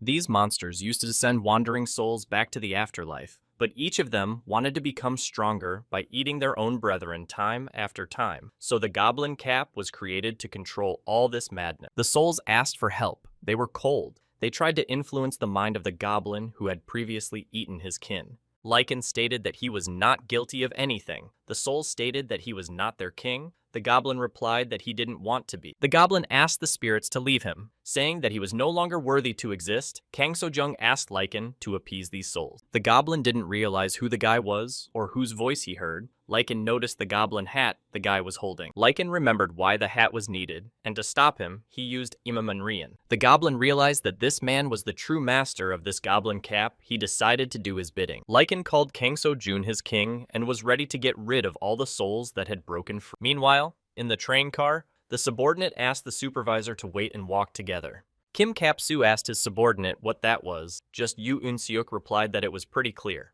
Yoo Eun-seok added that the monster looked like that boss lizard king from the Class C dungeon. The boss said that there were two of them. Yoo Eun-seok asked Kim Kap-soon what they should do since neither of them answered them. The man remembered Kang Shou-jun's fierce gaze looking at them and advising them to run away. Kim Kap-soo said that they had to return to the ARC base. The subordinate was surprised to hear such words because he had intended to rescue the prisoner. The boss said that he was sorry, but they had to leave. Yoo Eun-seok was surprised that they didn't even check if they were alive. Kim Kap-soo said that this place was a living hell and they should hurry up. Kim Kap-soo added that they should not stay on here. On the ceiling of the wagon began to show cracks from the battle that was taking place on top. Suddenly, the ceiling collapsed again. Members of the National Intelligence Service did not understand what had happened, thinking that it was the monsters again rampaging. The supervisor asked Yoo Eun-seok if he was okay, indicating that they needed to run away faster, and asked Kim Kap-soo to take a look. Both members of the National Intelligence Service marveled at the picture before them. The men noticed Kang Shou-jun, who had fallen motionless on the floor of the carriage they were running through. The boss ordered Yoo Eun-seok to check out this guy, suggesting that he might be one of them, and the subordinate tried to do so. Suddenly, a monster appeared on their way to defend the guy, ordering the masked men to get out now. The little goblin ordered the wretched humans to stay away from his king, who had fainted. The masked men looked at the small goblin, who threatened them with misunderstanding. Yoo Eun-seok asked what kind of cute little guy. Kim Kap-soo said he looked like a goblin. The men saw this baby fall cutely. They continued to look at the crumb with emotion. The goblin ordered the men to leave, calling them wretched worm. But the men had no intention of listening to. A little later, Fake Jack's body was revived in one of the rooms of the moving train car. When he regained consciousness, he felt the strength of a monster and didn't realize what had happened to him. False Jack would never have thought a third-rate goblin would be so helpless, assuming that souls were scarce. The guy didn't know what kind of guy had interrupted him, but he definitely decided to pay him back in the same coin so that he would recognize the real power of the company. An unexpected voice stated that Fake Jack would not be allowed to do so.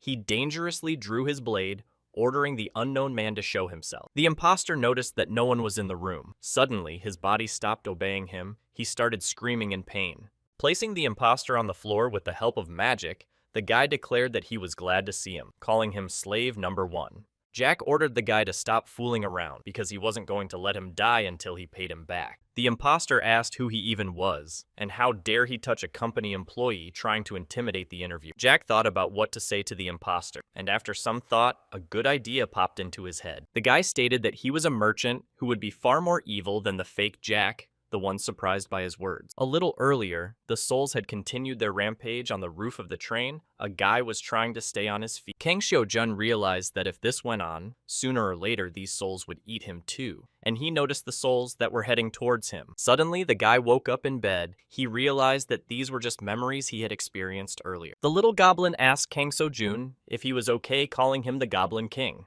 The guy was surprised to see the little lichen not understanding what really happened and why he was obeying him. Kang Xiu-jun received the title of Goblin King. All the goblins bowed their heads to him. The guy found out that he had been unconscious in his bunk for 2 whole days. Choi Hannah was glad that her partner had recovered and was healthy after what had happened. Lycan asked Goron who he was, calling him a scarecrow. The pet looked at the small goblin in surprise. The guy was surprised to hear about national intelligence from the ark that found him in one of the rail cars, assuming the government was alive. Choi Hannah nodded positively and added that Ji Sang-seo had just gone there for negotiations. Kang Xiu-jun asked what kind of negotiation. The girl answered that things were not going well in the ark, saying that they had a great shortage of food, suggesting that the lizards were to blame for cutting off all land route. Choi Hannah added that since Ark had never been able to completely clear out the lizard dungeon, it was now the largest in the city, so the guy assumed that since they had organized a whole corps, the lizards were probably above the C class. Kang Xiu-jun asked what happened to the survivors on the train, because he couldn't remember anything and didn't know what had happened during those 2 days. The girl replied that they were able to find Gong Ji-won among the survivors, but he was hurt pretty badly. Earlier, the detective took Gong Ji-won to the Ark, where the doctors are still there, hoping that they will help him. Choi Hannah added that the others stayed here because the little goblin had no other choice but to say something. Lycan stated that he was willing to do any order. Kang Seo-jun's boyfriend asked what happened to those baby souls, assuming they had disappeared.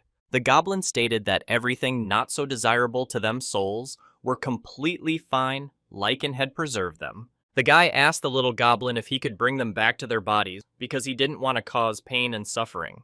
Lycan replied that all the souls are in the hat and are mixed up, and it is impossible to choose or take out any of them, adding that the goblin hat does not belong to him, saying that as long as Kang Seo-jun is alive, it will belong to him only. Kang Seo-jun thought about the strangeness of what was happening, starting from the fact that being a monster, Lycan's name was still glowing white. The name glowed white, and the guy assumed that in that case, he wasn't a monster, but it was hard to call him human either. The boy thought that Lycan had lost his powers while he was trying to put the souls to sleep, in which case there was no point in giving him the hat and asking if there was any other way. Lycan replied that the guy needed to have more royal grandeur for that. Kang Seo-jun didn't understand what that meant. Suddenly, Ji Sang-seo entered the room and said that he knew what Lycan was talking about, and that he had come straight back from the Ark. Kang Seo-jun asked where the detective was, and the guy said that Odeso had stayed at the base for the time being because Gong Ji-won was in critical condition. Seeing the imposter Jack, Kang Seo-jun was surprised that he too managed to survive, who was carrying Ji Sang-sung's belongings after Ji Sang-sung. The guy suggested that Jack and Ji Sang-seo are connected by an angel earring. The comrade responded by giving Jack a very bad deal. Kang Seo-jun realized that Jack's deal was so clean for a reason. Because of that earring, neither he nor the contractor could lie. The guy suggested that there was something wrong with it because how Ji Sang-seo was able to conduct it if he already had the earring on him. Then the guy replied that it was before the closing of the awards, so he just worked out his punishment. Kang Seo-jun asked his partner if he was able to find out anything about the imposter. Jack Ji Sang-seo said that Jack lost his memory by using some kind of drug. The guy asked his partner what he knew about the royal majesty of the horn. He continued to lay in bed. Ji Sang-seo replied that he needed the horns of a goblin who controlled souls with the horns, and he knew where the items made from them were. The guy added that they had a formal request for cooperation from national intelligence, and there was a Bermuda location not far from here. It was said that the team of Ark players who had gone there on an expedition had disappeared in an accident. The team leader, Captain Kim Kang-rel, had betrayed the message of danger to the high orb of the goblin. Ji Sang-seo explained that the Bermuda area was connected to the goblins, and intelligence had asked them to search the place. Kang Seo-jun replied that if it was really a goblin orb, then it would be able to help bring back the children's souls. Lycan added that if it was made of horns, it would allow the king's greatness to stand out even more. The guy didn't fully understand what kind of greatness it was, but he knew that with it, he could become even stronger than he was now. When he opened his stats, he noticed that his level had increased because he had passed the D-class dungeon and could now safely use Vonda's Blade of Regret, even if Imemorian didn't work. Kang Seo-jun stated that he intends to go on a search asking where these Bermudas are. Ji Sang-seo calmly replied that they were in Chamshil at the fairground, which was a very dangerous place. Meanwhile, the fair was a deserted place where there were no visitors for a long time. This place caused fear to the players. Captain Kim Kang-rel was panting and trying to escape from the monsters that were chasing him as the team members called him to safety. The man didn't understand how it could be that this place contained lizards that only lived in the Ark. He didn't remember there being a break in the dungeon. Kim Kang-rel noticed that there were more boss monsters, orcs, and all sorts of evil things in this place, realizing that there were too many of them in this place. After running to safety, the captain's partners hurriedly closed the doors behind him to prevent the monsters from breaking into the place. The partner asked if Captain Kim Kang-rel was okay, and asked the guy what that thing was called. The boy asked what the captain had said about the goblin orb he had once seen in the first dry side. The man said that this orb was also somehow involved in all this, because it could not be that the monsters carry all sorts of equipment that does not fit their characteristics. The partner said that the captain's life was in danger, and that it was not more important to think about how they would get back. Kim Kang-rel replied that they shouldn't worry about it because they would be back. The squad captain realized that they were trapped in this meta, but they had to get back to the survivors, and they needed to make sure no one could enter the place. Later, the train stopped, and Kang So-jun and Choi Hana got off the train, intending to go in search of the goblin ball. Suddenly, Ji Sang-seo told his partner that he would wait for them in the train carriage. Kang Seo-jun asked Ji Sang-sung to take care of the others instead, because this dungeon is still on him, but the partners didn't believe him. He knew that the boss of this dungeon was still a third-ranked goblin, and since Lycan was subordinate to Kang Seo-jun, he also had the right to move the dungeon. The team entered a dark place. Choi Hana tried to light their way using her smartphone. The girl told her partners that there were no traces of either monsters or humans in this place. Chang Gi-yeon felt creepy about it. Choi Hana was glad that at least this way, she was finally going to the fair. Kang So-jun asked her partner that she had never been there before. The girl replied that she debuted at a very young age and dreamed of walking quietly in such crowded places because they did not even organize any events there. Kang Seo-jun forgot that Hana was the most famous idol in all of Korea because everyone knew her. Choi Hana told her partners that they were in position. They approached an abandoned, intimidating building. Jang Gi-yeon went first, saying he was excited about the fair. Choi Hana asked Kang So-jun to keep up with them and catch up. Kang So-jun suspected something wrong with this place because it was too clean, a place where the fair usually took place, and he assumed that no one else would show up here. The girl was shocked by the big rides that were in that place. Jang Gi-yeon suggested that the partners go on that ride. Kang Seo-jun watched the behavior of the team, who were acting like children. He felt as if he was back to his normal life and there were no problems and hardship. The unexpected sound made the team nervous because they didn't know what to expect from this place. Kang So-jun hurriedly activated his dragon eye to detect danger in time.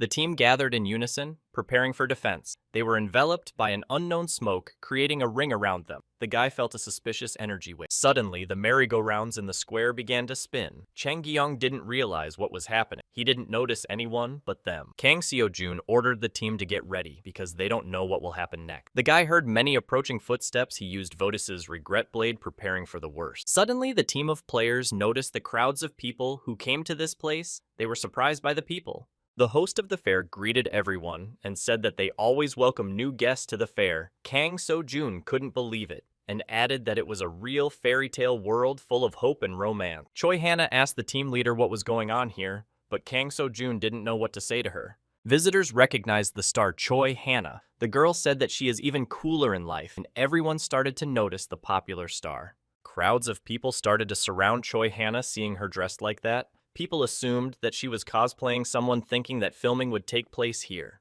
People started asking for the famous girl's autograph. Kang Seo-jun said that he didn't know what was going on here, but they needed to get rid of the crowd. Kang So-jun used the smoke grenade to discreetly leave the place and get rid of any unnecessary stares. The visitors were frightened to find themselves in the smoke from the grenade. They did not understand what had happened, because such things should not be at fairs. Fans lost sight of Choi Hana, who disappeared with the smoke. Some of the people decided to report it on their social networking. Suddenly, strange disguised workers began appearing all over the fairgrounds to follow Dreamside players. Kang Seo-jun said that they drew too much unnecessary attention with their actions, and Choi Hana suggested that it was because of their unconventional costume. The girl said that they needed to change. Kang So-jun thought about the suggestion of her partner. A little later, After they had changed, Choi Hana said that she hadn't worn her school uniform in a long time, and her partner agreed with her word. Jang Gi-yeon informed the team that he won't be cross-dressing Kang, so Jun asked if he was sure about it. The guy said he likes attention. Choi Hana asked if everyone was ready. Jang Gi-yeon asked why she needed the hat since it seemed inappropriate for her.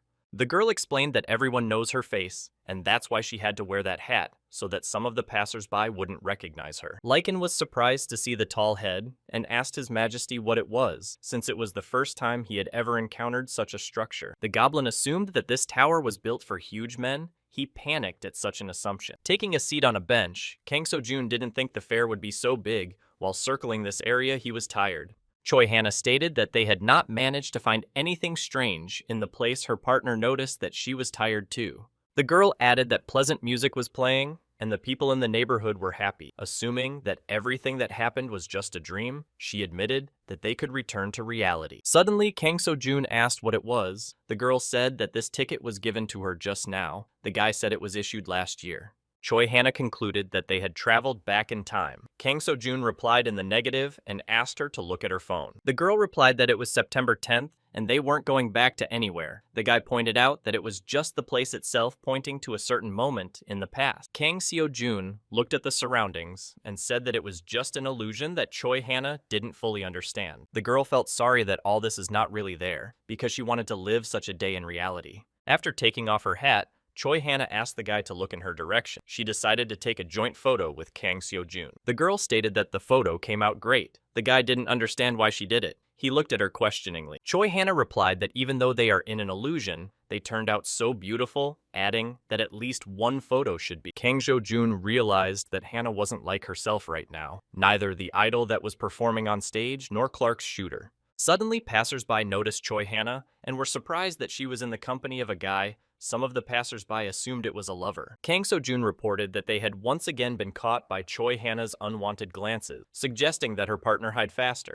Once at the location, the team began to quickly run away from the visitors who tried to chase them. Choi Hana asked the captain what they should do in the current situation. Kang So-jun suggested that they start by breaking away and hiding from the crowd of her fans. Kang So-jun said that they need to figure out why things are like this here, and some of the fairgrounds are empty. Running into the ride stall, the team decided to take a breather and figure out what kind of place they had gotten themselves into and how they could find the goblin orb. Kang So-jun assumed that this was not a dungeon, and the team members were shocked when they heard this assumption. The ride continued to function, and the boys climbed higher and higher above the place, with the whole neighborhood visible from the window. Choi Hana asked where they were suggesting that this place was perfect for a themed dungeon. Kang So-jun replied that he thought so too, but he noticed that when they entered the dungeon, neither of them had received a notice to enter the dungeon. Jang Gi-yeon was convinced by his word. The girl asked what kind of place it was in that case. The guy realized that their thoughts had been criticized,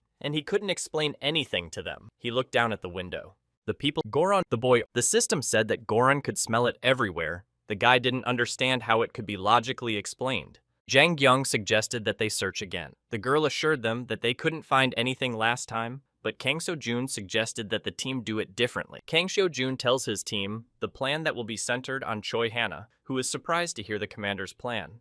The girl doubted that this plan could work. Kang So-jun replied to her partner that they had no other option. Jang Gi-yeon informed the commander that he and Lycan had finished the preparations related to the scene. Kang So-jun praised them. Choi Hana said that if they were going to have a concert, it should be at the highest level. The girl visitors noticed that something was happening on the stage. Someone assumed that there would be a concert there. They heard Choi Hana's song.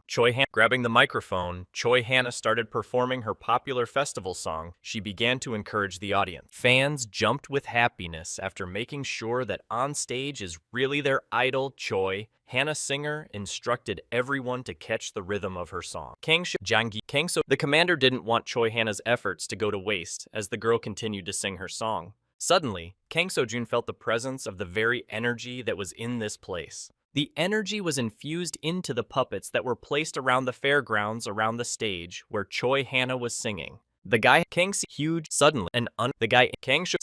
announcer's voice got stale and started repeating the same thing. The ambient noise changed, and the people who were at the fair started acting strangely fixated. Suddenly, the host, Changyong, pointed to the direction from which the danger was approaching them and was shocked at what was happening. The commander, Kang Sojun, used Von Dies's regret blade, advising the team members to prepare to fight the approaching monster. The commander asked the other players to be as careful as possible. The host indicated that the Monster Party-themed dungeon was open. The host, Kangshu, suddenly, the commander noticed the presence of a high-level monster that his partner was unable to handle. Lycan also tried his best to fend off the monsters that continued to pounce on him, but the goblin wouldn't give up.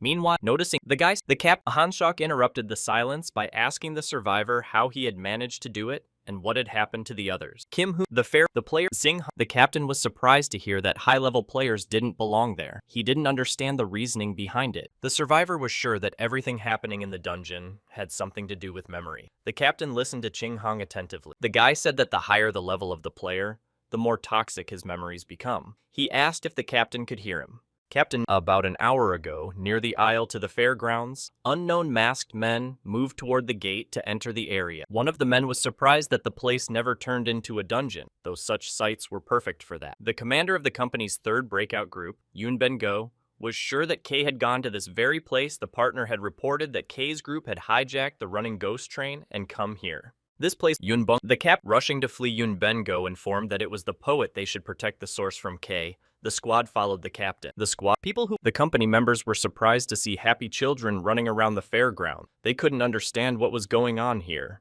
The masked men did not understand what this place was, for it looked full of life outside the fairgrounds and people were out of the question. The buildings at the entrance outside the fairgrounds looked completely abandoned, and in this place, it was as if nothing had happened like before the opening of the second dream side. The squad leader asked his subordinates to listen carefully to his men warily. The commander could not believe his eyes, thinking that such a thing was impossible in the current situation. Suddenly, he heard a familiar song. Yoon Ben-go suggested that Choi Hana was here with Kang Seo-jun, whom they wanted to interfere with. The squad leader ordered everyone to go to the stage. Everyone followed their commander, who did not know what awaited them next. Suddenly, Yoon Ben-go noticed that day had changed to night and decided not to dwell on it because the place was too strange. Suddenly, grabbing a weapon, the squad leader managed to disarm the monster that suddenly attacked them. Yoon Ben-go did not understand what kind of strange monster had taken over in the middle of the fair. He noticed that a crowd of similar monsters began to approach them. The squad leader ordered everyone to prepare for battle. The men did not oppose his order and aimed to resist the monster. The masked man told his subordinates that they should kill the monsters as soon as possible and then go in search of Kang Seo-jun. Suddenly, the commander froze at what he saw in front of him. He couldn't believe that this could really happen. Yoon Ben-go noticed that K was standing in front of him, whom they intended to interfere with, but he didn't understand how he managed to detect them. Kang Seo-jun didn't look like himself. His eyes were sunken in darkness, and Yoon Ben-go doubted that the real K was in front of him. Choi Hana continued to resist the monsters that continued to rampage through the area. Lycan stated that they needed to help the king. Suddenly, he noticed the goblin not realizing what he was doing in such a place. A second-ranked goblin appeared beside them and intended to attack the players who were resisting the monsters. Lycan attacked the goblin, stating how he dared to go against the Goblin King, but he didn't feel much damage from hitting this little guy. With a powerful swing, the goblin threw away the insolent goblin who was unable to grapple with him. Lycan flew away from his opponent, dropping his weapon from his hands as he tried to recover from the blow he had received. The goblin didn't understand how it could happen that such a squishy man would fight back. He noticed that the second-ranked goblin intended to strike at him again. Chang Gyung rushed to the goblin in time to save him from being hit by the enemy. The little boy didn't understand what was happening. Lycan asked his partner to put him on the ground. He was going to kill this insolent monster who dared to defy the king's will. Chang Gyung replied that Lycan would not get away with it. Chang Gyung tried to calm the petty goblin by saying that they needed to get off. Lycan pointed to stop scratching his tongue and vigorously put him on the ground. Suddenly, the giant Chang Gyung appeared in front of the partners and pointed out that Lycan could attack him, but the little guy was in no hurry to do so. An accurate shot made the monster giant go to another world. The guys were saved by Choi Hana's shot. Chang Gyung was glad that his partner had rushed to their aid in time, because they would hardly have been able to deal with him alone. The girl asked the guys to hide quickly, since they can't offer proper resistance to such monsters. The guy asked, but how she would be able to stand up to them alone. Lycan pointed out to the guy that they should take the girl's advice and hide. Lycan stated that apparently now he wasn't as good at fighting as he was early on, and so they needed to leave to avoid causing big problems for their team. The little goblin assumed that when he tried to control all the souls, his powers had dissipated, but he still didn't regret it because it was His Majesty's order. Zhang Guiyong and Li Kun decided to run to Kang Sojung, who was fighting nearby, and when they arrived at the commander's house, they were surprised by what they saw. Kang Sojun emitted an unknown magical power. He noticed the guys who came running towards him, but didn't say anything. Chang Gyung noticed that Kay had turned into Imamanrian Lycan, was tensed by what he saw, and sensed something wrong with what was happening. The guy wanted to say that they couldn't be afraid of any monsters in this captain's form, but Kang Sojun suddenly tried to attack them, and Zhang Guiyan managed to dodge his sword. Zhang Guiyan didn't understand what Kay should do since they were a team, but Kang Sojun stood there and glared at the guy angrily. Lycan hurriedly reported that Kang Sojun's energy was different from normal. Zhang Guiyan asked what that meant. Chang Jiang noticed that his commander didn't give up trying to attack him. He thought Kay was trying to get back at him for the past incident. Suddenly, the real Kang Sojun stood up to Zhang Guiyan's defense and resisted his clone. Kang Sojun asked if his comrades were intact. The goblin was pleased to recognize the true Goblin King. Lycan assumed that he now had two masters. He didn't fully understand what had happened to Kang Sojun. Kang Sojun asked Lycan, in his opinion, which of the two of them is the real king. The guy activated the title of Goblin King. Lycan replied that he was the real one and asked what kind of clone of His Majesty Kang Sojun, said that he himself didn't fully understand what was going on. Kang Sojun indicated that they would act quickly, asking the members of the commander to prepare for battle. Kay's clone was intent on dealing with these players. He was enveloped by the many souls he obeyed.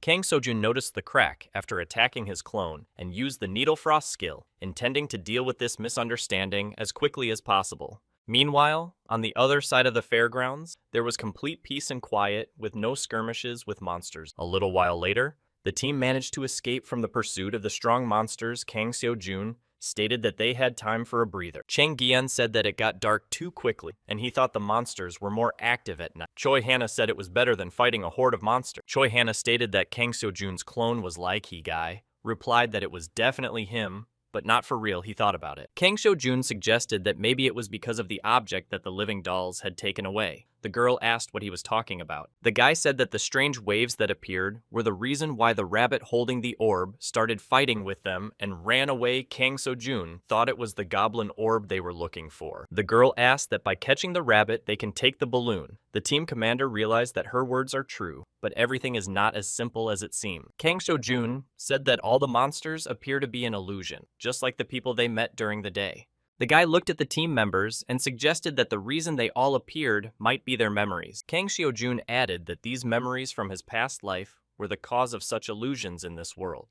Chang Jian stated that he didn't understand anything. The commander explained that after they got off the ghost train, he no longer turned into Amamanrian. He added that none of the creatures here could have known that Kang Sojun was him, but he and his partners remembered it, assuming that the object had somehow affected their memory. Kang Sojun didn't know why the memories of Imamanrian stood out, but he decided to think about it for a while. Suddenly, the commander asked his partners how they liked his image as Imamanrian the guy, and the girl were surprised to hear such a thing. Zhang Guiyan replied that this image was striking. Choi Hannah said it was adorable, but a little scary. Kang Sojun realized that this was the emotion that made it easy for anyone to drag the monster into reality. Every player is afraid of something, and that's how all those monsters that attacked them appeared, and Kang Sojun's clone appeared as an object of fear from memory. The boy assumed that his Khan was Lycan's fear, since he had previously fought him and lost. Suddenly, the guy allowed the idea that the monsters they were fighting were taken from the memories of the team. Then soon, his fears would begin to materialize. Kang Sojun assumed that if that was the case, the ferocious dragon from the C-grade dungeon tomb that he feared would soon appear.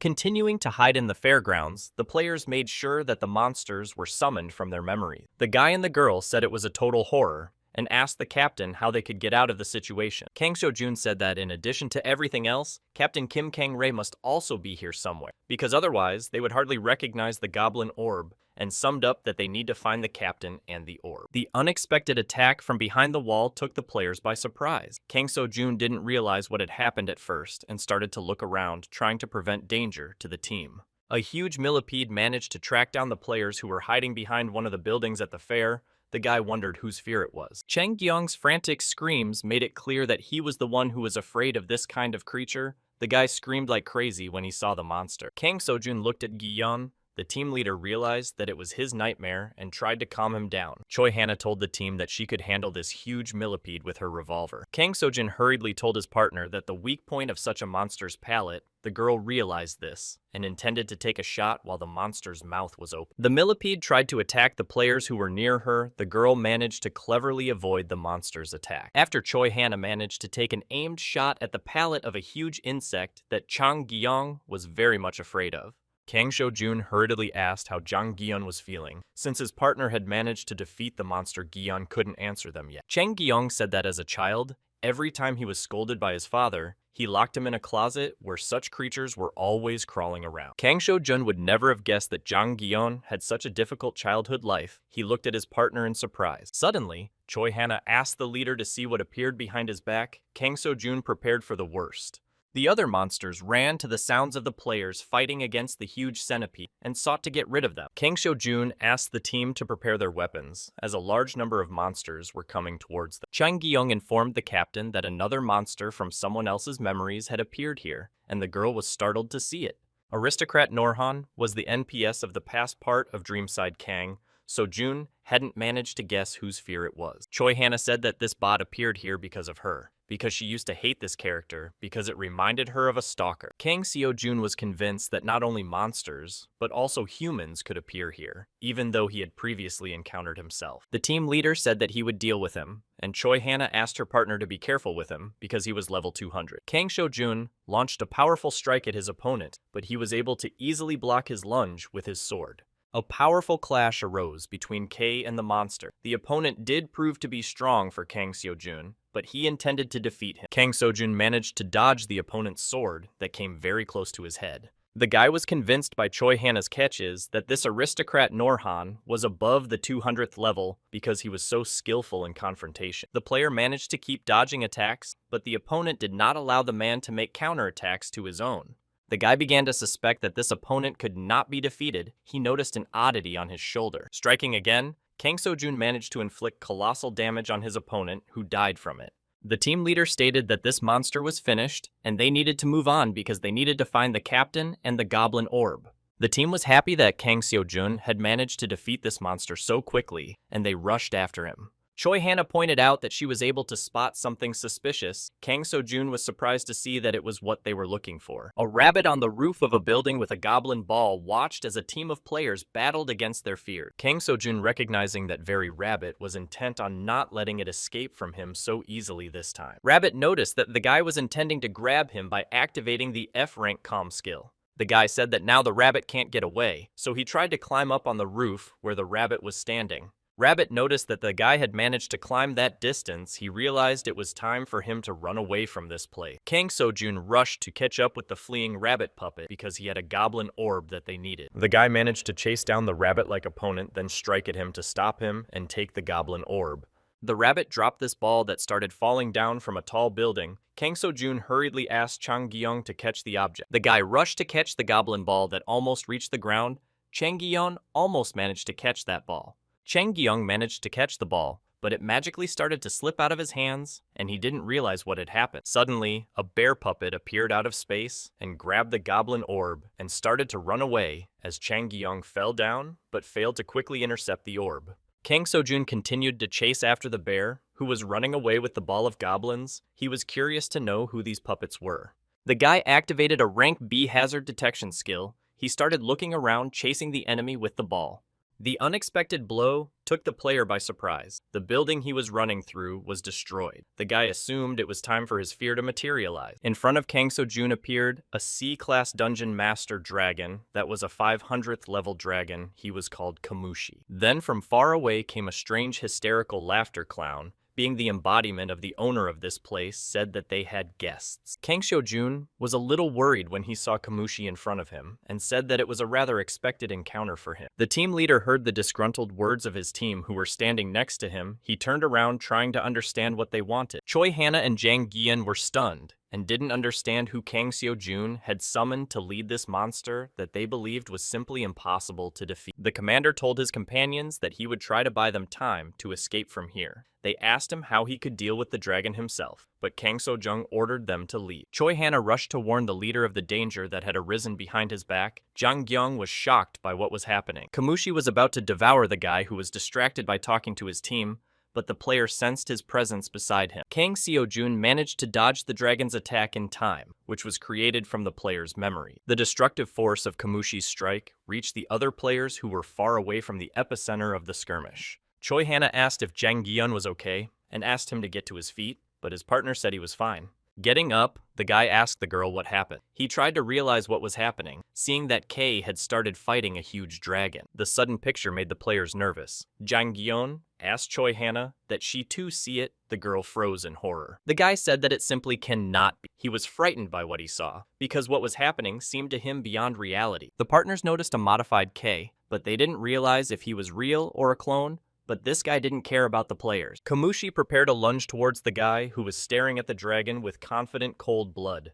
The real Kang Seo-jun noticed the appearance of his clone, who was about to fight the dragon and didn't know what to do in the situation. After looking at the doppelganger, the player stated that he looked exactly like him and was alarmed by the resemblance. The player doppelganger, summoned from Lycan's memories, stood with a broken sword, intent on fighting Kamushin. The dragon approached the boy, and then for a moment there was silence between them. They looked at each other, trying to assess the strength of the opponent. The dragon began to accumulate the magical power it possessed from its jaws, and the glow that heralded the monster's attack began to drain away. Kamushi struck the clone with a powerful magical blow from his pasni, which responded to the entire neighborhood of players watching with concern. The monster's attack caused the clone to move the building it was on, was destroyed. The dragon began to change its position.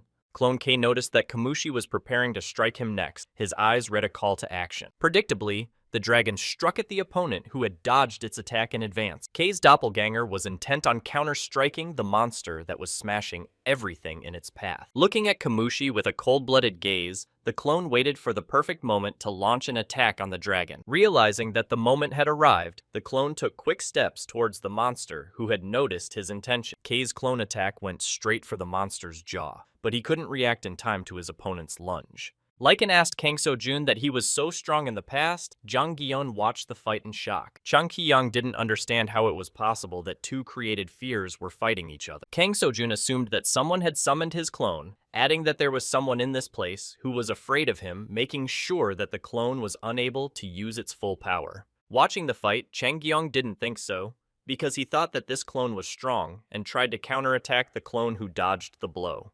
Chang Gyeon asked that this clone was now fighting half-heartedly. Kang Seo-jun said that if they met the real Kamushi, Chang Gyeon would be in a seizure at the mere sight of him. Kang Seo-jun noticed that the dragon had the same perks as the real Kamushi, and continued to watch their fight with interest. Kamushi used endless flames as well as black smoke player, allowed that the characteristics of weapons with which you can deal with the dragon remain the same. Noticing that K's clone didn't have such a weapon right now, Kang Seo-jun was sure that this clone would lose to Kamushi. Dragon somehow also slaughtered Kang Seo-jung in the first dream side because he was also unarmed. K's clone was intent on dealing with this huge monster, starting to close the distance with it. Striking a powerful blow to the dragon's body, the clone was confident that he would be able to overpower Kamushin. The dragon took powerful damage. The dragon threw the clone off his body, intending to attack him in response. K's clone tried to close in on the monster's attack. Kang Seo-jun realized that even if K couldn't win, he'd drag them out for a while and watch their clash curiously. Ki continued to launch multiple attacks on the huge dragon that was trying its best to counter the clone. Kang Seo-jun told the team that while the clones were fighting,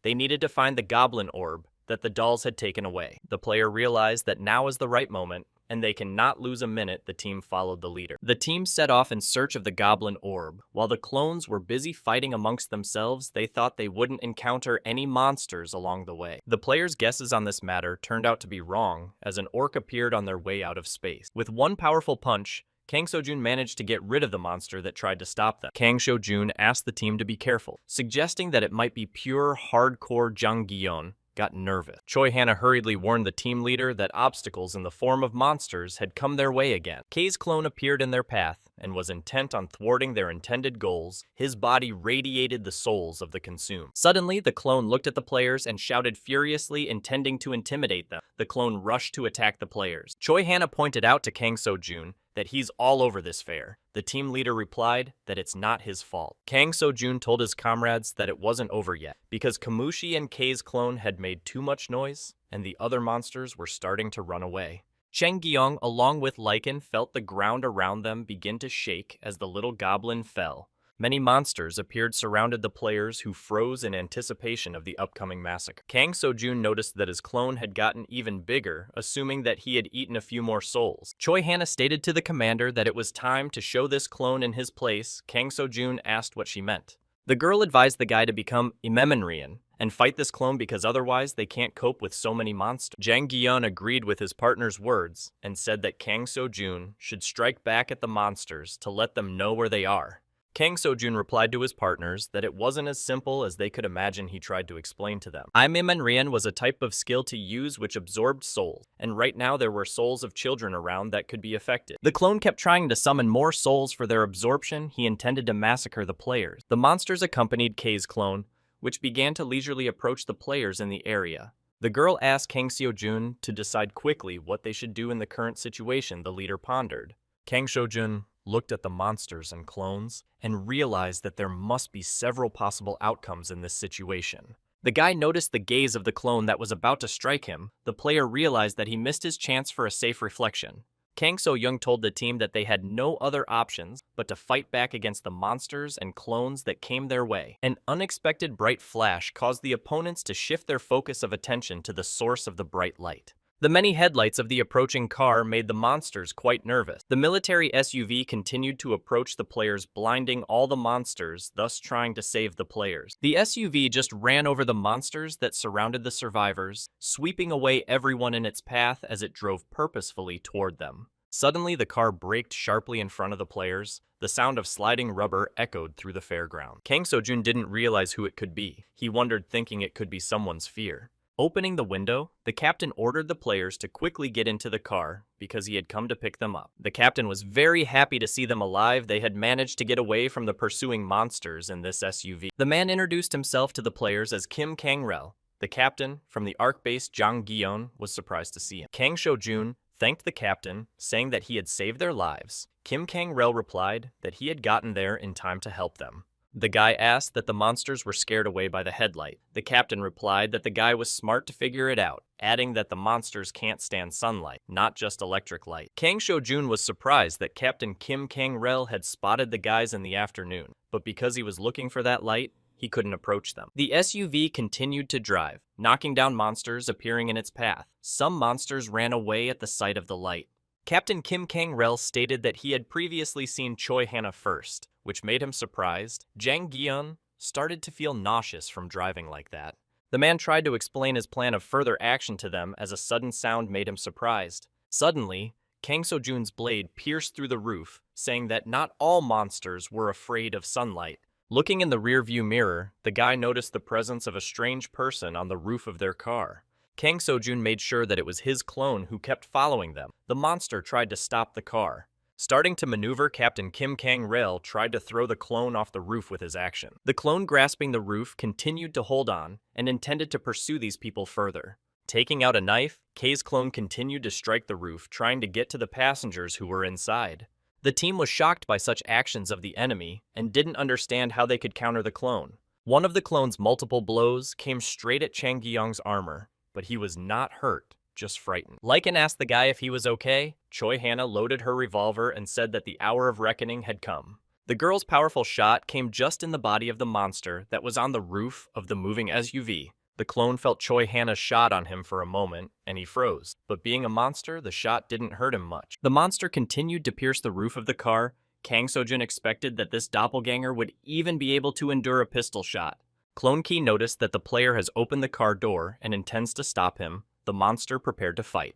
Kang Seo-jun deftly jumped onto the roof, intending to get rid of the annoying monster that was chasing them. Clone prepared to fight the guy Kang. Seo-jun tried to catch his balance on a moving SUV. Reaching for his blade, K's doppelganger began to attack the player and managed to dodge his opponent's quick attack. Kang Seo-jun managed to grab the clone's arm, with which he attacked his monster, surprised at this turn. Suddenly, the guy threw the clone over his shoulder, thus disarming it for a while. The clone collapsed powerfully onto the roof of the moving car, intent on getting rid of the annoying stalker completely. The monster tried to get up. Looking around, he noticed the player's intentions. The captain continued to steer and watch the fight.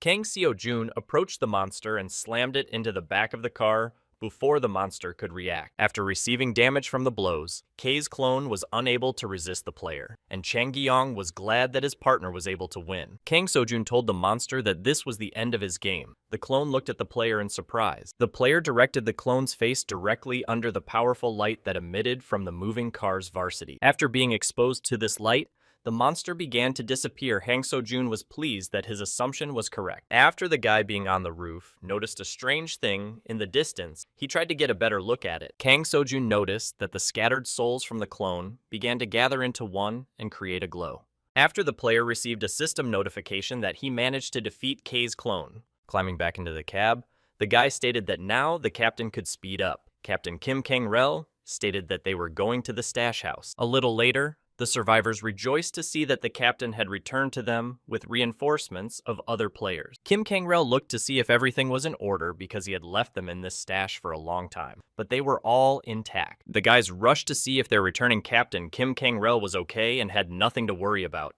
Suddenly, the survivors noticed that among the newcomers was a celebrity. Choi, Hannah Captain, asked the guys not to bother the girl and bring him a potion. Kang Seo-jun learned that the commander was glad that everyone was okay. One of the survivors stated that they were very worried about him. The survivors handed Choi Hannah a potion that could restore the player's strength and stamina in an instant. The captain asked Kang Seo-jun's crew how they ended up here. The survivors didn't understand why reinforcements hadn't come. Kim Kang-rel told the others that C-class monsters had just appeared outside, and the guys from his squad were surprised by it. The captain informed the players who were in the stash that K's clone and the dragon he summoned were fighting like crazy. The guys were surprised to hear mention of that top ranker K from the first installment of Dreamside. Kim Kang-rel pointed out that it was he who was right in front of them. Kang Seo-jun was surprised at such an introduction. Kang Seo-jun realized that these players really think that the K that's outside is the real one. Looking at Choi Hannah, the guy realized that these survivors didn't know about Hannah's gaming identity, but realized that it wasn't that important right now. The captain told everyone that this was their chance. While Kei was fighting Kamushi, they should take over that dungeon. Kang Seo-jun was surprised to hear that this group of survivors had managed to find a dungeon in this place. The lad decided to ask the captain that they had indeed found the dungeon. The man shifted his gaze to the lad. Kim Kang-rel proudly announced that they had indeed managed to find that necessary dungeon. Kang Seo-jun noticed a drone operator flying over the fairgrounds and surveying the surrounding. The guy was surprised at this, because in the first Dreamside such a find could only be dreamed of. The operator continued to steer the drone in the right direction. The operator informed the captain that the drone had almost reached its intended target. The drone was almost approaching the limits of the area. Kang Seo-jun assumed that the drone was flying outside the fairgrounds, but he didn't fully understand why they were doing that yet. The drone made its way to Lada's Basha, which was shrouded in magical powers. The moon illuminated the tall glass building. Kang Seo-jun asked the operator if he could fly closer to the building, and the guy said no, because then they would lose contact with the drone. The guy noticed that there was a dungeon in this place. He continued to watch carefully what was happening on the screen. The operator indicated that this dungeon was not like the usual ones. They managed to find a place that looked like an entrance. The portal to the dungeon looked like just a hole that looked like a black hole. The operator added that they hadn't gone in there yet. Suddenly, the sharpness of the picture began to fall. The guy asked the operator what was going on, because before approaching the portal, everything was fine. Kang Seo-jun suggested that something was wrong, and the operator replied that the drone had stopped responding to his command. The operator reported that his drone began to fall. Kang Seo-jun assumed it was being attacked by monsters, but it didn't seem that way to the operator. Suddenly, a human leg appeared on the screen. The guy asked if he could see who it was. The cameraman said he would try to point the camera at him now. The drone's camera, at the operator's command, began to change its direction of focus, gradually transmitting a new image. Kang Seo-jun saw that it was the masked company members who had knocked down the Ark's drogue. Seeing these people, The guy admitted that they could have summoned his clone Dark K, but he didn't share these thoughts with anyone. The last thing players noticed was Yunben Go intentionally starting to smash the fallen drone's camera with his foot. The operator was very sorry to lose his drone. The rest of us looked in amazement at the guy who lost his drone. Choi Hana reported the option that this dungeon might belong to a company. Kang Seo-jun replied that such a theory was unlikely. Kang Seo-jun explained that if these people had really created this place, Dark Key wouldn't be here. The guy realized that the members of the company who ended up in this place needed to be stopped anyway. Kang Seo-jun noticed the captain's strange reaction, who froze at hearing the guy's arguments. Choi Hana was also surprised by this reaction. Captain Kim Kang-rel began to realize the words he had heard. Kim Kang-rel asked that, in that case, K was drafted, and he is someone's worst nightmare. Kang Seo-jun decided to tell everyone present how everything happened from the beginning and what's going on in this place. Meanwhile, the team from the company realized that they had been spotted because the drone was near the dungeon they had discovered. Yunben Go asked his subordinates who it could even be since they barely escaped from K. Suddenly, one of the guys asked the boss to come over and take a look at what they had managed to discover in the place. The subordinate pointed out that it looked like a dungeon, but Yunben Go wasn't so sure about it. He thought it was too strange. Yunben Go stated that he had seen many different dungeons, but this was the first time he had seen such a dungeon, stating that they only knew one. Pointing to the portal, the leader of the group was intent on checking out what the portal was, since they were tasked with thwarting K. Yunben Go said that this was the place where all the power of the Bermuda Triangle was concentrated. Clenching his fist, the leader added that such a chance comes only once in a lifetime, and they should take it. The commander suggested that by taking advantage of this, it could very well become their weapon, asking what would happen if more Kamushi-like creatures appeared, and then they wouldn't have to fear people like K. Yunben Go added that if anything went wrong, they would just blow up the place, deciding to stage a dungeon breakout with the Dungeon Flower. The company's mission was to promote dungeon breakthroughs by speeding up the transformation of weak dungeons using Dungeon Flower, but members of the organization also studied them and turned them into weapons against players. One of these dungeons was the D-Class Ghost Train, which was the main achievement of the first break group. Members of the team knew that if it worked, they would be on the same level as the first group. Yunben Go pointed out that they could earn bonuses at the same time and asked if everyone was ready for the promotion. The group said yes. The group commander was about to move into the dungeon when suddenly an unknown person quickly ran near him and forced Yunben Gong to abandon his plan. The unknown man quickly ran through the crowd, who didn't realize what it was. They noticed the silhouette of a bear.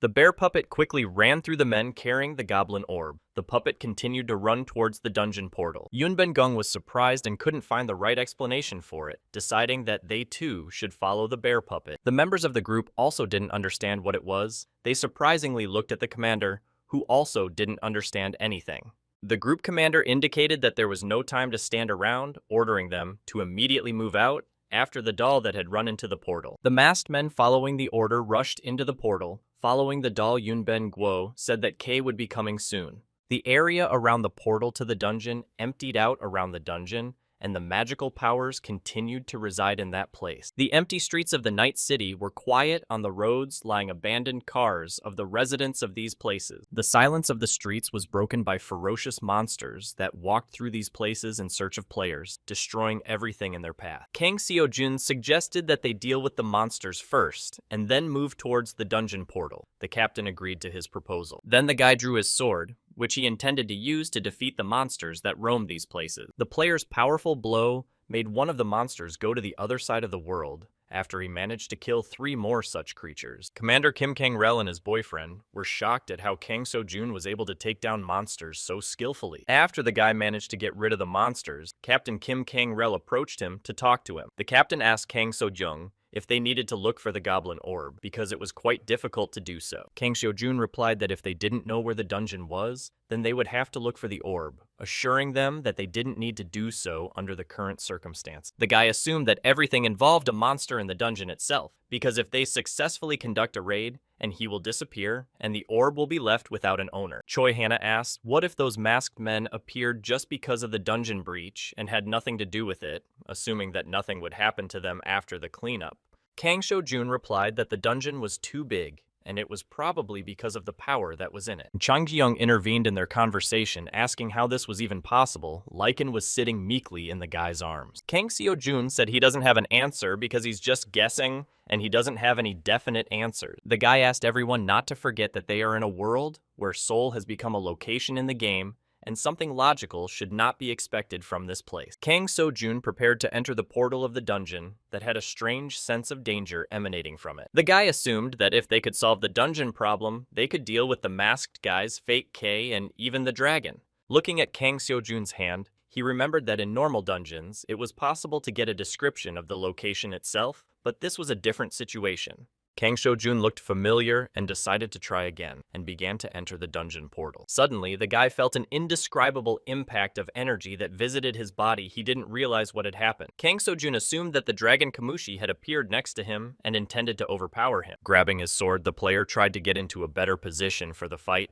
He wasn't entirely sure it was a dragon. The guy's guesses were correct. It was a huge unknown creature like a flower with many sharp teeth. The system reported the awakening of an unknown force in the fairgrounds. Players were surprised by this turn of events. The players noticed that the creature was about to attack them with its fangs, and it resembled a plant that Kang Seo-jun had previously encountered with his team. Kang Seo-jun prepared to attack the monster that had appeared on their way into the dungeon, and the others also prepared for battle. The system informed the player that there was a new quest for them. In this place, Kang Seo-jun landed many blows on the monster. Choi Hannah was surprised that right here, they had access to a new quest. Guy did not know what to say to her because he was busy fighting the monster. The task of turning the dungeon in the location fair appeared Parasite. If all conditions are met, the system will create a theme park dungeon of the puppeteer Pierrot. Kang Seo-jun was surprised that the reward for completing the task was life and the punishment was death. Meanwhile, the train stopped at a station near where this fair was. Kang Seo-jun and his crew were unaware of its arrival. The players began to get out of the train car that had arrived at the station they intended to pass at the fair. One of the guys thanked Jack for driving them to this station, because otherwise it would have taken them a long time to get there. Jack replied that he was ready to fulfill any whim of the players for their money. He was satisfied that he was able to please this group of players. The guy wondered how Jack at such a young age managed to establish a lucrative business, because he captured the D-class dungeon and now drives it now. One of the crew turned to the captain, who stiffened and stared at the young businessman Jack. The guy announced that they needed to move out by shining a flashlight into the darkness they needed to go into. A group of players headed down the dark tunnel towards the exit of this place. They intended to reach the said place without casualty. The commander pointed out that they were about to enter a place where high-ranking players shouldn't be, and besides, none of them had played the first Dream side. The boy assumed the captain was trying to say that there weren't any old guys with more experience among them. The commander replied that he was right, because that's why their squad had come to this place, because their experience was only about what they could handle on their own. The guy stated that the gap is that they don't know if those two top warriors went into that place. The commander asked what he said about Kay and Clark. Kay and Clark were very famous, strong players from the first part of Dream side that everyone knew about. The guy couldn't believe that the best shooter of the game could be Choi Hannah. The commander also couldn't believe that the idol Choi Hannah was Clark. The commander assured that if they really were invincible, it was safe to assume this was a Class 1 danger zone, ordering the team to be careful. A team of weak players approached the gate to the fair that was located in Bermuda. They saw that the basement was blocked. The guy stated that the passage was definitely open before they arrived. He didn't understand what happened. The commander indicated that the exit was blocked and there was nothing they could do. The team decided to go around the other entrance by climbing the stairs that led to the top straight to the fairground. The boy was shocked by what he saw. He froze with horror. He did not realize that such danger would await them from the start. Huge monster tentacles were crawling all over the area at the exit of this place. Players were terrified of the upcoming battle. The monster smashed everything in its path. Lifting the car that was parked on the street, it began to squeeze it as if it were a tin can. The group commander asked the others what kind of plant this was, but none of them knew since they were new to this. Suddenly, a huge Kamushi dragon flew over them, and the players became even more worried and tried to hide. The guys were shocked to see a dragon that flew by them and disappeared behind one of the tall buildings of the place. One of the players stated that this monster was a C-grade girl, stating that she had never even had such nightmares. The player was puzzled by the dragon's appearance, that he didn't notice the plant grabbing his leg and intending to drag him away. Jung Seok began calling out to his comrades for help after the monster plant lifted him into the air and intended to devour him. The guy asked the monster to let him go, but it began to drag him quickly under the ground. His comrades were unable to help him in any way. The players looked fearfully at the place the plant had dragged Jung-sook into and couldn't do anything about it. The guy didn't understand what the hell was going on in this place. Some huge dragon of plants waiting at every turn. The commander thought that it was the so-called parasite that appeared at the fair, assuming that it was similar to those that appeared during the transformation of the dungeon back during training. Players have speculated that this place may become a dungeon, in which case Seoul will end. The squad leader realized that they needed to solve this problem, but he didn't know how to do it. The huge plant-like monster continued to rampage through the streets of the city. The newcomers were unable to make the right decision. Meanwhile, Kang So-jun and his team were moving through the streets, where there were also plant monsters, trying to find a portal to the dungeon. Kang So-jun asked everyone to move away because she intended to deal with such a monster with a single blow, so that it would not be an inconvenience in the future. Using his Interguy, managed to make the monster go to another world with a quick movement and activating the skill needle frost. The Bermuda area is a place where many people have mysteriously disappeared, who have tried to solve the mystery of this place. Kang So-jun realized that all the missing people had been eaten by this monster because the others were unable to deal with it. The guy realized that the entire area of this sector was where dungeons appeared and players went missing like this. Kang So-jun admitted that these parasites affected as many players as the monsters in the fair itself. The guy told the whole team that he realized what was waiting for them there next, saying that it looked like a greenhouse for growing parasites. Kang So-jun pointed out that it would take a long time for this place to turn into a dungeon, because there were too many conditions for it to happen, but they still need to hurry and find the boss monster faster than the company people. Kim Kang-rel asked what company he was talking about. Kang So-jun assured that if they can defeat the main monster, the transformation process will stop, and that's the only way to stop the new dungeon from appearing. The captain stated that no matter how hard they tried, they could not stop a transformation of this magnitude. He was sure they needed to return to the Ark first. Kang So-jun replied that they couldn't afford it. He was sure that those people from the company would definitely try to speed up the transition by using the dungeon flower. Looking at the monster, the guy assured that they needed to go to the dungeon right now. The team rushed to attack the monsters. Kang So-jun stated that they must destroy this dungeon. One of the guys noticed that the monsters, Choi Hannah, asked him to duck down and took a precise shot at the plant. Choi Hannah indicated to the guy not to stop and keep running onward, and she would cover him with fire. The commander also began to attack the monster that was blocking their way to the entrance to the dungeon. Team slowly moved towards the entrance. As they approached the portal, Kang So-jun ordered everyone to run to the portal as quickly as possible and go inside because they didn't have time to fight this monster. Jang Gyung said that he would go first, and the team leader asked his partner to be careful in that place because they didn't know what could be waiting for them. Choi Hannah asked why the guy didn't go in. Kang So-jun said that he would go in right after them. After all the players enter the portal, asking her not to worry about him. Commander Kim Kang-rel asked everyone else to hurry up because the huge beast was about to catch up with them, and then their plan would be ruined. When Kang So-jun was alone, he made sure that no one else from his team was left in this place and decided that it was time for him to enter this dungeon after the others. The monster tried to grab the remaining guy, but he managed to deftly leap away from its tentacles, thus moving into the portal. Kang So-jun indicated to the monster that it was time for him to leave too. The monster tried to grab the guy who went through the portal but failed. The system reported that the player had managed to find the secret greenhouse of the puppeteer, Piero. He kept falling in space. He was led by an unknown flow. When Kang So-jun saw the system notification, he didn't understand what was going on and began to wonder if he was in the same place as his team. Kang So-jun continued to fall into the void. He didn't know how long something like this could last. All the players had gone through something like this. HVCE Hannah was told that she had managed to discover the secret hothouse of the puppeteer Piero and was also led by an unknown stream. The girl thought it was still the same fairgrounds. She thought the place looked familiar, but she couldn't see any of them. Trying to find the other players, the girl started looking around the place. She thought they had been accidentally moved around the bash. Suddenly, Licken ran out of the darkness and asked the girl if she had seen Kang So-jun, who was trying to find him in this dungeon. Choi Hannah was surprised to see the small, worried goblin Licken ask the girl to answer where she had last seen his king. The girl replied that she had seen him when she entered the portal, suggesting that Kang So-jun had been transported to another place, and suggested that Licken look for him together. Licken was pleased at this offer. The girl looked suspiciously at the goblin, asking if he was afraid.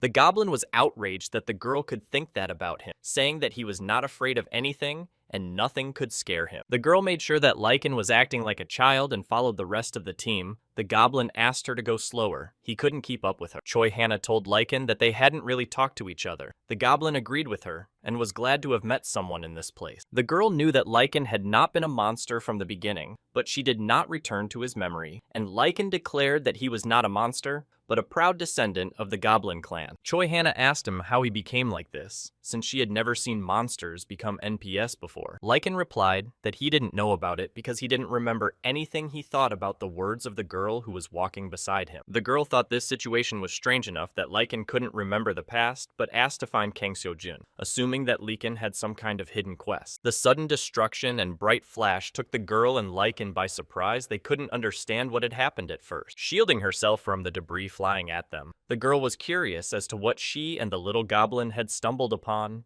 Suddenly, the head of a huge dragon appeared in front of them, and the girl was wary because she realized that she could not handle such a C-class monster alone. Choi Hannah noticed Kamushi and assumed he was dead, since he didn't react to their presence with Lycan. Then Kei's clone entered the room and managed to defeat this dragon. He behaved stealthily. Dark Key noticed the presence of Choi Hannah and Lycan, who were shocked at what was happening and didn't understand what was going to happen next. The girl prepared to use her technique, realizing that this clone wouldn't just leave them alone, for that was Lycan's fear. Choi Hannah stated that Kang Seo-jun said that Kamushi should have defeated this clone, but it turned out otherwise. She used the blood bun technique by taking aim at the clone. The system kept repeating to Kang Seo-jun that he had discovered the secret hothouse of Pierrot's puppeteer. After a long fall into the abyss, the guy found himself in some unknown bright place. He landed. Looking around, the guy didn't see anyone. He tried to figure out what kind of place he was in.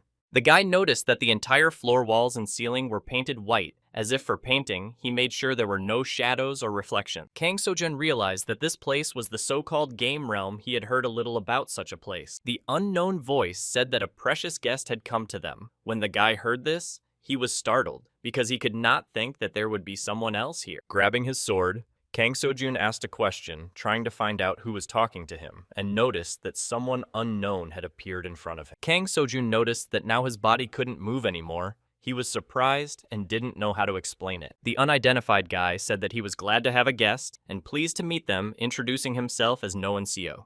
Kang Seo-jun didn't understand who this guy was and what he was trying to tell him in response from looking at him questioning. Noan Seo pointed out to the guest that he should first watch one video that would make sense to him. In front of the guys appeared a big screen on which began to play a video. Bright light blinded the man who got into this room. Kang Seo-jun was surprised at what he saw in the video and didn't understand what it could mean or what was next for him. The video showed the events that took place on October 2nd, 2021 year. Noan Song's first day of work since joining the company. He had never been so close to his dream and promised himself that he would do his best. Late for his first day of work, Noan Song realized that life had its own plans for him. He was too nervous to take on anything. All the guy's business was going downhill one day. On the way home, he was thinking and going over in his head the thoughts of the previous day's work. Then the next day, Noan Seo decided to come at dawn to his workplace, but he didn't have to come so early, but he wanted to be a better worker. Kang Seo-jun assumed that Dreamside had been opened that day, and asked the person standing next to him if that was true.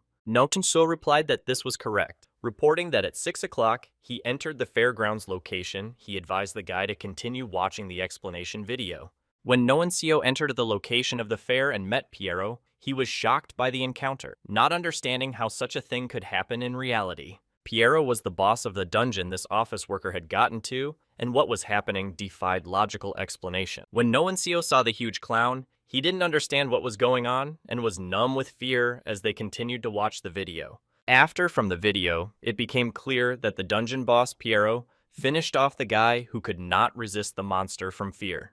The guy's thoughts at that moment were only that he had wasted his life on nonsense, but the goblin orb changed everything. Noan Seo didn't know why Pierrot used the goblin ball and brought him back to life, and then he became a puppet who was completely without memory and couldn't feel anything because of Pierrot's curse. After the dungeon boss handed Noan Sun the orb that saved him, but because of his missing memories, he didn't know what to do with it. The dungeon boss Pierrot ordered the guy who became his puppet to get rid of the people and quietly disappeared at the same moment. After Noan Seo found himself like all the players at the fair, and after the people who entered the place hit the night opening. The fear lodged in people's heads soon turned into monsters that stalked the survivors, overpowering them and taking their soul. The real tragedy happened only when those who managed to survive finally realized what was going on. They understood the main rule, and every time a new person came in, the night shift would start with another monster. Kang So-jun found out that every time someone new appeared, they took their life before darkness came, and the problem was that they were dying themselves. He asked why no one Seo told him about it and showed him. No one Seo replied that he didn't know, suggesting that he just didn't want to be forgotten or to prove that it wasn't his fault.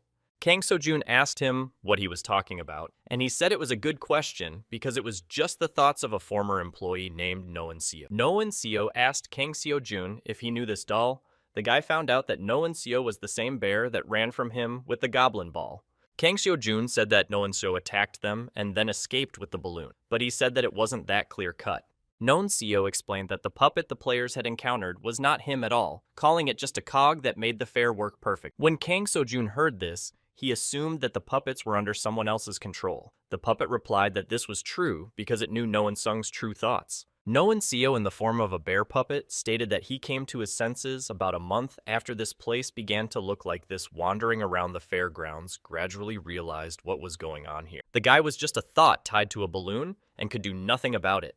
And when his memories came back to him, he dragged around trying to rescue stranded people, but even that never ended well. None. So could understand the reason why night and day did not differ here. For Pierrot liked to read stories of grim narratives. He loved the fear-filled moments that lead from a happy day to a terrifying night. The guy pointed out that Pierre enjoys watching people make extreme choices when they are struggling with pain. Every day, the guy felt all the emotions that made his hair move all over his body. No-one Seo managed to go through this pain, and only after 2 months managed to come to his senses. After asking that his name was K, the guy was surprised that No-one Seo knew him. The guy responded positively, adding that he too was a player in the first Dream side, but he didn't manage to earn any reward for the time he played. Suddenly, No-one Song's body began to fade away, and Kang So-jun asked him what was going on and why he had suddenly begun to disappear. No-one Seo responded to the player that time is short by informing him that to escape the shackles of Pierrot means not being able to exist even as a thought.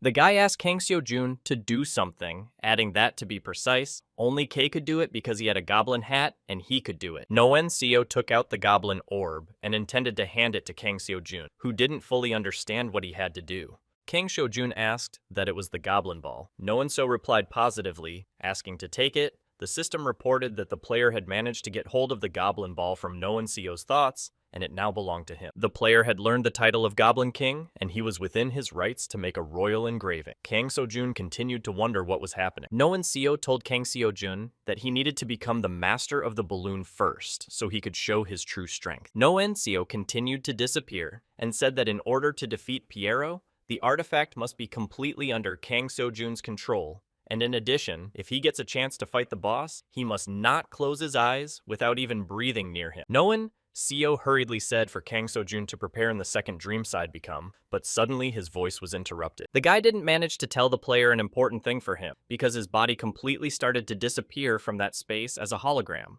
Kang So-jun hurriedly interjected that he was trying to tell him No-one Seo out of last resort, that either way luck would be on his side. No-one Seo finally asked Kang So-jun to watch out for the regular updates that were held every year according to the information he received from Pierrot. Kang So-jun is most endangered. No-one Song's body had completely vaporized. Kang So-jun looked at the many holographic elements that were scattered around the place. Meanwhile, after taking a shot, Chua Hana asked Lycan to hide the bullet, went straight into K's clone, who attacked the girl.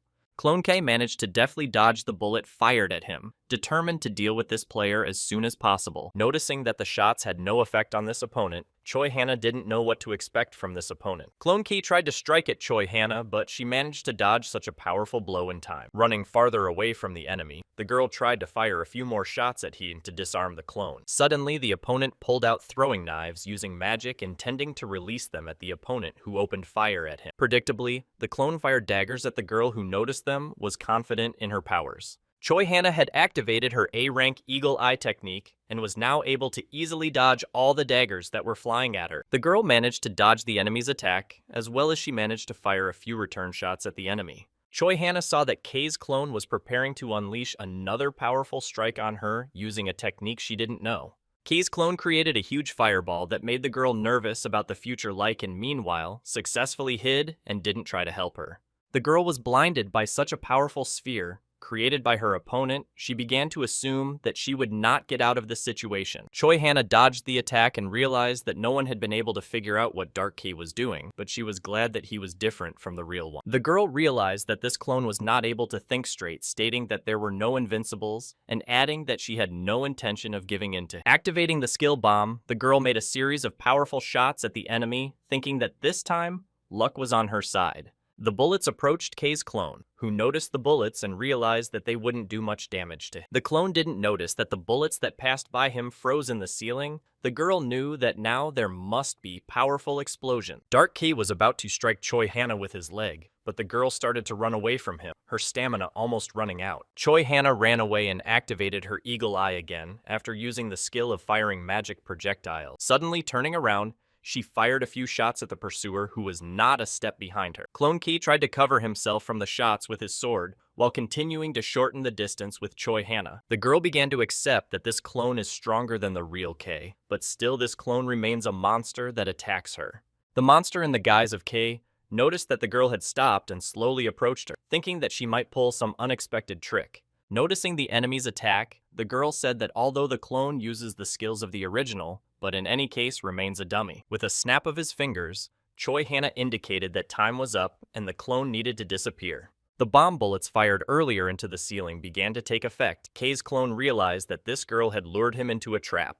Looking up, the clone saw the activation of the exploding shells. He had no way to dodge or avoid it. The monster tried to close. Explosions started falling on him. Debris from the ceiling after the explosions stopped. The clone noticed he was fine. Lifting his gaze to the top, he found large debris falling on him that completely scorched him, and he couldn't get out from under it. Choi Hana looked at the scene calmly and was satisfied that she had managed to defeat the monster in the form of Kei.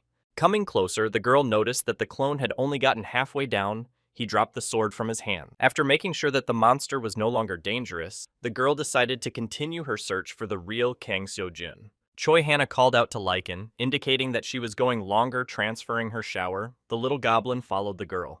The girl hoped that Kang Seo-jun was all right and they would be able to meet everyone soon and continue fighting together. Meanwhile, in the corridor of the tower near the fairground, two guys from Captain Kim Kang-rel's squad were running away. One of the guys asked why the pursuing monster was only hunting him. Turning around, the partner noticed that the pursuer continued to catch up with them. He realized that trouble could happen to his wounded comrade. Kei's second clone chased after the fleeing guys who didn't fully realize what was going on in this place. The guy noticed something strange ahead of him when he heard someone's footsteps. He assumed that it could be his acquaintances or monsters. When he saw Captain Kim Kang-rel and his partner, he was glad that they had finally met, because now they would be able to resist Kei's clone.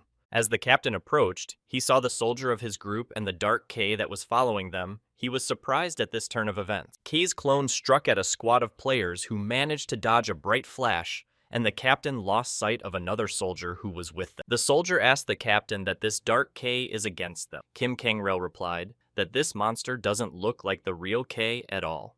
The guy pointed out a bit earlier, the captain had told them that this clone of Kei had fought a dragon that was S rank, being at level 400. The captain replied that Kei had caught all the monsters at the fair, including that Kamushi dragon, suggesting that now the clone had taken to exterminating the players. The soldier hurriedly informed the captain that there was someone ahead of this room. Kim Kang-rel stopped for a moment in surprise. The players noticed Choi Hana's silhouette aiming at them from the shadows. They didn't realize if she was real or if they had fallen into the clone's trap again. A targeted shot passed near the head of one of the soldiers. The guy realized that the girl had a gun. The guy realized that it was the real Choi Hana, and he was happy to say hello to her, but he wasn't embarrassed by the earlier shot in his direction. Choi Hana said that she must have come to their rescue just in time to see that the squad was being chased by another clone of Kei. Meanwhile, Kang Seo-jun was alone with his thoughts in a room unknown to him. At his feet lay the goblin orb that Noenseo had given him. The boy assumed it was time to brand himself. He brought the spike of his gauntlet to his hand, then emitted blood onto the goblin orb that lay nearby.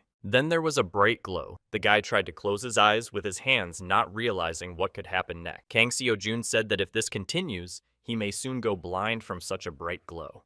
The system reported that King Takabe was detected, then the program proceeded to royal tagging, after which Takabe's spirit tag was placed. Thanks to the royal mark, Takabe's spirit had found its true form. Kang Seo-jun was surprised by such a thing. Kang Seo-jun received King Takabe's ring. He didn't fully understand what it meant, and the ring materialized in his hand. The system reported that King Takabe's ring could materialize a soul. Now, the guy understood why Lycan said he needed to get Takabe's spirit to enhance the king's greatness. Kang Seo-jun looked at the ring he had received, realizing that their actions were not in vain, and he would be able to close this dungeon. Guy assumed that in such a case, the mark and title of King Takabe had been confirmed, and now the Takabe hat had taken its true form. The system reported that the player received the true King Takabe hat was activated by the Kid effect. The player gained the skill, Discerning Gaze. A class guy was surprised at the new skill he received. The skill allowed him to see souls, and allowed him to distinguish between good and evil in souls. Kang Seo-jun realized that with this skill, he would be able to separate souls and bring people back. After putting the ring on, the guy realized that his guesses were right, and the whole point was this Takabe spirit, because the crowds of people and monsters in Lotta Wold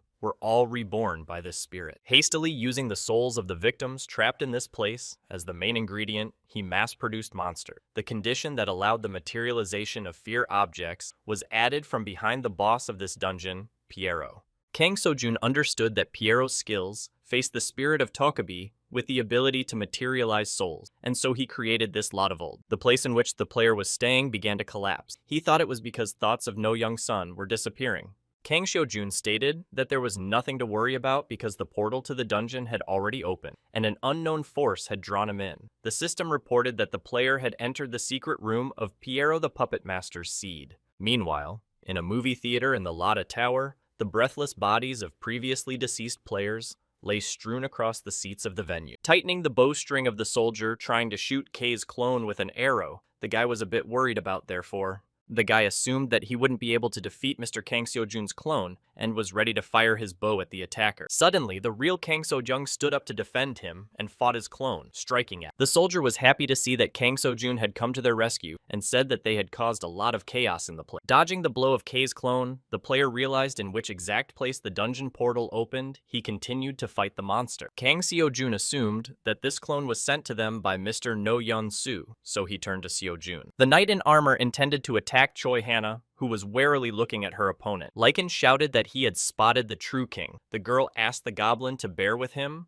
for she would help him. Kang Seo-jun prepared to receive the lunges of an opponent who was apparently on par with his strength. The player from Dreamside's last game was level 200. He was brimming with determination to end it. The guy noticed that the opponent's characteristics were still fixed, and in that case, it was very easy for Kang Seo-jun to dodge his attacks. Kang Seo-jun knew the weakest points of his opponent, who was his clone, and they rushed to attack each other. The player noticed the sword weapon he used back in the days when there wasn't enough attack power to fill gaps in defense. The guy realized that his opponent had quite a few disadvantages that could play into his hand. Kang Seo-jun managed to block his opponent's lunge in time as he was about to counterstrike. The player noticed a short but inevitable pause after the attacks the clone was making using this sword. Catching the perfect moment, the player counterstrikes the clone, who faltered and failed to react in time. A powerful kick from his foot landed on K's clone, who flew back into the wall, unable to parry this attack. Kang Seo-jun drew his sword and began to approach the clone that had lost its health point. Clone K noticed that the player was rushing towards him. With quick movements, he tried to parry his attack this time. Kang Seo-jun remembered that back then, in order to increase the speed of the sword, he sacrificed the characteristics of one piece of equipment, which was Kang Seo-jun's pants, and struck a powerful blow at his opponent's weak point. The player realized that he now had far more experience than he had accumulated in the entirety of his first Dreamside game. After taking the damage, K's clone dropped his sword and screamed from the poly. The rest of the players, seeing what was happening, were surprised by it. K's clone showed with all his appearance that he intended to fight this player until his last breath. The unexpected attack silenced the clone for all eternity, and he didn't have time to react to the player's lunge. The player activated the Shrewd Gaze skill, realizing that the items used by the enemy were long outdated. Kang Seo-jun noticed that the rest of their team members continued to fight the K clones that were everywhere. Choi Hannah intended to get rid of one such clone with a headshot. The clone trapped the girl in the corner of the concert hall. Suddenly, Kang Seo-jun came to his partner's aid and managed to make a strike before she shot at the clone and got rid of it. Choi Hannah stated that their team commander came back just in time and managed to save them, the guy put the gun away. Lycan was happy that the Goblin King had returned Chang Gyong, happily stated that the fake was nothing compared to the original. Kang Seo-jun asked if they were okay, and they all said they were okay because of it. The team commander said that in that case, they should prepare for the next skirmish. Chang Gyong was surprised at this turn of events. A group of players suddenly heard strange sounds coming from behind the walls of this room. Kang Seo-jun assumed that a monster like Kamoosh was approaching them, and the leader told everyone to get ready. After appearing, players realized that the final boss of this dungeon was the puppeteer Pierrot. Pierrot asked the player who he was, and how dare he take his spirit. He laughed evilly, seeing the frightened players. Chang Gyong was numb from seeing the boss of this dungeon. He couldn't move Pierrot. Smelling his fear, continued to laugh. Pierre stated as a player dared to touch something that belonged to the king. He started to let out a loud scream. All the players in the area tried to cover their ears, but it didn't help. Looking at Kang Seo-jun, Pierrot stated that he wasn't even worthy of becoming a victim of this dungeon. The clown's diction and tone were better than a D-rank boss. Some choky guy realized that this was a monster that was born with intelligence. Chang Gyong asked what the sudden appearance of the boss meant, since they hadn't finished the task yet. Kang Seo-jun replied that they were probably just being tricked. He didn't understand what his leader meant. The commander explained that Takabi's spirit possessed the ability to materialize, but it was only a skill that did not give absolute power. The Takabi spirit swore allegiance to its creator, but could not control all of them when they became too many, and absolute power belonged only to the king. The magical power used by Mazoku and demons is only available to beings from the magical world, and beings with minds were called Mazoku. Kang Seo-jun pointed out that this boss Pierrot was a magic monster above the 300th level that they had fought. A player asked the monster with surprise that he is a Mazoku. The rest of the players prepared for battle. Pierrot laughed in response, stating that he was inviting them all to recover the last time he used his powerful skills. Suddenly, movement for the players became unavailable. They became like co-panned on the spot. Kang Seo-jun asked everyone not to worry. Boss monster puppet Pierrot announced the creation of the action zone. The players entered the action zone as the system informed them. Kang Seo-jun found himself enveloped in the magical fog that the dungeon boss had summoned. He noticed the presence of the monster beside him. The guy managed to dodge a punch from an opponent who tried to do so unseen by the man. Kang Seo-jun realized what No Yeon-soo was telling him about the area of effect. The dense magical energy emanating from the boss was enveloping the space and blocking the view. Darkness enveloped the place Pierrot's puppeteer intended thereby to knock out the players of his dungeon. The boy realized that the Dragon Vision skill was useless in this place and decided to rely on his gut. Kang Seo-jun felt the enemy approaching quickly from behind and turned around to see the soldier who was on Captain Kim Kang-rel's team. The soldier attacked Kang Seo-jun, thinking he was the clone who had previously chased him. The player realized that this soldier had been poisoned by the magical energy that the dungeon boss had dispelled. Choi Hana advised everyone not to breathe to avoid being affected by this magical energy. Kang Seo-jun realized that his explanations on how to defend the team were useless against such an opponent. Boss monster Pierrot ordered Kang Seo-jun to regain his spirit by starting to surround the player with his own comrades. After being affected by the monster, the players started attacking Kang Seo-jun because they were not aware of what they were doing. Kang Seo-jun managed to deftly dodge the opponent's first strike, realizing that it was not worth it to strike back at them. The guy managed to disarm his acquaintance with a blow to the back of the head because he did not want to hurt them. Dodging the next attack, Kang Seo-jun intended to do the same to this soldier who had fallen under Pierre's influence. Kang Seo-jun used the skill of exchanging for a fishing hook of weakness will disarm the next comrade. After disarming all of the attackers, the player swapped his weapon for Bondisha's Sword of Unfulfilled Hope. The guy noticed that all the people he had neutralized were getting back on their feet, intending to attack him again. Kang Seo-jun realized that there would be no end to this kind of action, and was glad that Choi Hana was not affected by this magical energy. The system reported that the spread of the magical poisoning had been temporarily stopped. The guy realized that his equanimity was helping him hold on, but if he stayed here too long, he would also become Pierrot's puppet. The player realized that the only way out is to defeat Pierrot before the magic completely consumes him. After using the ring, the guy decided to act as quickly as possible because he had too little time left. Kang Seo-jun activated a rank A discerning gaze skill. His body began to change. Pierrot's puppets began to feel an overwhelming fear of the energy that began to emanate from Kang Seo-jun. Pierrot's spirit has stated that he sees the true power of this player, who has activated the special skill equipment hat, Tokabi's Ghostly Flame Hat.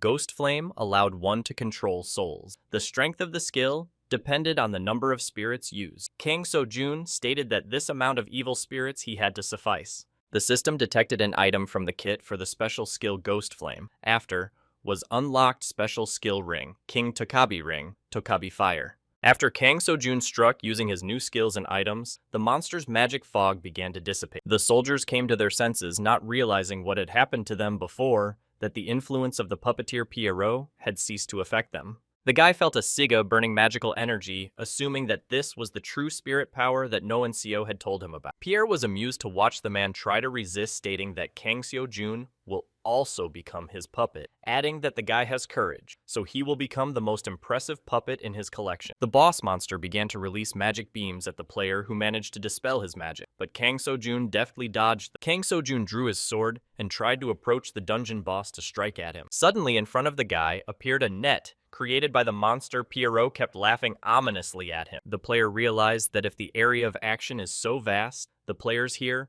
will be unfortunate enough to be surprised that the monster managed to plan such a thing. Suddenly, Lycan began to attack. Telling His Majesty that the time had come, Kang So-jun was surprised by the goblin's changed appearance and assumed it was because of the ghostly flame. Pierrot continued to laugh sinisterly, calling people pathetic. He tried in Nova to attack a strong player.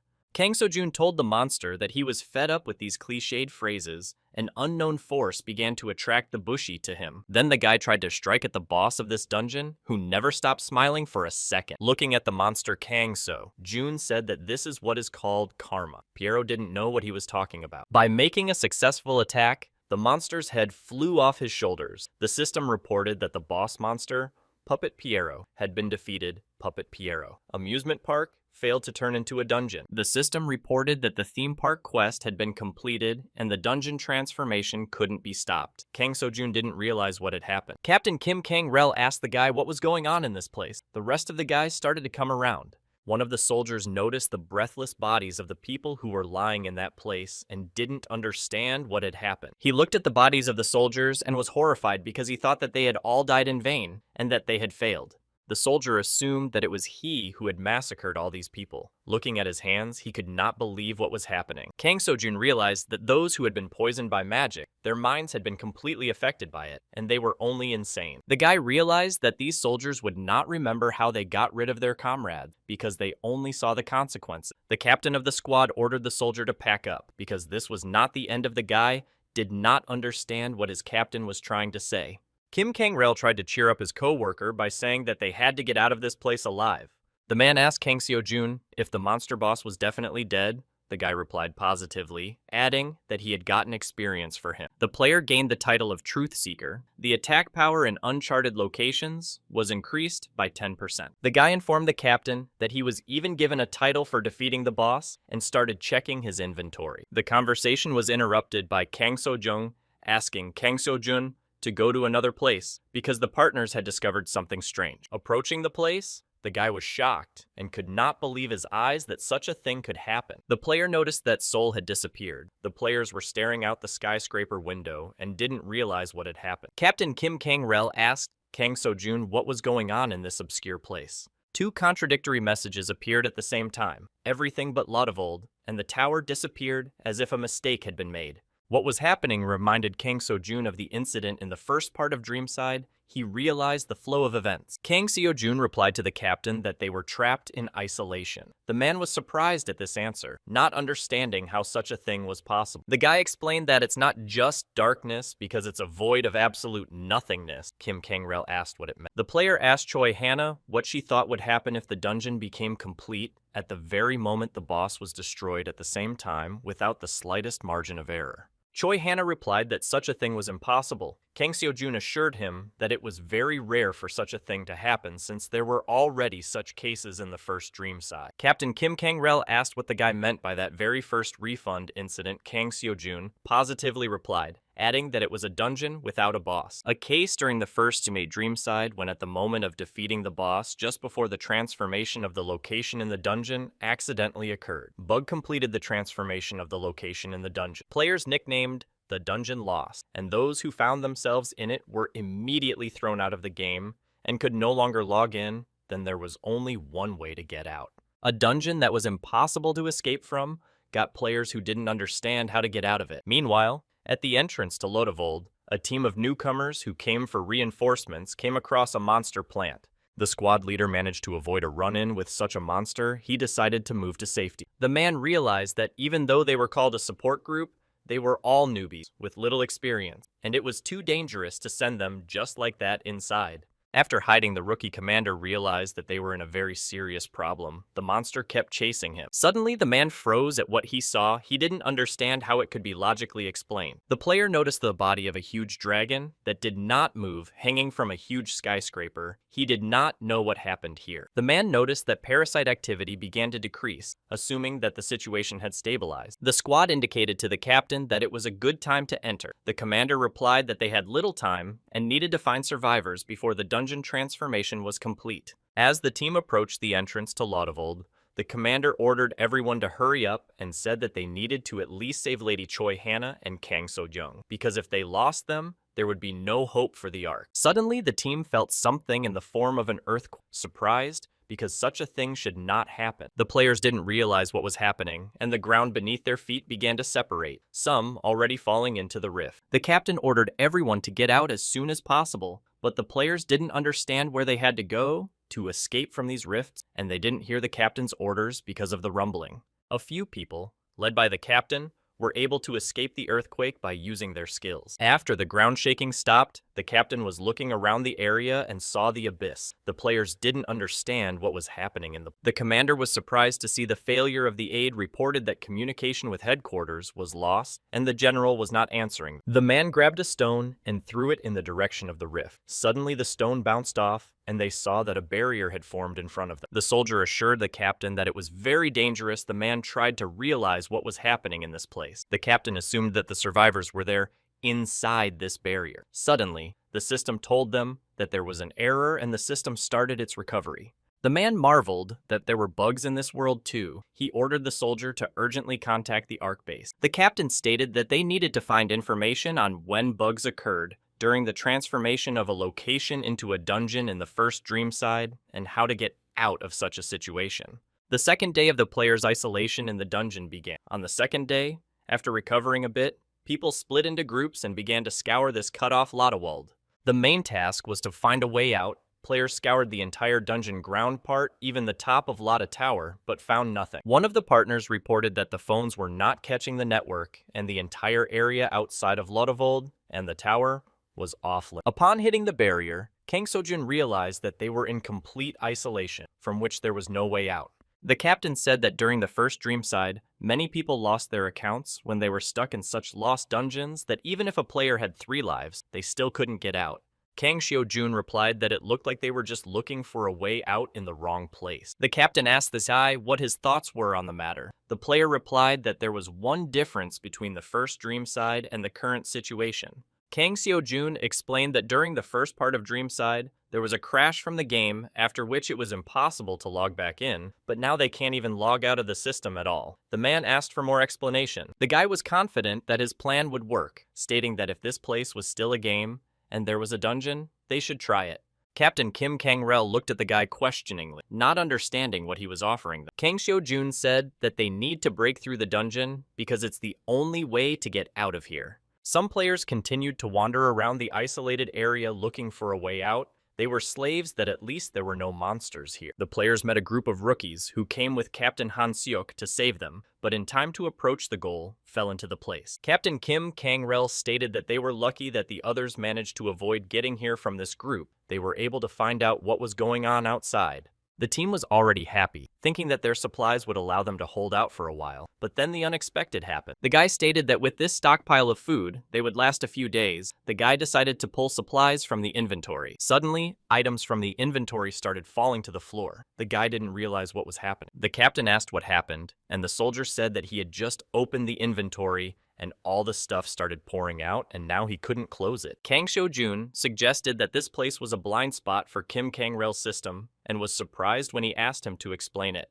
The guy replied that the system doesn't work properly in that location, asking all players not to open inventory unless absolutely necessary. The captain pointed out to Kang So-jun that breaking through the dungeon was a system function, and if the inventory wasn't working right now, then the other system functions in that place were useless. Kim Kang-rel knew that they had no other options besides breaking through the dungeon, but they needed to think about what would happen if they failed. Kang Seo-jun suggested that Captain Kim Kar-rel wants the players to prepare to panic. The boy asked the captain not to worry too much about it, because hope can be very contagious. Kang Seo-jun said that they need to find their man first, but he didn't realize who the player was talking about. The captain asked the guy who he meant Kang Seo-jun, said he was talking about the company members who came in here, saying that they wouldn't be able to get out of here so easily either. Kang Seo-jun decided to find the group's tracks and offer them cooperation, because only then can they survive. The captain asked that the members of the company would really accept their offer, since they were terrorists who wanted to destroy the Earth. Kang Seo-jun replied that these people would help them because they have no other choice for survival. The company was not an ordinary organization. They provoked dungeon breakouts and spread the spore virus around the world, and their goal was only survival. In the end, all their actions were dictated by the desire to survive.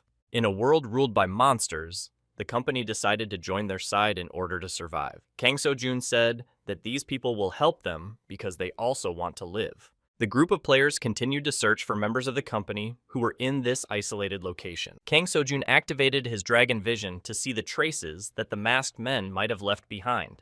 Suddenly, the players heard the command to capture them alive. They realized they had managed to find the members of the company. Commander Kim Kang-rel ordered all of his men to prepare for battle, saying that they would not just surrender to them. Suddenly, Kang Seo-jun told everyone to stop because he had a proposal for this group of people. The members of the criminals managed to capture Jang Gyeong as a prisoner. The man said he would get rid of them all, ordering no one to make any sudden movement, or else the guy would get hurt. Kang Seo-jun found out where his comrade had disappeared to, and he realized that if he did, their plan would change. Jang Gyeon apologized for just being abducted out of the blue. He didn't realize he could be captured so sneakily. Kang Seo-jun asked everyone to calm down, saying that they would not fight, stating that he had an offer for them. Yoon Ben-go was surprised to hear the guy's proposal and asked him what he was up to since they had his comrade in captivity. The men were surprised to hear the words that they had worked so hard to spread the dungeon flower to complete the transformation, but had so ridiculously found themselves trapped in this place. Kang Seo-jun remembered that this group was preparing to face monsters, but not for this turn of events. The man didn't understand what Kang Seo-jun's boyfriend was telling him and was surprised by his words, assuming he wasn't at home. Yoon Ben-go tried to insult the guy, but he suddenly told everyone that he knew how to get out of here. The masked man and Chang Gyeon were surprised by the guy's words, and they didn't understand how they could get out of here. Kang Seo-jun indicated that if they cooperate, everything will go smoothly, and if not, it will be a little more complicated by asking what they will choose. Yoon Ben-go replied that he had no reason to trust this guy, showing that he knew his way out of this situation. Suddenly, Kang Seo-jun asked what a group of masked men were waiting for the system to recover, and was surprised to hear it. Kang Seo-jun added that restoring the system doesn't mean that technicians will come and fix everything. Choi Hannah stood behind Kang Seo-jun's back and listened to everything he said, ready for the opponent to do something. Suddenly, their conversation was interrupted by unintelligible sounds of Akoto shouting that everyone needed to move back. Suddenly, the huge scissors flew into Kang Seo-jun, who managed to deftly dodge them. Kang Seo-jun was surprised that he was attacked by the huge scissors. He didn't realize what was happening. The masked men didn't realize what it was. They decided to take cover as quickly as possible, seeing that one of the men had been struck by these nocturnal creatures that, when touched, destroyed everything in their path. Kang Seo-jun told everyone that anything touched by these scissors just disappears in the blink of an eye. The guy realized that they were cutting the space itself, assuming that was what the system upgrade was. The players noticed a lot of arrows that started falling on them from the sky. They didn't fully understand what was happening. The captain stated that they needed to find a safe place as soon as possible. Otherwise, they too would be lost as well as this space. A lot of holes started to form after the arrows started to pierce the space the players were in. Kang Seo-jun admitted that this is the so-called easiest way to restore the game. Rollback, he told everyone that the system is being rolled back to a time when the bugs were not there yet. The scissors were a cut function that wiped out everything in its path, all part of the system recovery process. The guy stated that the arrows and scissors follow someone's instructions to erase rollback repeat. Finding himself on the edge of a cliff, Kang Seo-jun didn't understand how he could avoid such a removal like the space around him. The guy groaning managed to avoid the huge scissors that appeared. At this point, he realized it was a shifter. Yoon Ben-go made sure that the system was really trying to roll back all of space, and they had no time to think about it. Kang Seo-jun asked if he had changed his mind about the treaty. The masked man replied to the guy that they were willing to team up with them to survive this not easy situation. Kang Seo-jun was surprised to learn that the opponents have conditions on this by asking what Yoon Ben-go wants. Yoon Ben-go stated that he and Kang Seo-jun will make a joint pact. He extended his hand to the guy. A handshake treaty did not have the same binding force as a written treaty, and it was only a verbal agreement that had no direct effect on the players. However, if anyone broke the treaty, they would be branded with the title of traitor to the oath. Players who violated the treaty in any interaction will see this title in battle. They will have negative effects imposed on them, and in the game itself, they will have various restrictions. The effects were temporary, and over time, the title disappeared by itself, so the contract was not very popular. But in their situation, when every second was precious and a written contract could not be drawn up, it was the only way out.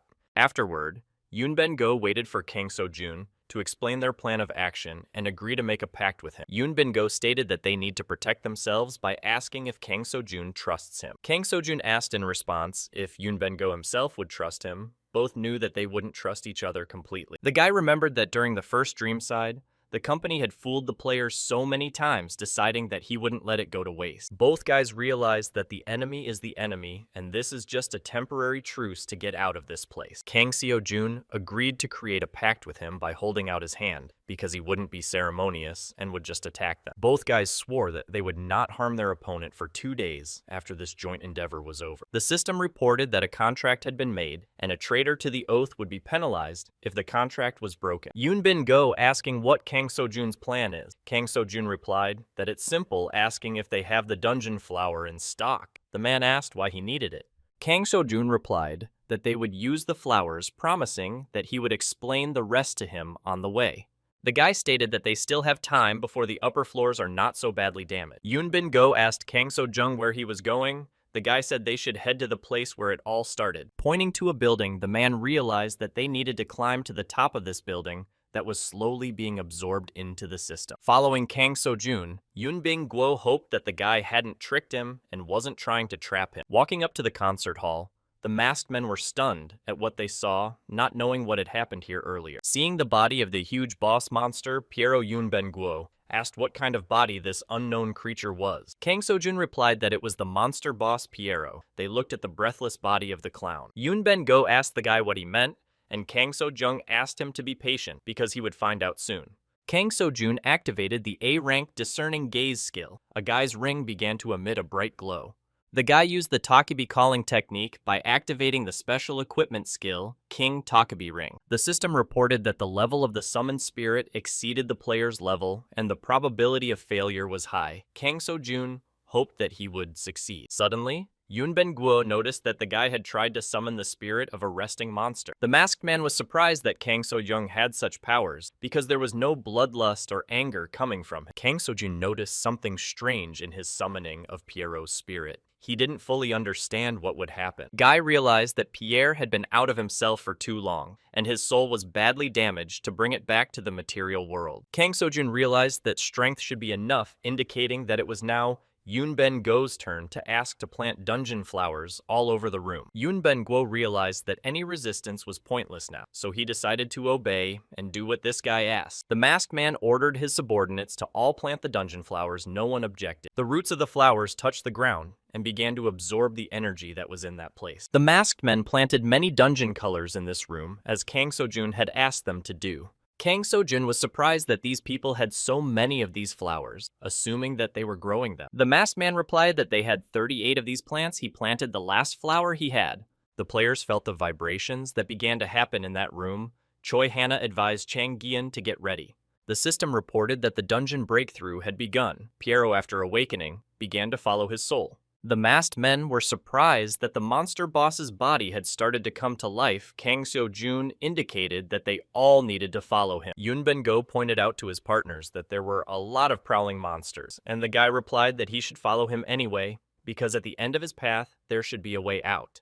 Piero, in all his nature, was a boss monster, and so When a dungeon breakout occurred, he was the only one who instinctively sensed where the exit was. The revived monster boss body continued to make its way to the exit of this place, which was very dangerous. Players continued to follow the boss in the wake. They noticed that at this point, the huge scissors had riddled the space. Choi Hana warned that they were already here. Kang Seo-jun advised no one to stop and continue following Pierre. Running by Kang, Seo-jun noticed that Kamushi was lying on the floor. The dragon's huge jaw was half open. Approaching the dragon, the guy managed to determine that he was still alive, assuming his doppelganger realized that Kamushi's weakness was sunlight. Kang Seo-jun thought he could use the creature to get out of this place. The guy decided to put on a Takabi hat and use ghost flames. He decided to get this dragon as his assistant. Kang Seo-jun ordered Kamushi to get up, saying that it was surely the guy who had channeled some of his powers into it. Hearing the order and feeling Takabi's spirit, the dragon opened her eyes and began to come to her senses. Then she began to writhe. The players were frightened by this turn of events, fearing that Kamushi might attack them and prevent them from getting out.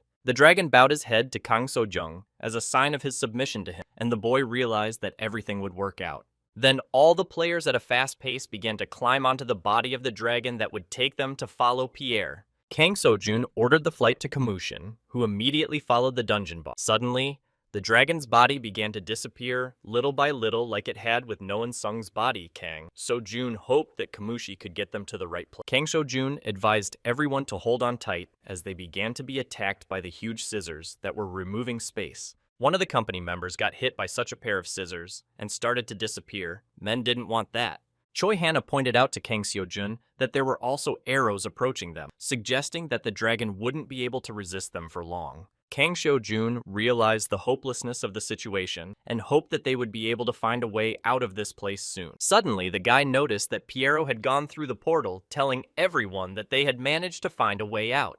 The girl noticed a huge pair of scissors approaching in their direction that could prevent them from passing. The huge scissors went on a tangent across the body of the dragon that was already on its last breath. Kang Seo-jun informed everyone that Kamushi was unstable, telling everyone to hold on as tightly as possible. As they approached the exit, the guy hoped that they would be able to get out because they were so close to the exit that could close. Kamushi began to enter the portal that was the exit from this place. The players sitting on it were saved. Kang Seo-jun ordered the dragon to fly into that portal as soon as possible because it was starting to close. The part of the dragon the players were sitting on had already passed through the portal, successfully leaving this place. Suddenly, Kamushi began to fly out through the portal that had been formed and was unable to fly, so they began to fall. Once on the ground, the players couldn't believe that they had managed to get out. Kang Seo-jun was trying to figure out where they were. The players noticed that the strange scissors and arrows all disappeared, realizing that they had managed to escape.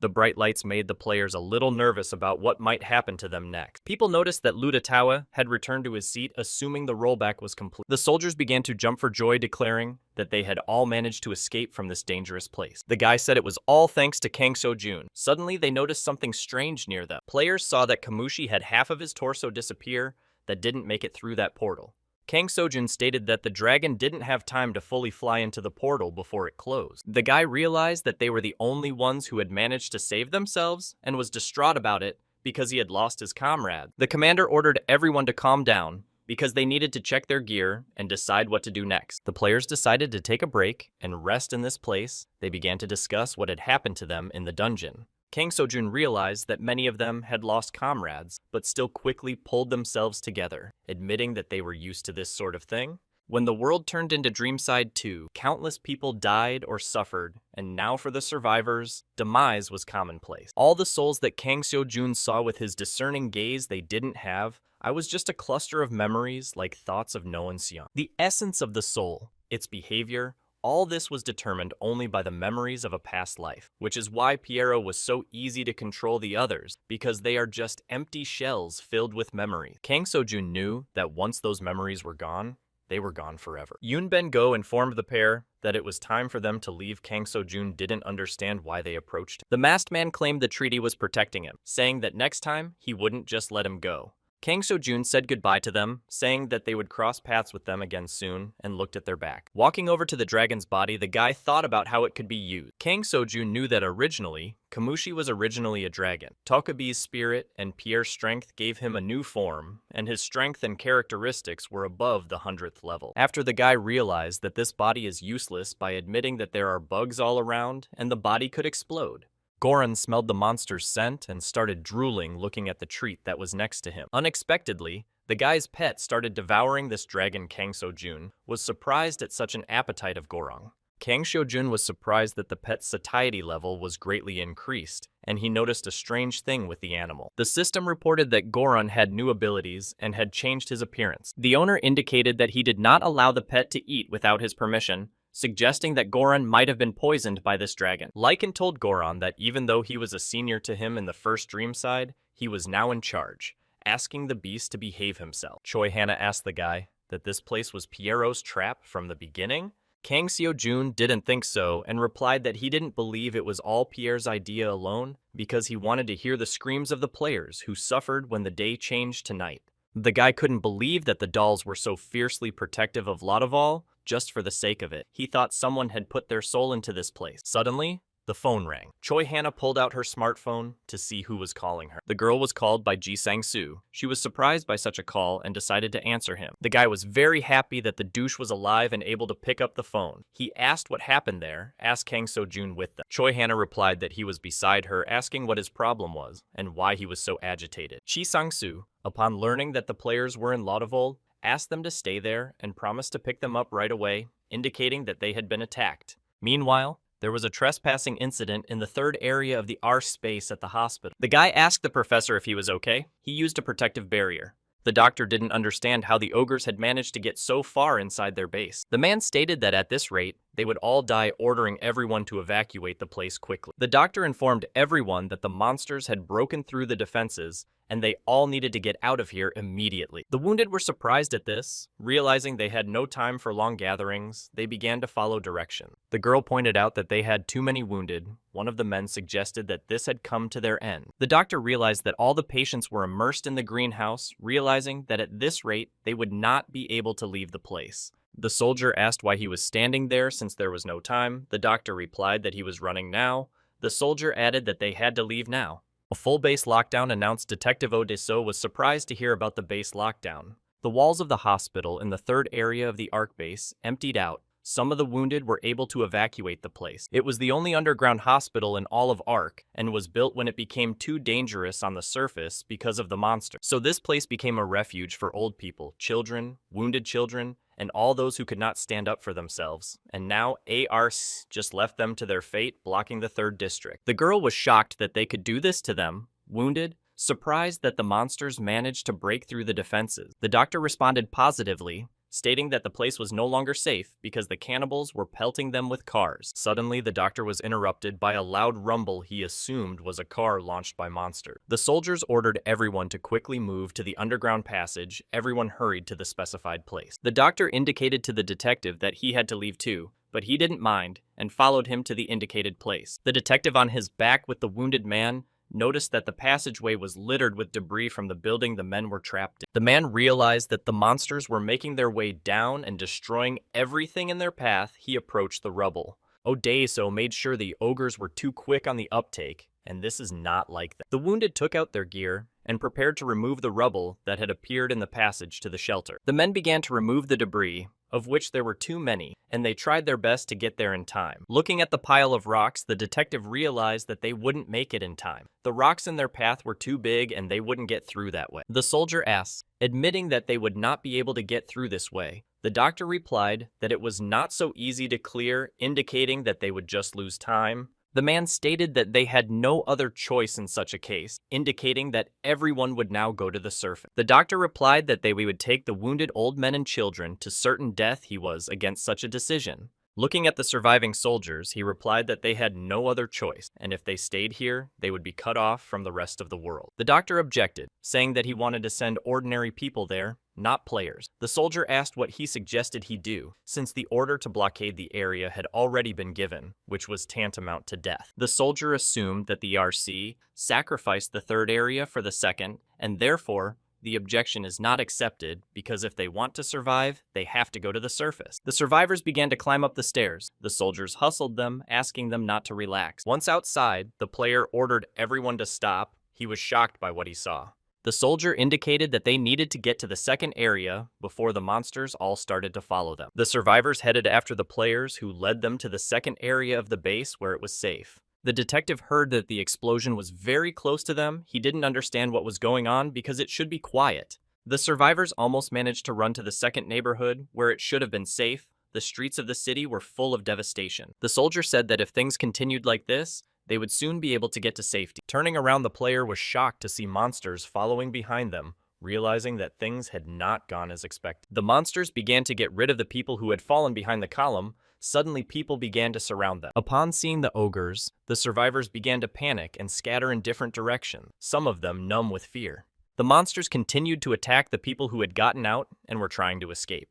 The girl tried to run away from the nick, but one of the monsters managed to catch up with her and intended to strike at her. The surrounding people saw the monsters send this girl to the other world with a single spear thrust. Soldiers taking up firing positions tried to resist them. Partner reported that the monsters were approaching at 9 o'clock. The gunman stated that they should run to the second neighborhood as soon as possible because they would be safe there. The monsters began to attack the survivors who did not understand what they wanted because the soldiers could not cope with them. The detective failed to locate the high-ranking cannibals, realizing it wasn't that bad. Suddenly, the man saw a strange creature that he had never seen before. A huge monster split the bus in two. The detective didn't understand how such a monster managed to get here. Detective Odiso heard the monster roar. The system reported that he was paralyzed by terror. The doctor couldn't move. Realizing that it was a bad decision to go upstairs, the order was given to save whoever could. Meanwhile, a train pulled into the station near Lodewold to pick up survivors. Ji Sung-seo Jack was happy to meet his comrades who had successfully cleared the dungeon. Choi Hana saw that there were a lot of people in the train car and was surprised. Kang Seo-jun asked his comrade who all these people were among them. There were many injured players who didn't know what was going on for their absence. Ji Sung-seo explained to the comrades, and they realized that the Ark base was in danger. The guy decided to show them a video from those places. Players saw that in the video of the Ark base being attacked by ogres. Ji Sang-seo indicated that the vanguard had already broken through the defense line. The captain was shocked that the monsters had managed to break through Ji Sang-seo's defense line and continued to explain to them what was happening. The guy assumed that the military is trying to fight back against the monsters, but there are too many of them, and modern weapons, neither defense skills nor strategic tricks help.